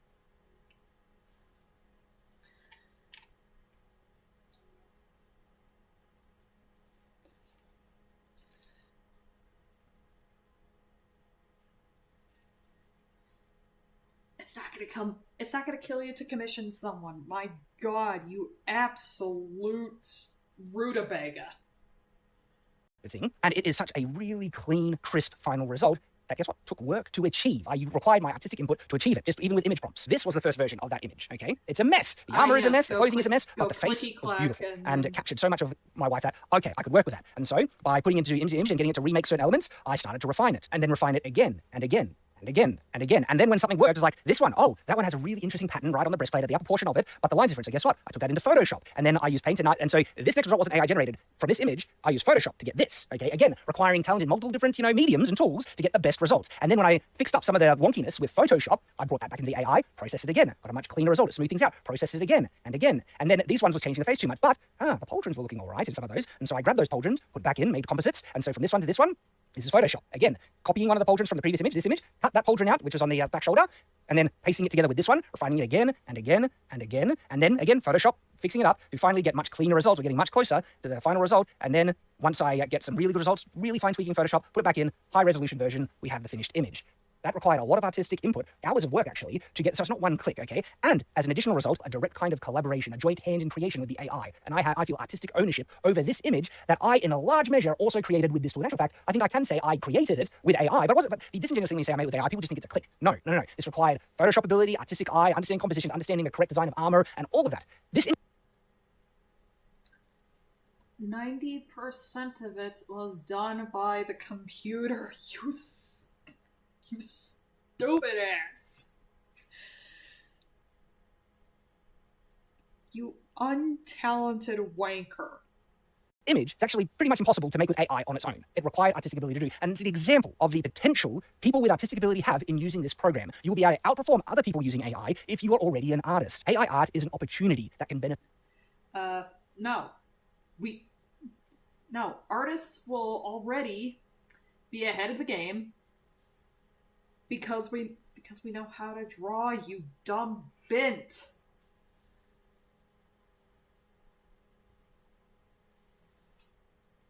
Benefit millions of people. Not only for you professionally, it doesn't have to be a threat to lose your job. You can use it to secure your job as an artist and produce better art than you ever could before, and open up accessibility for millions No thanks, I'll just keep on practicing. of people to high quality art at a more affordable price, improving the quality of works globally, which is phenomenal. This is why I'm excited about AI art. This is why I love it. The potential it has is great, and the fear mongering does a massive disservice to artists. If people truly wanted to try and help artists out to protect artists' ability to make a living from their art, okay, you would be showing them and teaching them how to use AI art to benefit and improve their final works, or even make just certain processes quicker. Like if you want certain patterns or certain seamless things, like you can make seamless patterns of backgrounds, but also like I need a crystalline pattern for my sword in my book. Here's another great example. So here's the 3D model of the sword of my book, Imperious. Took a lot of artistic ability to do that. I need to know 3D modeling and everything to make that. And this is a result, but it doesn't do great with our rendering output with the program I use because I use SketchUp. I know I should go up to Blender, but anyway, I'm stuck in my ways. Okay, but I wanted images of Imperious and some of the additional artists because we actually ended up having more pages for the same amount, for the same price. And so we had pages that we could fill to give people better quality product without needing to pay them, without them needing to pay any more. And so I had an opportunity. And a great image of Imperious, an artistic one, was an opportunity, right? But the description of Imperious is that the blade looks like kind of diamond or sapphire in different colors, like glass, but you can see the precious stone type patterns inside. And so I needed a crystal-like pattern. I've looked online for stock images of like crystal-like patterns multiple times before to try and get that visual result. Couldn't find anything online. So I used Photoshop to try and make like a crystalline pattern. And all the best I could do was using kind of the cloud feature and certain filters and everything to get a type of marble texture, which you see here. So I made this with Photoshop, and I did use it in some of the edits I made for the graphic novel. And if we zoom in here on Imperious, do you see this pattern that you see here to try and give the crystalline look on the sword? That's using that. I used this to achieve that. And it worked well enough. It was passable, but for a more detailed piece in these artistic additional pages that we could add to it's a leather bound that are getting these, I wanted something that actually looked more crystal-like. And I looked online, couldn't find anything. But then AI literally came to my rescue, AI art. And so I use the AI program to produce this. It is a AI-generated pattern of crystals. And then I was able to expand and copy and paste and make a much larger kind of pattern version of that in Photoshop. With that pattern, I was able to make this, an image of Imperious that was more closely reflective of what it's supposed to look like, you know, as described in the book, with this crystal-like pattern underneath kind of this glassy surface. And guess what? The background of this image is also made through AI with a lot of inputs, okay, a lot of artistic, meshing in Photoshop and other things like that to get a really great result. And so now It doesn't really look that great. You could just communicate this to an artist that takes commissions, and they could probably give you something that will definitely knock your socks off.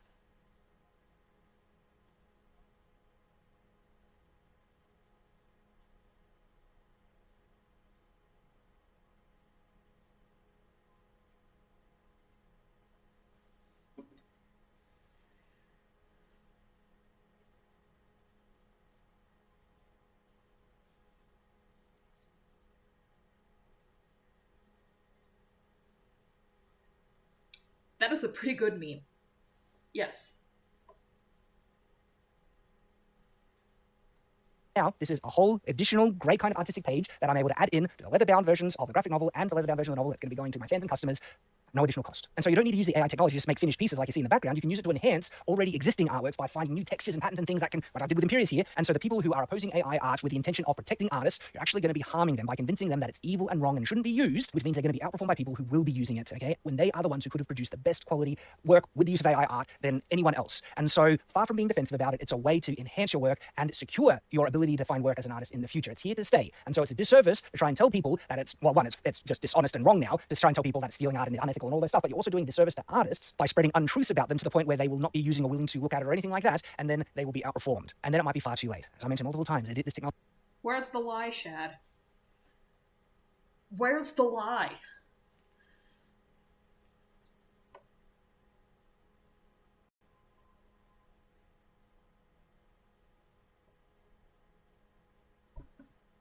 You're celebrating people losing their jobs. Technology is here to stay, and trying to just shame people for using it is one, just makes you look like a complete jerk, especially because there's nothing inherently evil or wrong about the AI program. You know what really makes you look like a complete jerk? Shaming people for not wanting to use AI because they have actual raw talent, they have actual skill. The way I divide it up is artwork is 30% existing talent, 70% practice to bring out the best of that talent. You want convenience, Chad.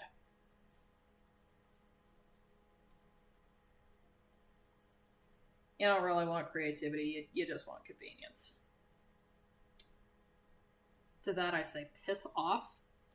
Programs themselves, as we talked about, okay? You can use it in bad ways, but in ways many people have been using it to produce new art and everything. There's nothing evil or wrong about it. And shaming people and saying, oh, and by the way, it happens more than you might think when people say, how dare you promote AI art? Again, it's founded on a place that I understand. They've been convinced by the fearmongers out there that are misrepresenting the facts, that there's something inherently unethical and wrong about AI art, and that's inherently stealing other people's work. And that's the comments that happen where even the videos that I've made, there's been a couple of commenters who say, I thought better of you, you're promoting artistic theft by using AI art and accusing me of being a bad person as a result. That is never going to get the result that people want. Like, people are just going to stop doing it. No, it's going to make people who you accuse like that think that you're uninformed and also being uncharitable. Like, people who get accused of being wrong and evil for using AI to make new art and stuff like that in perfectly ethical ways, and they're accused of being doing something wrong, that sounds bigoted to them, and they're not going to look nicely on you, and it's just going to cause more divide. The thing that's been more upsetting for me in this regard was there were many of the comments that happened with my brother's video. I did a collaboration with Jazza from Draw with Jazza, and because his community is more art focused, the amounts that people have been convinced that AI, falsely, I like these based on false information or flat out lies, right? That AI art is inherently stealing other people's artworks and everything. This falsehood is getting spread more and more and more because the people who are the spokesmen pushing out against it, when you actually look into the facts of the matter, they're founded on complete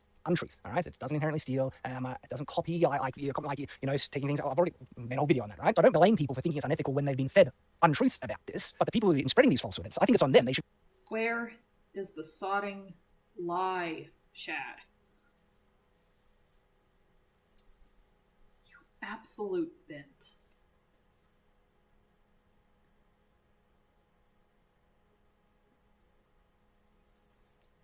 And man, Jazza has the patience of a saint dealing with you. I don't blame him for not wanting to stay in contact with you and the rest of the family. Especially if you're pulling this shit.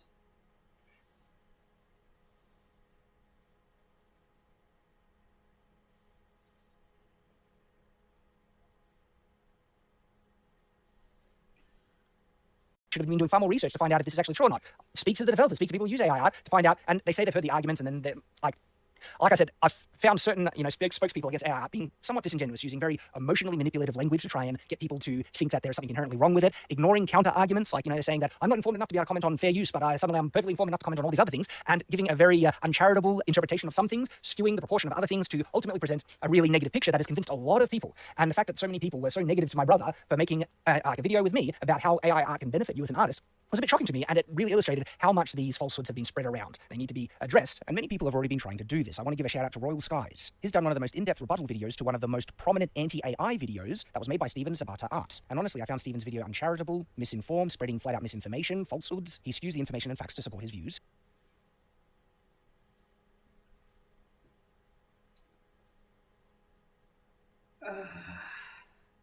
My God, man.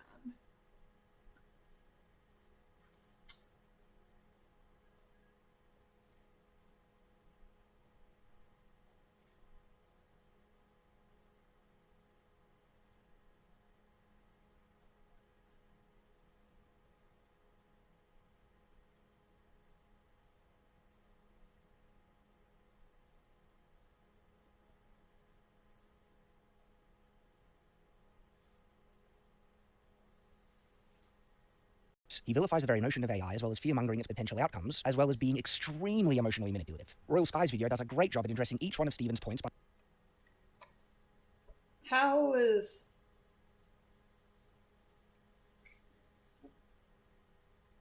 that emotionally manipulative? Damn. But unfortunately is criminally underviewed. So if you do want to hear another in-depth breakdown of the counter-argument in support of AI art, please check out Royal Sky's rebuttal to Steven Sabata. And even if after watching, say, my video or Royal Sky's video we've been unable to convince you, you need to understand that people who understand the things that I'm saying, and perhaps even if I've convinced a couple of people who already knew these things, right? They're not going out thinking, I can't wait to steal people's art. They honestly believe it's perfect, like I do, that there's nothing unethical about using AI art generation programs, okay? Except it is unethical. It's still stealing. You fuck ass. Not trying to ruin someone's day or destroy the artistic community. I support human individual artists and give them work, okay? Probably vastly more so than the artists who are trying to support other artists and then protect them by fighting AI, when I've actually been supporting artists probably financially more than they have, to the order of thousands and thousands of dollars, both in hiring cover artists, but also in producing comic books, and I'll be doing more in the future, because yes, I am one who wants to support the artistic community. I've been doing it for a while already. And so the accusations that I'm against artists in some way because I use AI art is grossly disingenuous and just flat out wrong. Same with my brother, okay? He sees the opportunities of what this has and how it can benefit artists and produce better work. And People who fearmonger need to hopefully get more informed on the matter, and hopefully those people that have heard all the naysaying kind of arguments and feel AI is bad and everything, the damage will not have been done too much to the point where they can see the benefit of it, and they won't be cutting their legs out from underneath them and handicapping them to be able to compete in the future, because they are the ones who could use AI art in the best ways possible to outcompete everyone else, because you need artistic input, as I've shown, to get the best results. It's an opportunity. So, and it's not going away. And so if you just try and fight against it in I feel a disingenuous way, a way that will cause more divide, because the way that people are trying to fight it is shame people stop using it, okay, which isn't going to work, or to legislate and sue the companies, not because there's legal precedent, but just to get them stuck in finance. Counter argument. You're not going to jump on any of these protections until your own stuff gets stolen and thief benefits from it. That's the only time he's gonna wake up. That's the only time all these AI bros say, "Wait, no, that's not what I wanted. Stop, please stop." But no, man, you stuck your foot in that frying pan a long time ago. Financial issues having to deal with litigation endlessly. I've heard the opponents actually say that. Not that they think they can win legally, but they think they'll just sue them into oblivion, which is really disingenuous and scummy in my mind. If they're actually doing something illegal, then sue, but just to sue to cause people to lose money and caught up, that's wrong. That's unethical, and I call that out. Okay, the people who've been opposing it, some of the strongest voices in the opposition movement, have just come out and said that's their intent, and that is not going to work. That undermines artists and it's going to harm them more in the long run, because this isn't going to work. The shaming isn't going to work. The accusation isn't going to work. It'll just cause people using to double down and say, "Screw you, get lost," or destroy any possible opportunity for a discussion on it. And the people who are using it are going to see all the benefits that are there, and there are insane, incredible benefits for it. And the people who have been fooled by the fear mongering, okay, are going to miss the opportunity and will get the worst possible, impact that AI art will have when there could have had great benefits. Another point that should be acknowledged in regards to the fear that people are feeling about AI art, okay, is that it's going to put heaps of artists out of a job. Not nearly as many as they might think, especially if they embrace AI art to enhance their art. They're the ones that benefit from it most. The thing is, though, this is standard technological process, and throughout history we can see so many examples, for the most part, of it being vastly beneficial for humanity as a whole. When the light bulb was invented, it's beneficial that all the humanity, the very human touch of art is going to go away. You can say that because you're a jealous son of a bitch who doesn't have a single creative bone in your body. It put a lot of candle makers out of work, right? But it also provided better quality light, more consistent light at a cheaper cost for millions of people, and it's been a vast benefit for humanity as a result. Making art more affordable, more accessible to more people is going to be massively beneficial for so many people in the world. And yes, there will be areas, industries that will get replaced by AI-generated art. Some might even be gutted completely. Things like stock image providers might just get completely put out of business because of AI-generated potential stock images and stuff. Same with the corporate advertising world. But if they're the ones who actually embrace the AI art to actually produce the same things, they'll be at the forefront and be able to produce the best results. It's more of an opportunity, vastly more, to people who are currently employed in the current systems. AI art is much more of an opportunity for them than it is a threat if you actually learn how to use it and see the ways in which it can benefit you and complement your occupation, your work, and to produce better results. And once again, that's been the pattern with technological development. Those who try and kick against the progress of humanity get left in the dust by people who actually use that technology for their benefits. There are also so many points of references to be able to show equivalences in this type of technological development that there's too many to acknowledge. Like, for instance, sound synthesizers that enabled musicians to be able to get the sound of a cello when they're making music. So synthesizers and similar instruments, they're meant to be supplemental. AI art is not supplemental. Shut the fuck up. Just shut the fuck up. Did that put a celloist out of a job? Okay, but on the other side, it enabled musicians to be able to produce really high quality music at a much better cost and at a vastly better results. The benefits outweighed the negatives in a large measure. And then on top of that, I think I mentioned this before, is that those who just love doing this work thing because they love it, the cello, people still play musical instruments and things, even though there might be less work for them to be able to build a livelihood off of. Doesn't mean people just stop doing it because they enjoy it. Just like with art, if you enjoy art, you'll make art the way you want to because you enjoy it, okay? And if you want to make a living off of it, you do need to embrace new technology, the progress of humanity, to be able to compete and produce the best quality work that is available. Some people claim using AI art is cheating, and that one, they don't really know how much work sometimes it takes to produce a really high quality, professional, standard piece of work from AI art. They must be completely ignorant of that because sometimes it takes hours of. I don't think you really understand or appreciate how much time goes into actual art.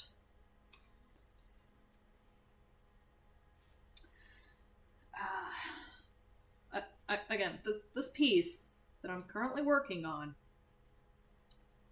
I started the stream proper around 7:15 local time. It's now 11:23 local time. And that was just doing the digital inking and coloring of this image. And granted, that's for a more cell shaded look. I'm just now working on the bells and whistles.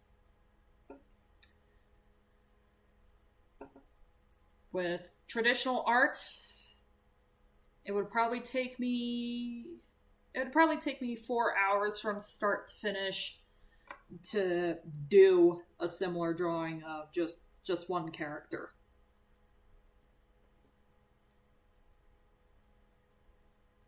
And I think that might be skewed a little heavily because I'm more of a traditional artist. I prefer working with traditional mediums compared to digital. But even that, it's more hours and hours of on and off doodling because I have this funny thing called a job.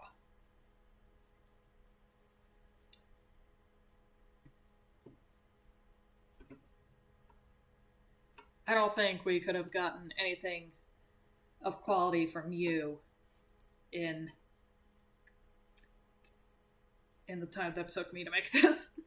And I think just the rough sketch stage took me about an hour, 2 hours with the cleaned up sketch. Work and artistic input to be able to produce great results. I've shown some direct examples right here, and so it's certainly not a simple click cheating. And if it is cheating, right, which it's not, but so photography is cheating. Well, like, is photography an art form? You're stealing, capturing an image of the real world and stolen in time forever for people to look at it. Like, there's equivalents that they can make that you're cheating essentially to capture that image so easily. And do we call photography a type of? One of my friends who goes by the screen name call me Jerry. Now, Jerry is fabulous. Photography is his forte. And even he knows about things like composition of shots and how to take absolutely chef's kiss immaculate pictures.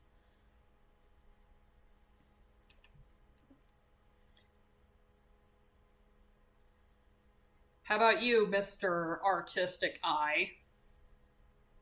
Art form? Yes, of course we do, because it takes an artistic eye to find the right angle, the right kind of lighting, figure out the best quality settings to get the best capturing photograph of that scene as possible.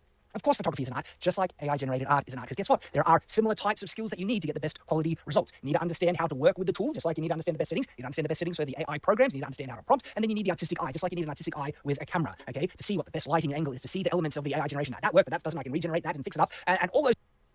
Counter argument: if you took away cameras and you took away digital art programs and you took away AI art programs, there's still physical media like paint and colored pencil and just even pencil on paper. Dumbass. Those things, okay? There are so many equivalences you can actually make with AI-generated art and photography, and it's so disingenuous to try and claim, this AI-generated art is cheating and it's fake and it's false and it requires no artistic input and everything like that. Bull crap, okay? People who say that are very ignorant on the topic and are being very hypocritical, because I don't think those same people would say photography isn't an art form, wouldn't say many other equivalent types of things isn't an art form either. And look, we saw similar things when like Photoshop coming around digital. Because photographs taken by humans have some kind of intent behind them. They actually wanted to capture something that can evoke emotions. AI art does not do that. You can have a soul in taking pictures. You cannot do that with AI art. Visual art, and that if you're not actually doing it with a real pencil and everything, it's not real art and all that stuff. It is all very elitist fear-mongering. And this is the unfortunate pattern that I'm seeing. And Says I the get the impression, I'm elitist happy to be wrong, but fearmonger it in seems more consistent that the pushback, okay, this kind of fear-mongering is less founded on the true unethical, things of the AI art, because when you look into it, it's not nowhere near as unethical and it's not stealing and all that stuff, okay? It's not there. And so the truth of it, they might honestly believe it, but I get the impression that they're not looking to find the counter-arguments to prove themselves wrong, because they're more threatened. They feel threatened by this, and as a result, their perspective gets skewed to only look for things to validate that feeling of being. we feel threatened by this thing because corporations only see it as a money-making device in order to cut costs so that they don't have to hire artists. And if they do hire an artist, they'd basically have to be working for free to compete. Stupid.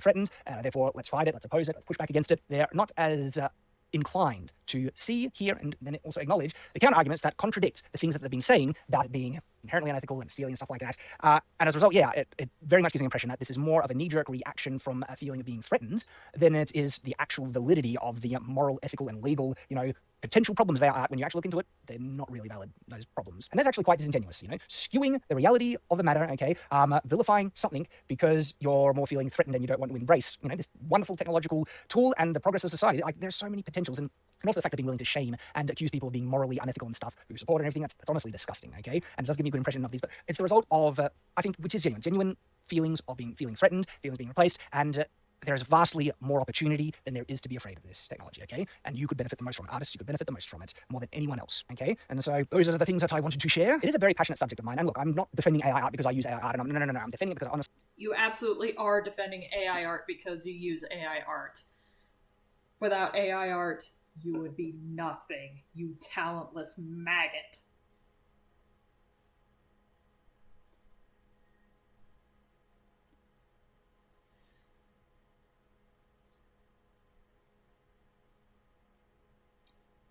And just looking through the chat here.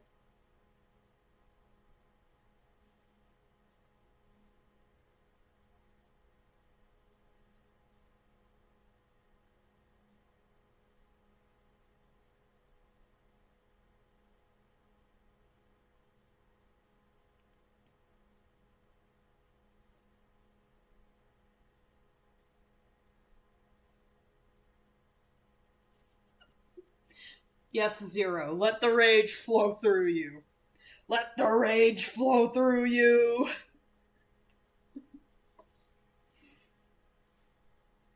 Honestly think I've looked into the accusations and stuff, and I don't like misinformation. And there's opportunity, like I said. I do appreciate everyone who's watching, especially if you stuck with me all through to the end. Thank you. Look, I look forward to reading the comments, especially those people who disagree with me. But please don't make counter-arguments that already get addressed by the things and topics and subjects I've addressed in the video, because that just means you weren't paying attention or weren't watching the whole thing. But for those people who have watched and still disagree, there's a discussion I'm more than willing to have, even with the more vocal opponents of AI art. Love to discuss it with them. And also, if I've been able to convince you, or if you already understood everything like that and see that there's misinformation about being thrown about, please use this video as a point of reference to be able to share more truth on the matter. That AI art is not inherently evil, unethical, and always steals art by its use. Okay, you can link the video to the comments, to the videos, so we can try and spread the correct information, the actual truth of the matter. Once again, do appreciate you all for watching. Thank you for it. And we'll be returning to the regularly scheduled Shadowversity content, though this might not be the last AI subject video that I'll make. It'll just be in addition to the regular content, okay? If you're interested in it, I hope to see you there. If not, I hope to see you on the regular Shadowversity content. So until that time, farewell.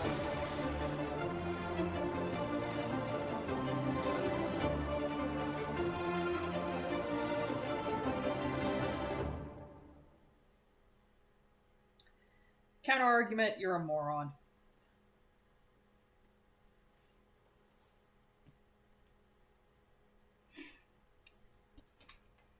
Absolutely riveting.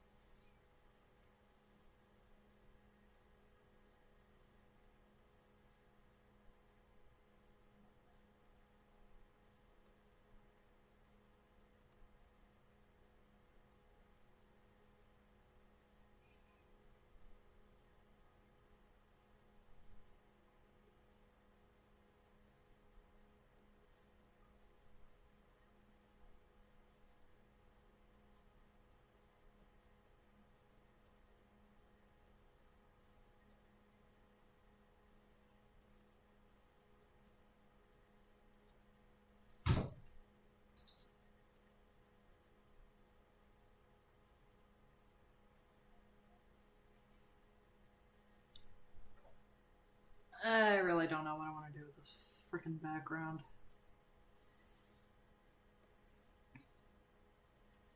Yeah.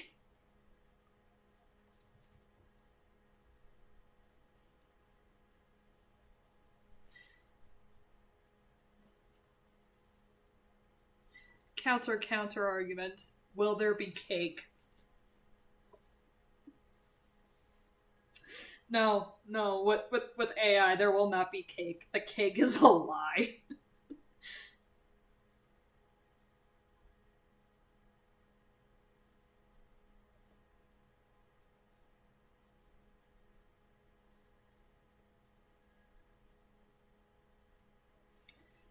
Hold up. I think I'm gonna do a thing.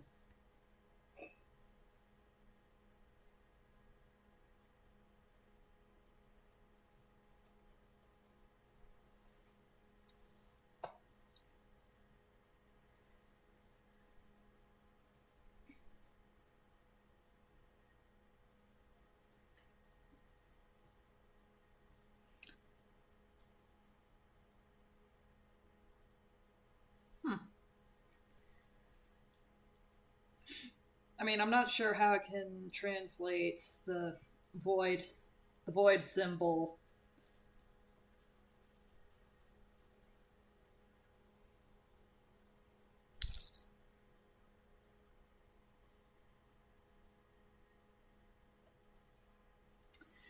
Okay. I'm going to do a thing. So, Control C. Square. Let's go to Kiara, get off.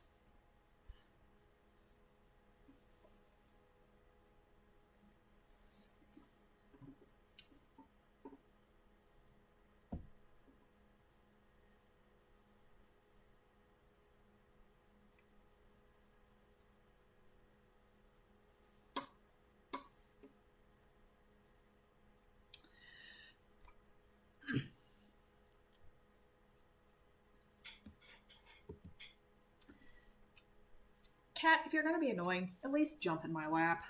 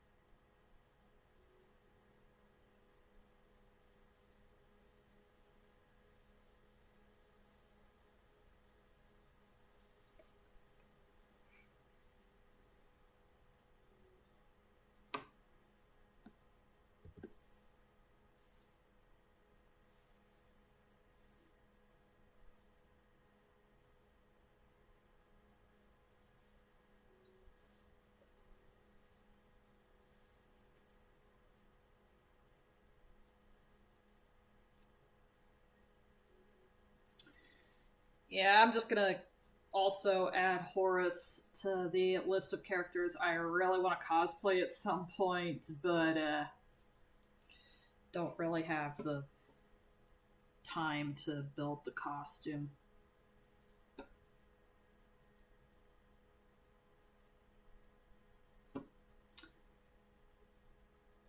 What the bucket am I doing?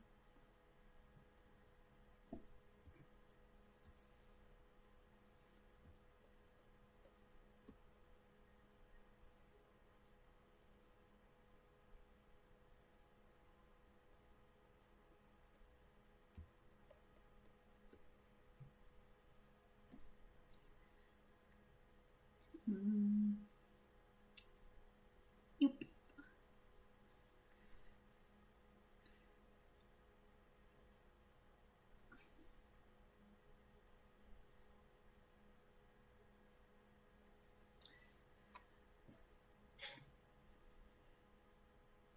Cosplay in this economy, yeah. Yeah, man. Feel bad ink.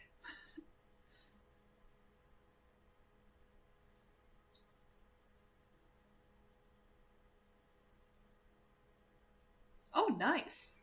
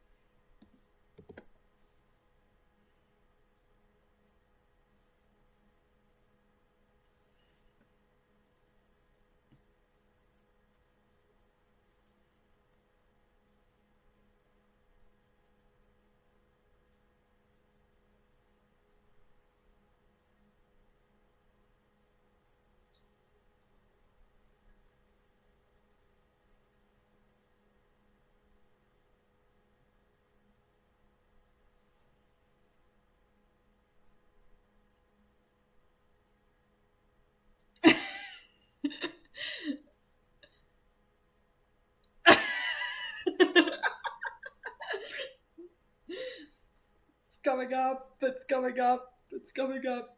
It's coming up. It's there.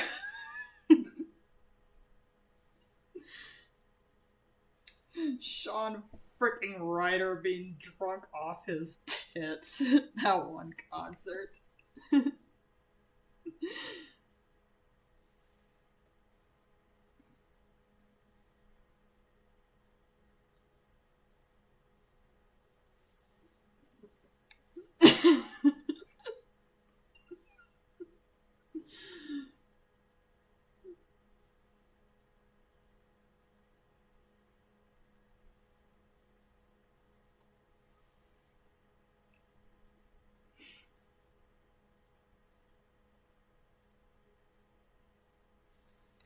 How tacky would it be to adopt the headcanon of Dave getting Horus into steam powered giraffes music and Dave getting Nepeta into gorillas music?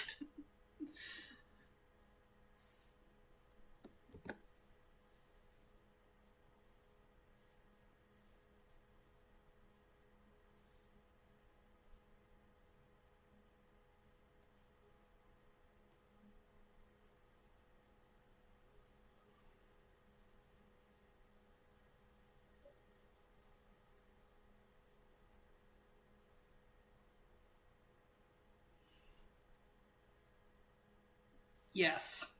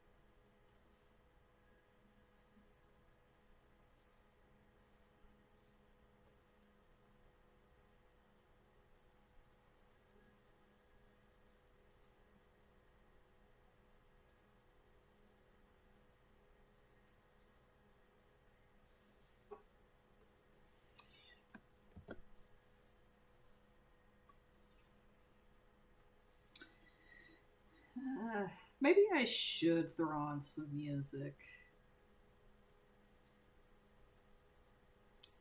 Question is, what's not going to get me hit with copyright?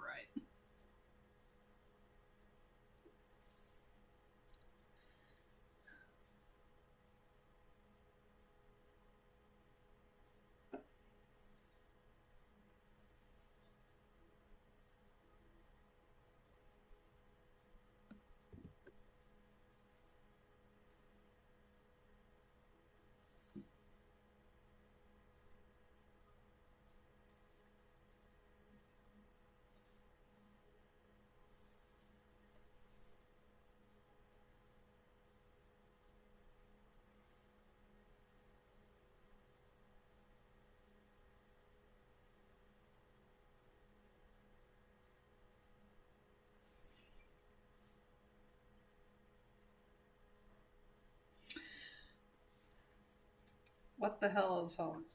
Let me tell you about Homestuck. I'll give you the very, very abridged version of what the hell is Homestuck.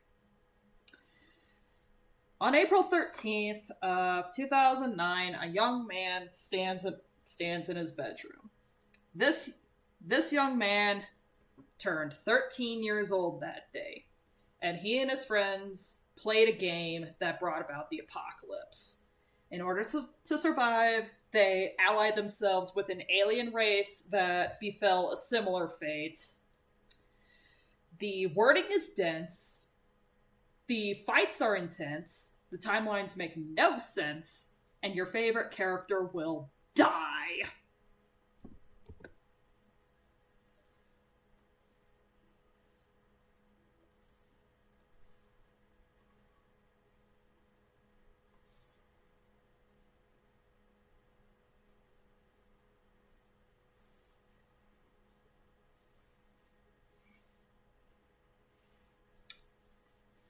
Oops.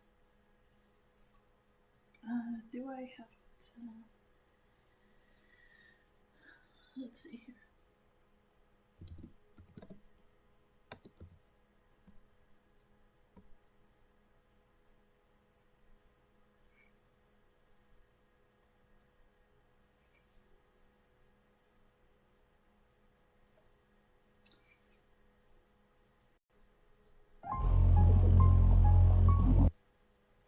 No, we're not going to listen to this one. Fuck you, Shad, for talking so goddamn slow that I have had to...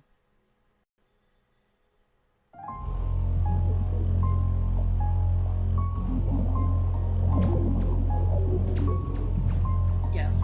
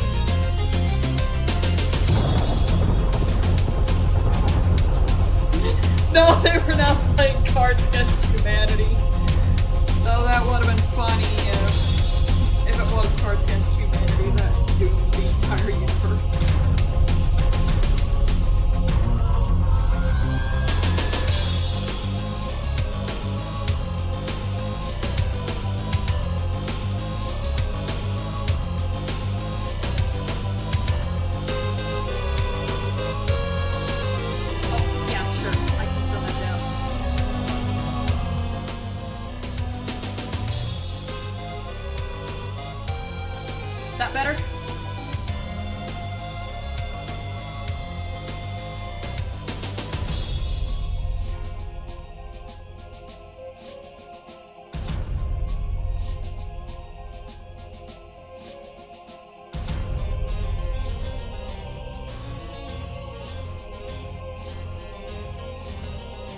Okay.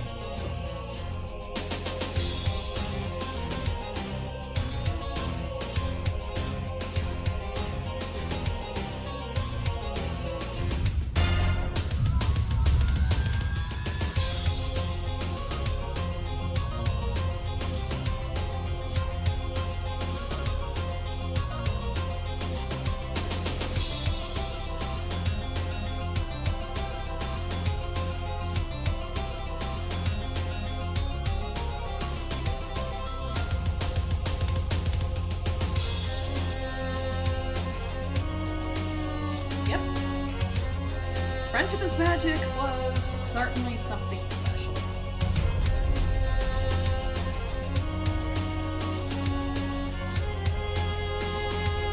Did get a lot of people to rethink their stance on kids' cartoons. Like, it was one of the best cartoons for girls. While girls were the primary target audience, it was just written so well that a lot of people fell in love with it.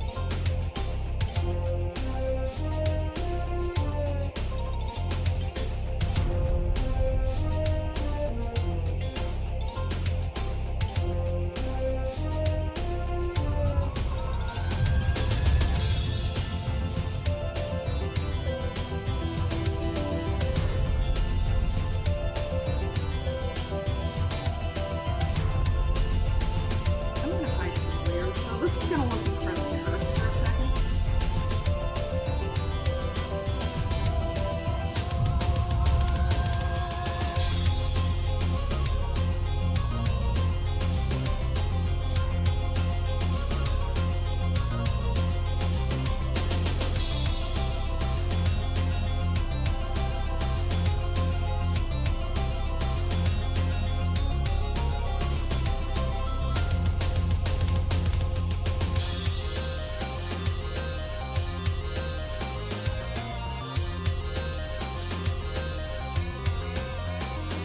Oh yeah.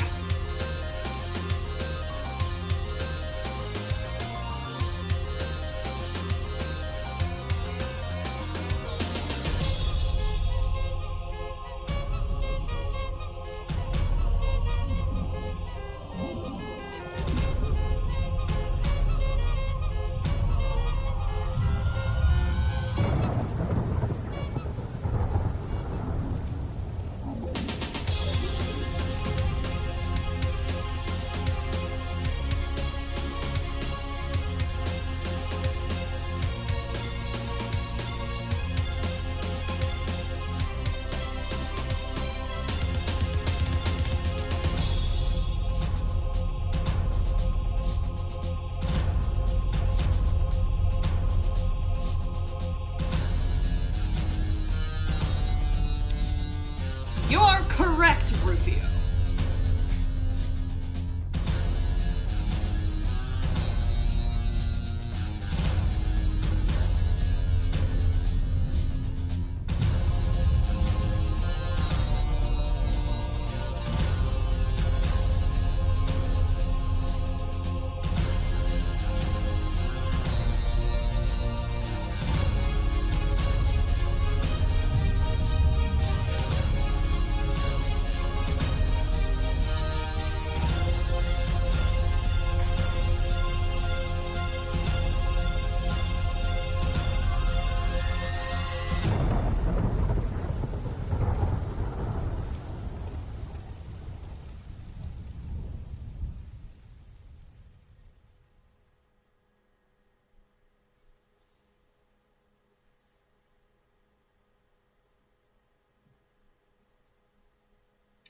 I wonder if I'll get copyright struck if I play this remix.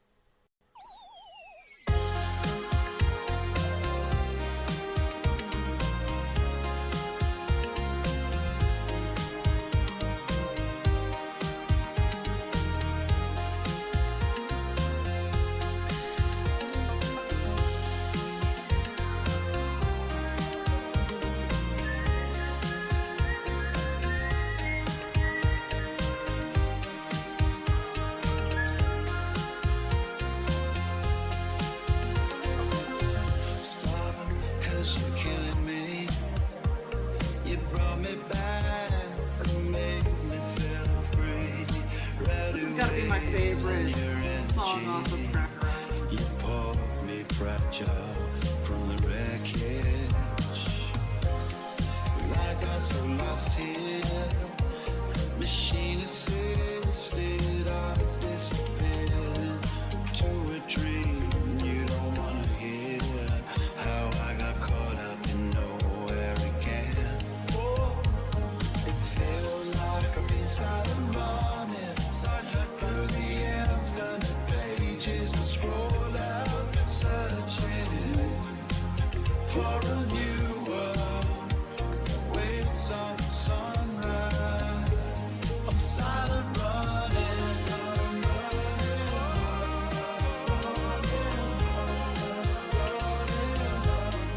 I'll be back to you. I'm silent running.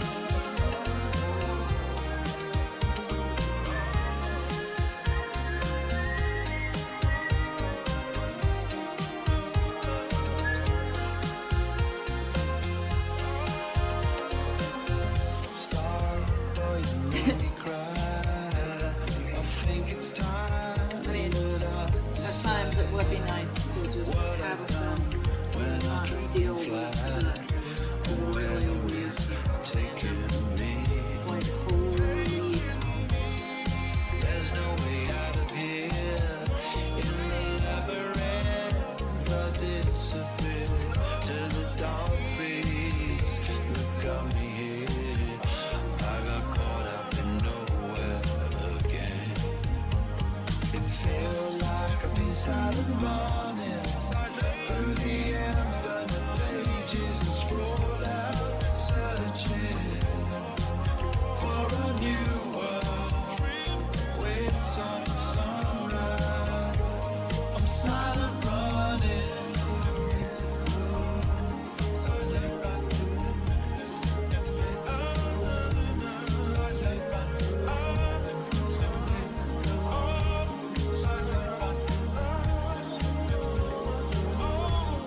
Silent running.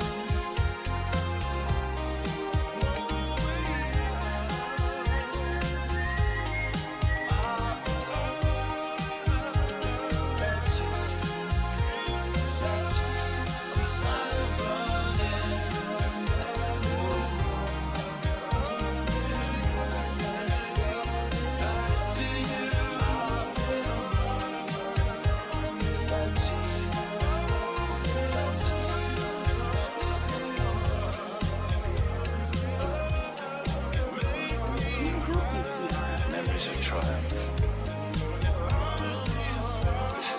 You're safe.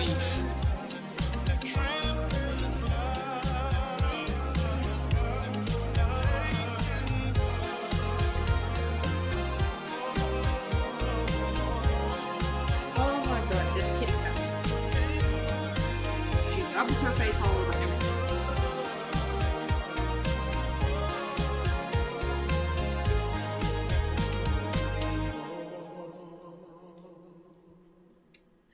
I'm trying to draw you fluffy little butthead.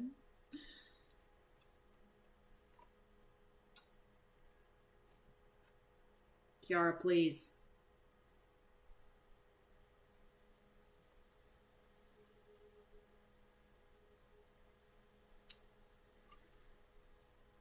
Okay, sit in my lap. Just sit in my lap, you dingbat.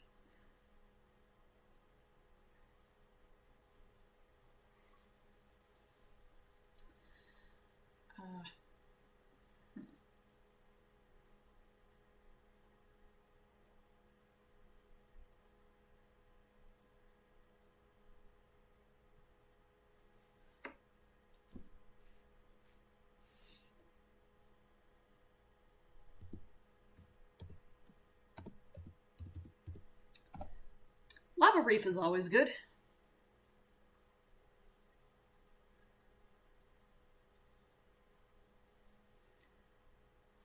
Actually, no, better.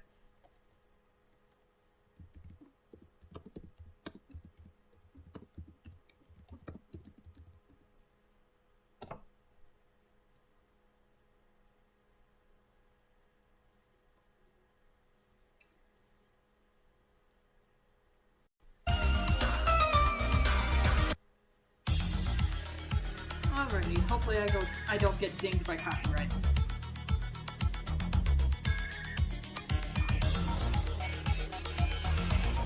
Yes, robotic arms are indeed amazing.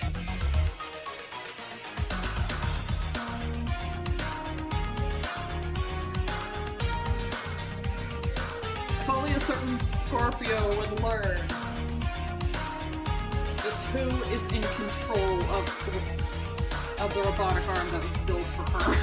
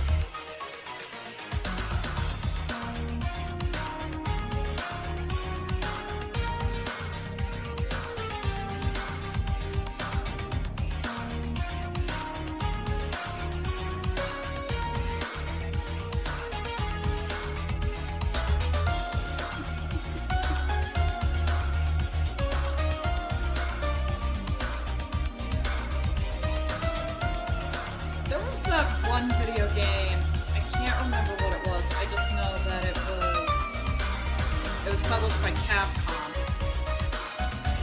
where the robotic arm was actually the dude's wife.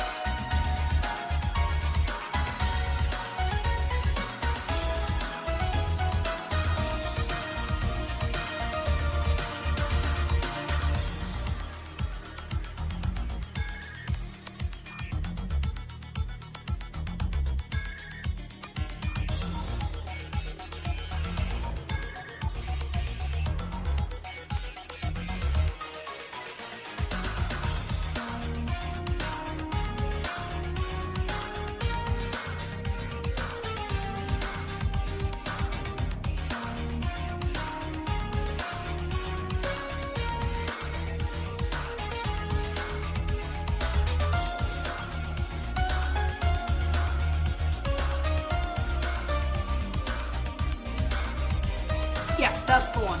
Bionic Commando. But, honestly, it probably would have been better utilized in a buddy cop type story.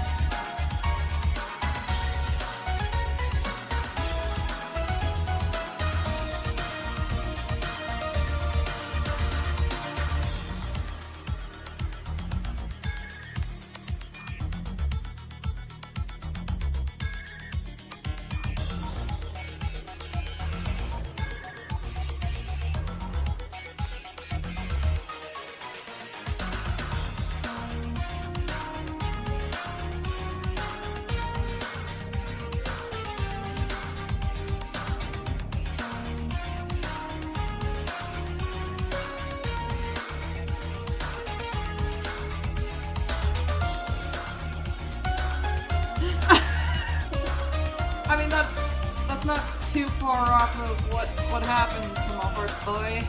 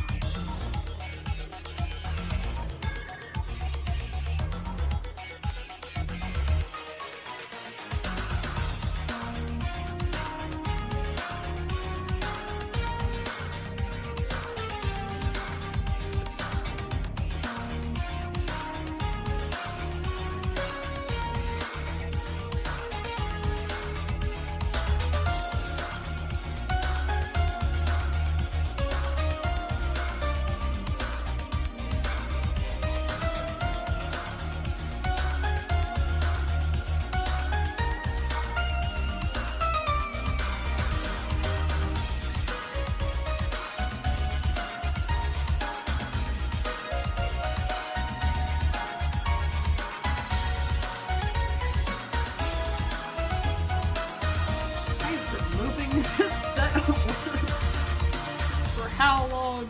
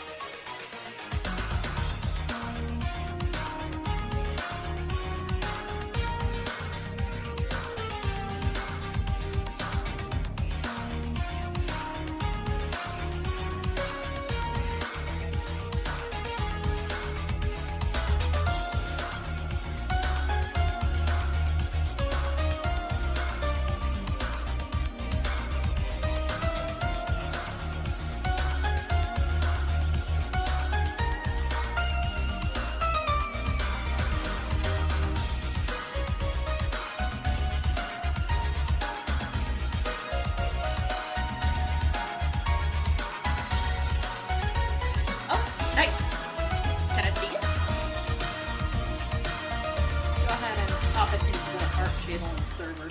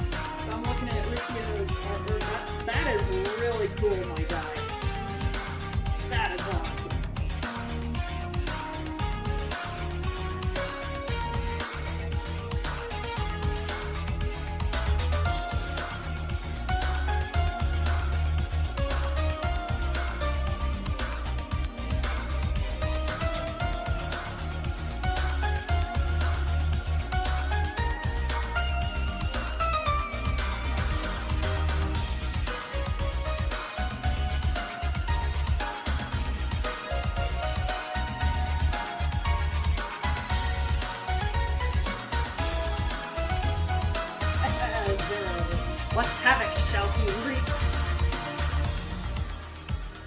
Mischievous little guy.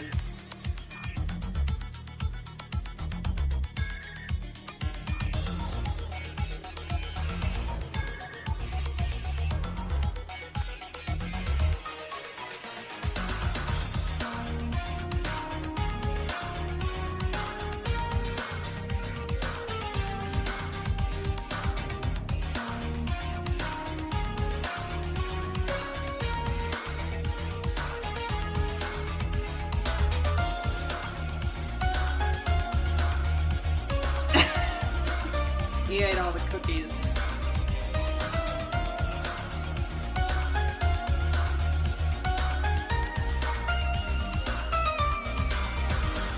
That is a crime punishable by baby jail.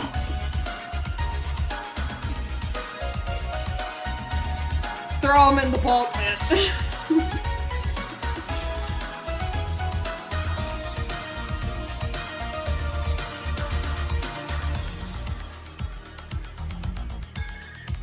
Do it.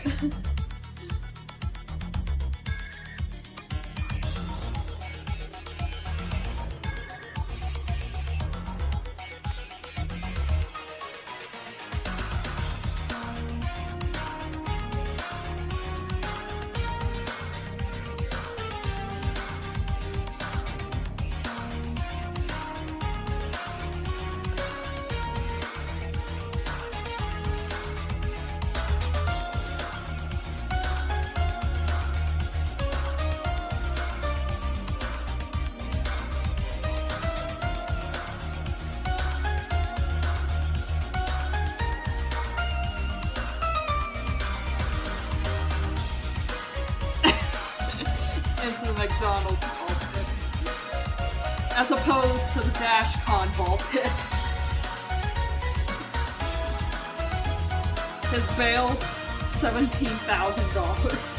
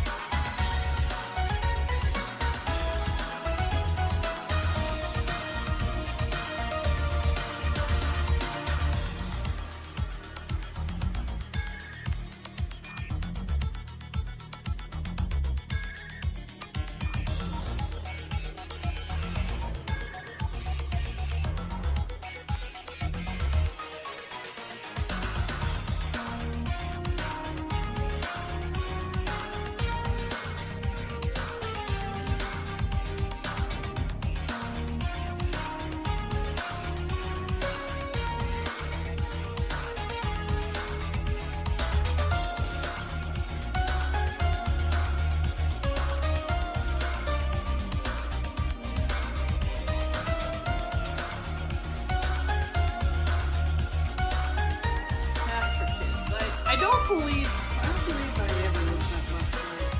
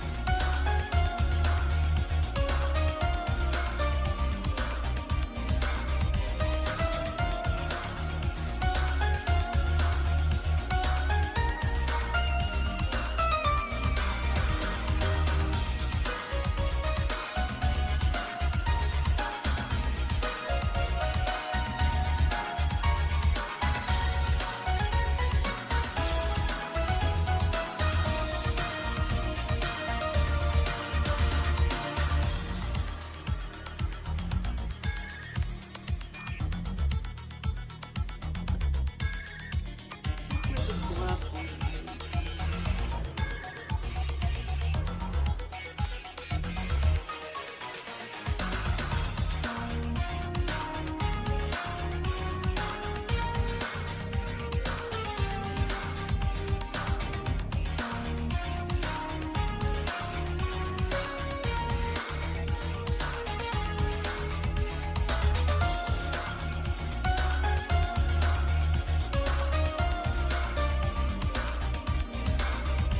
That was a fuck ton of layers of just words.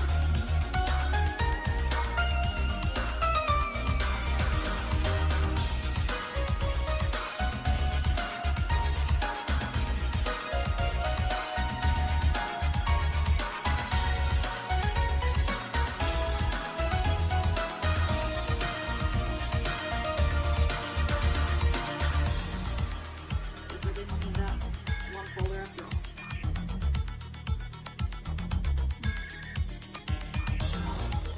Let me try this colors back on.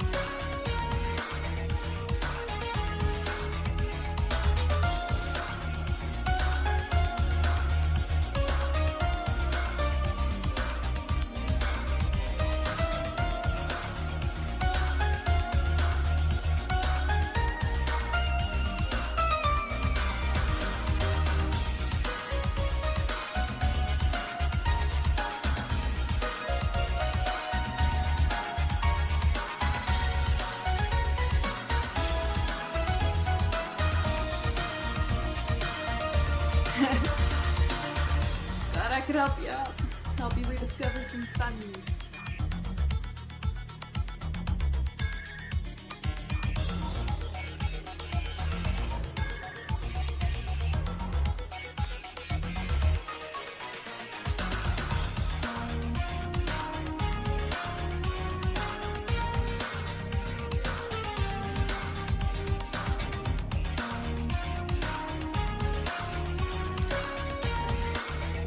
Bye bye.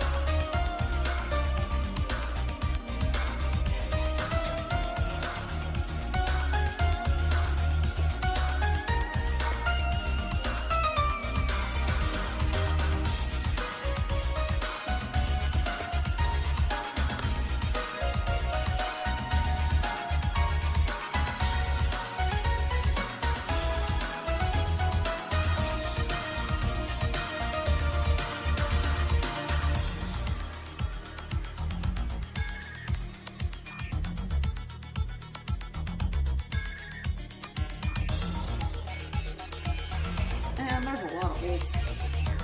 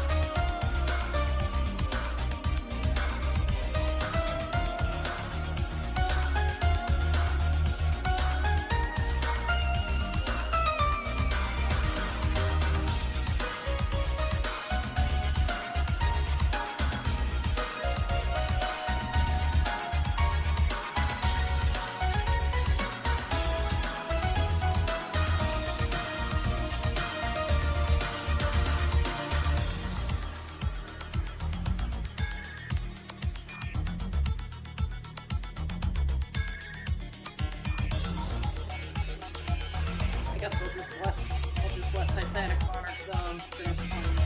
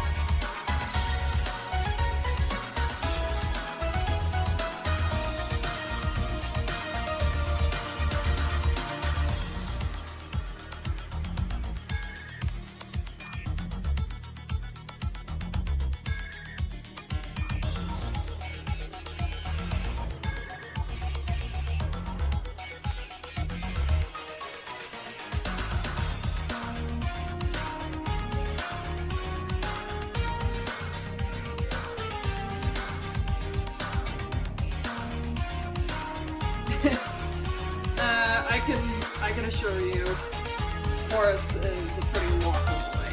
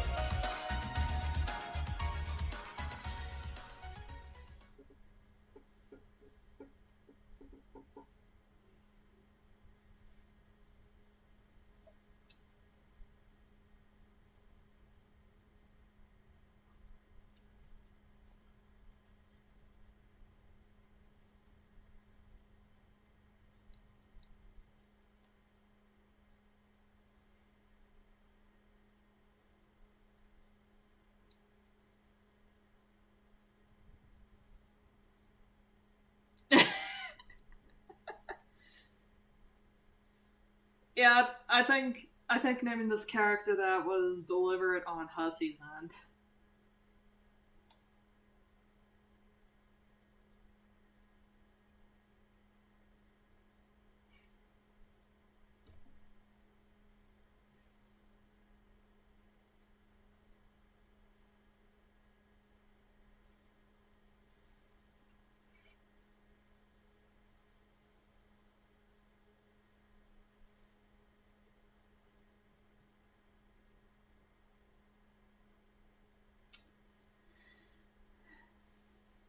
Okay.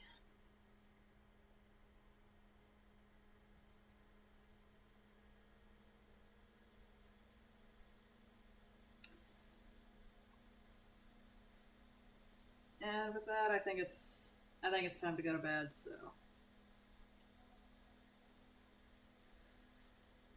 I'm gonna end the stream here. That was fun. Once again, I'm a lot better at being more coherent when I'm sticking to a script for one of my videos. It allows me to articulate myself better. But Shadversity is a moron. He's a moron who gave up on the craft before he could start getting good.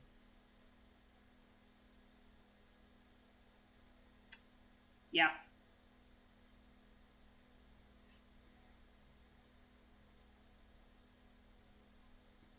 Well, good night, folks.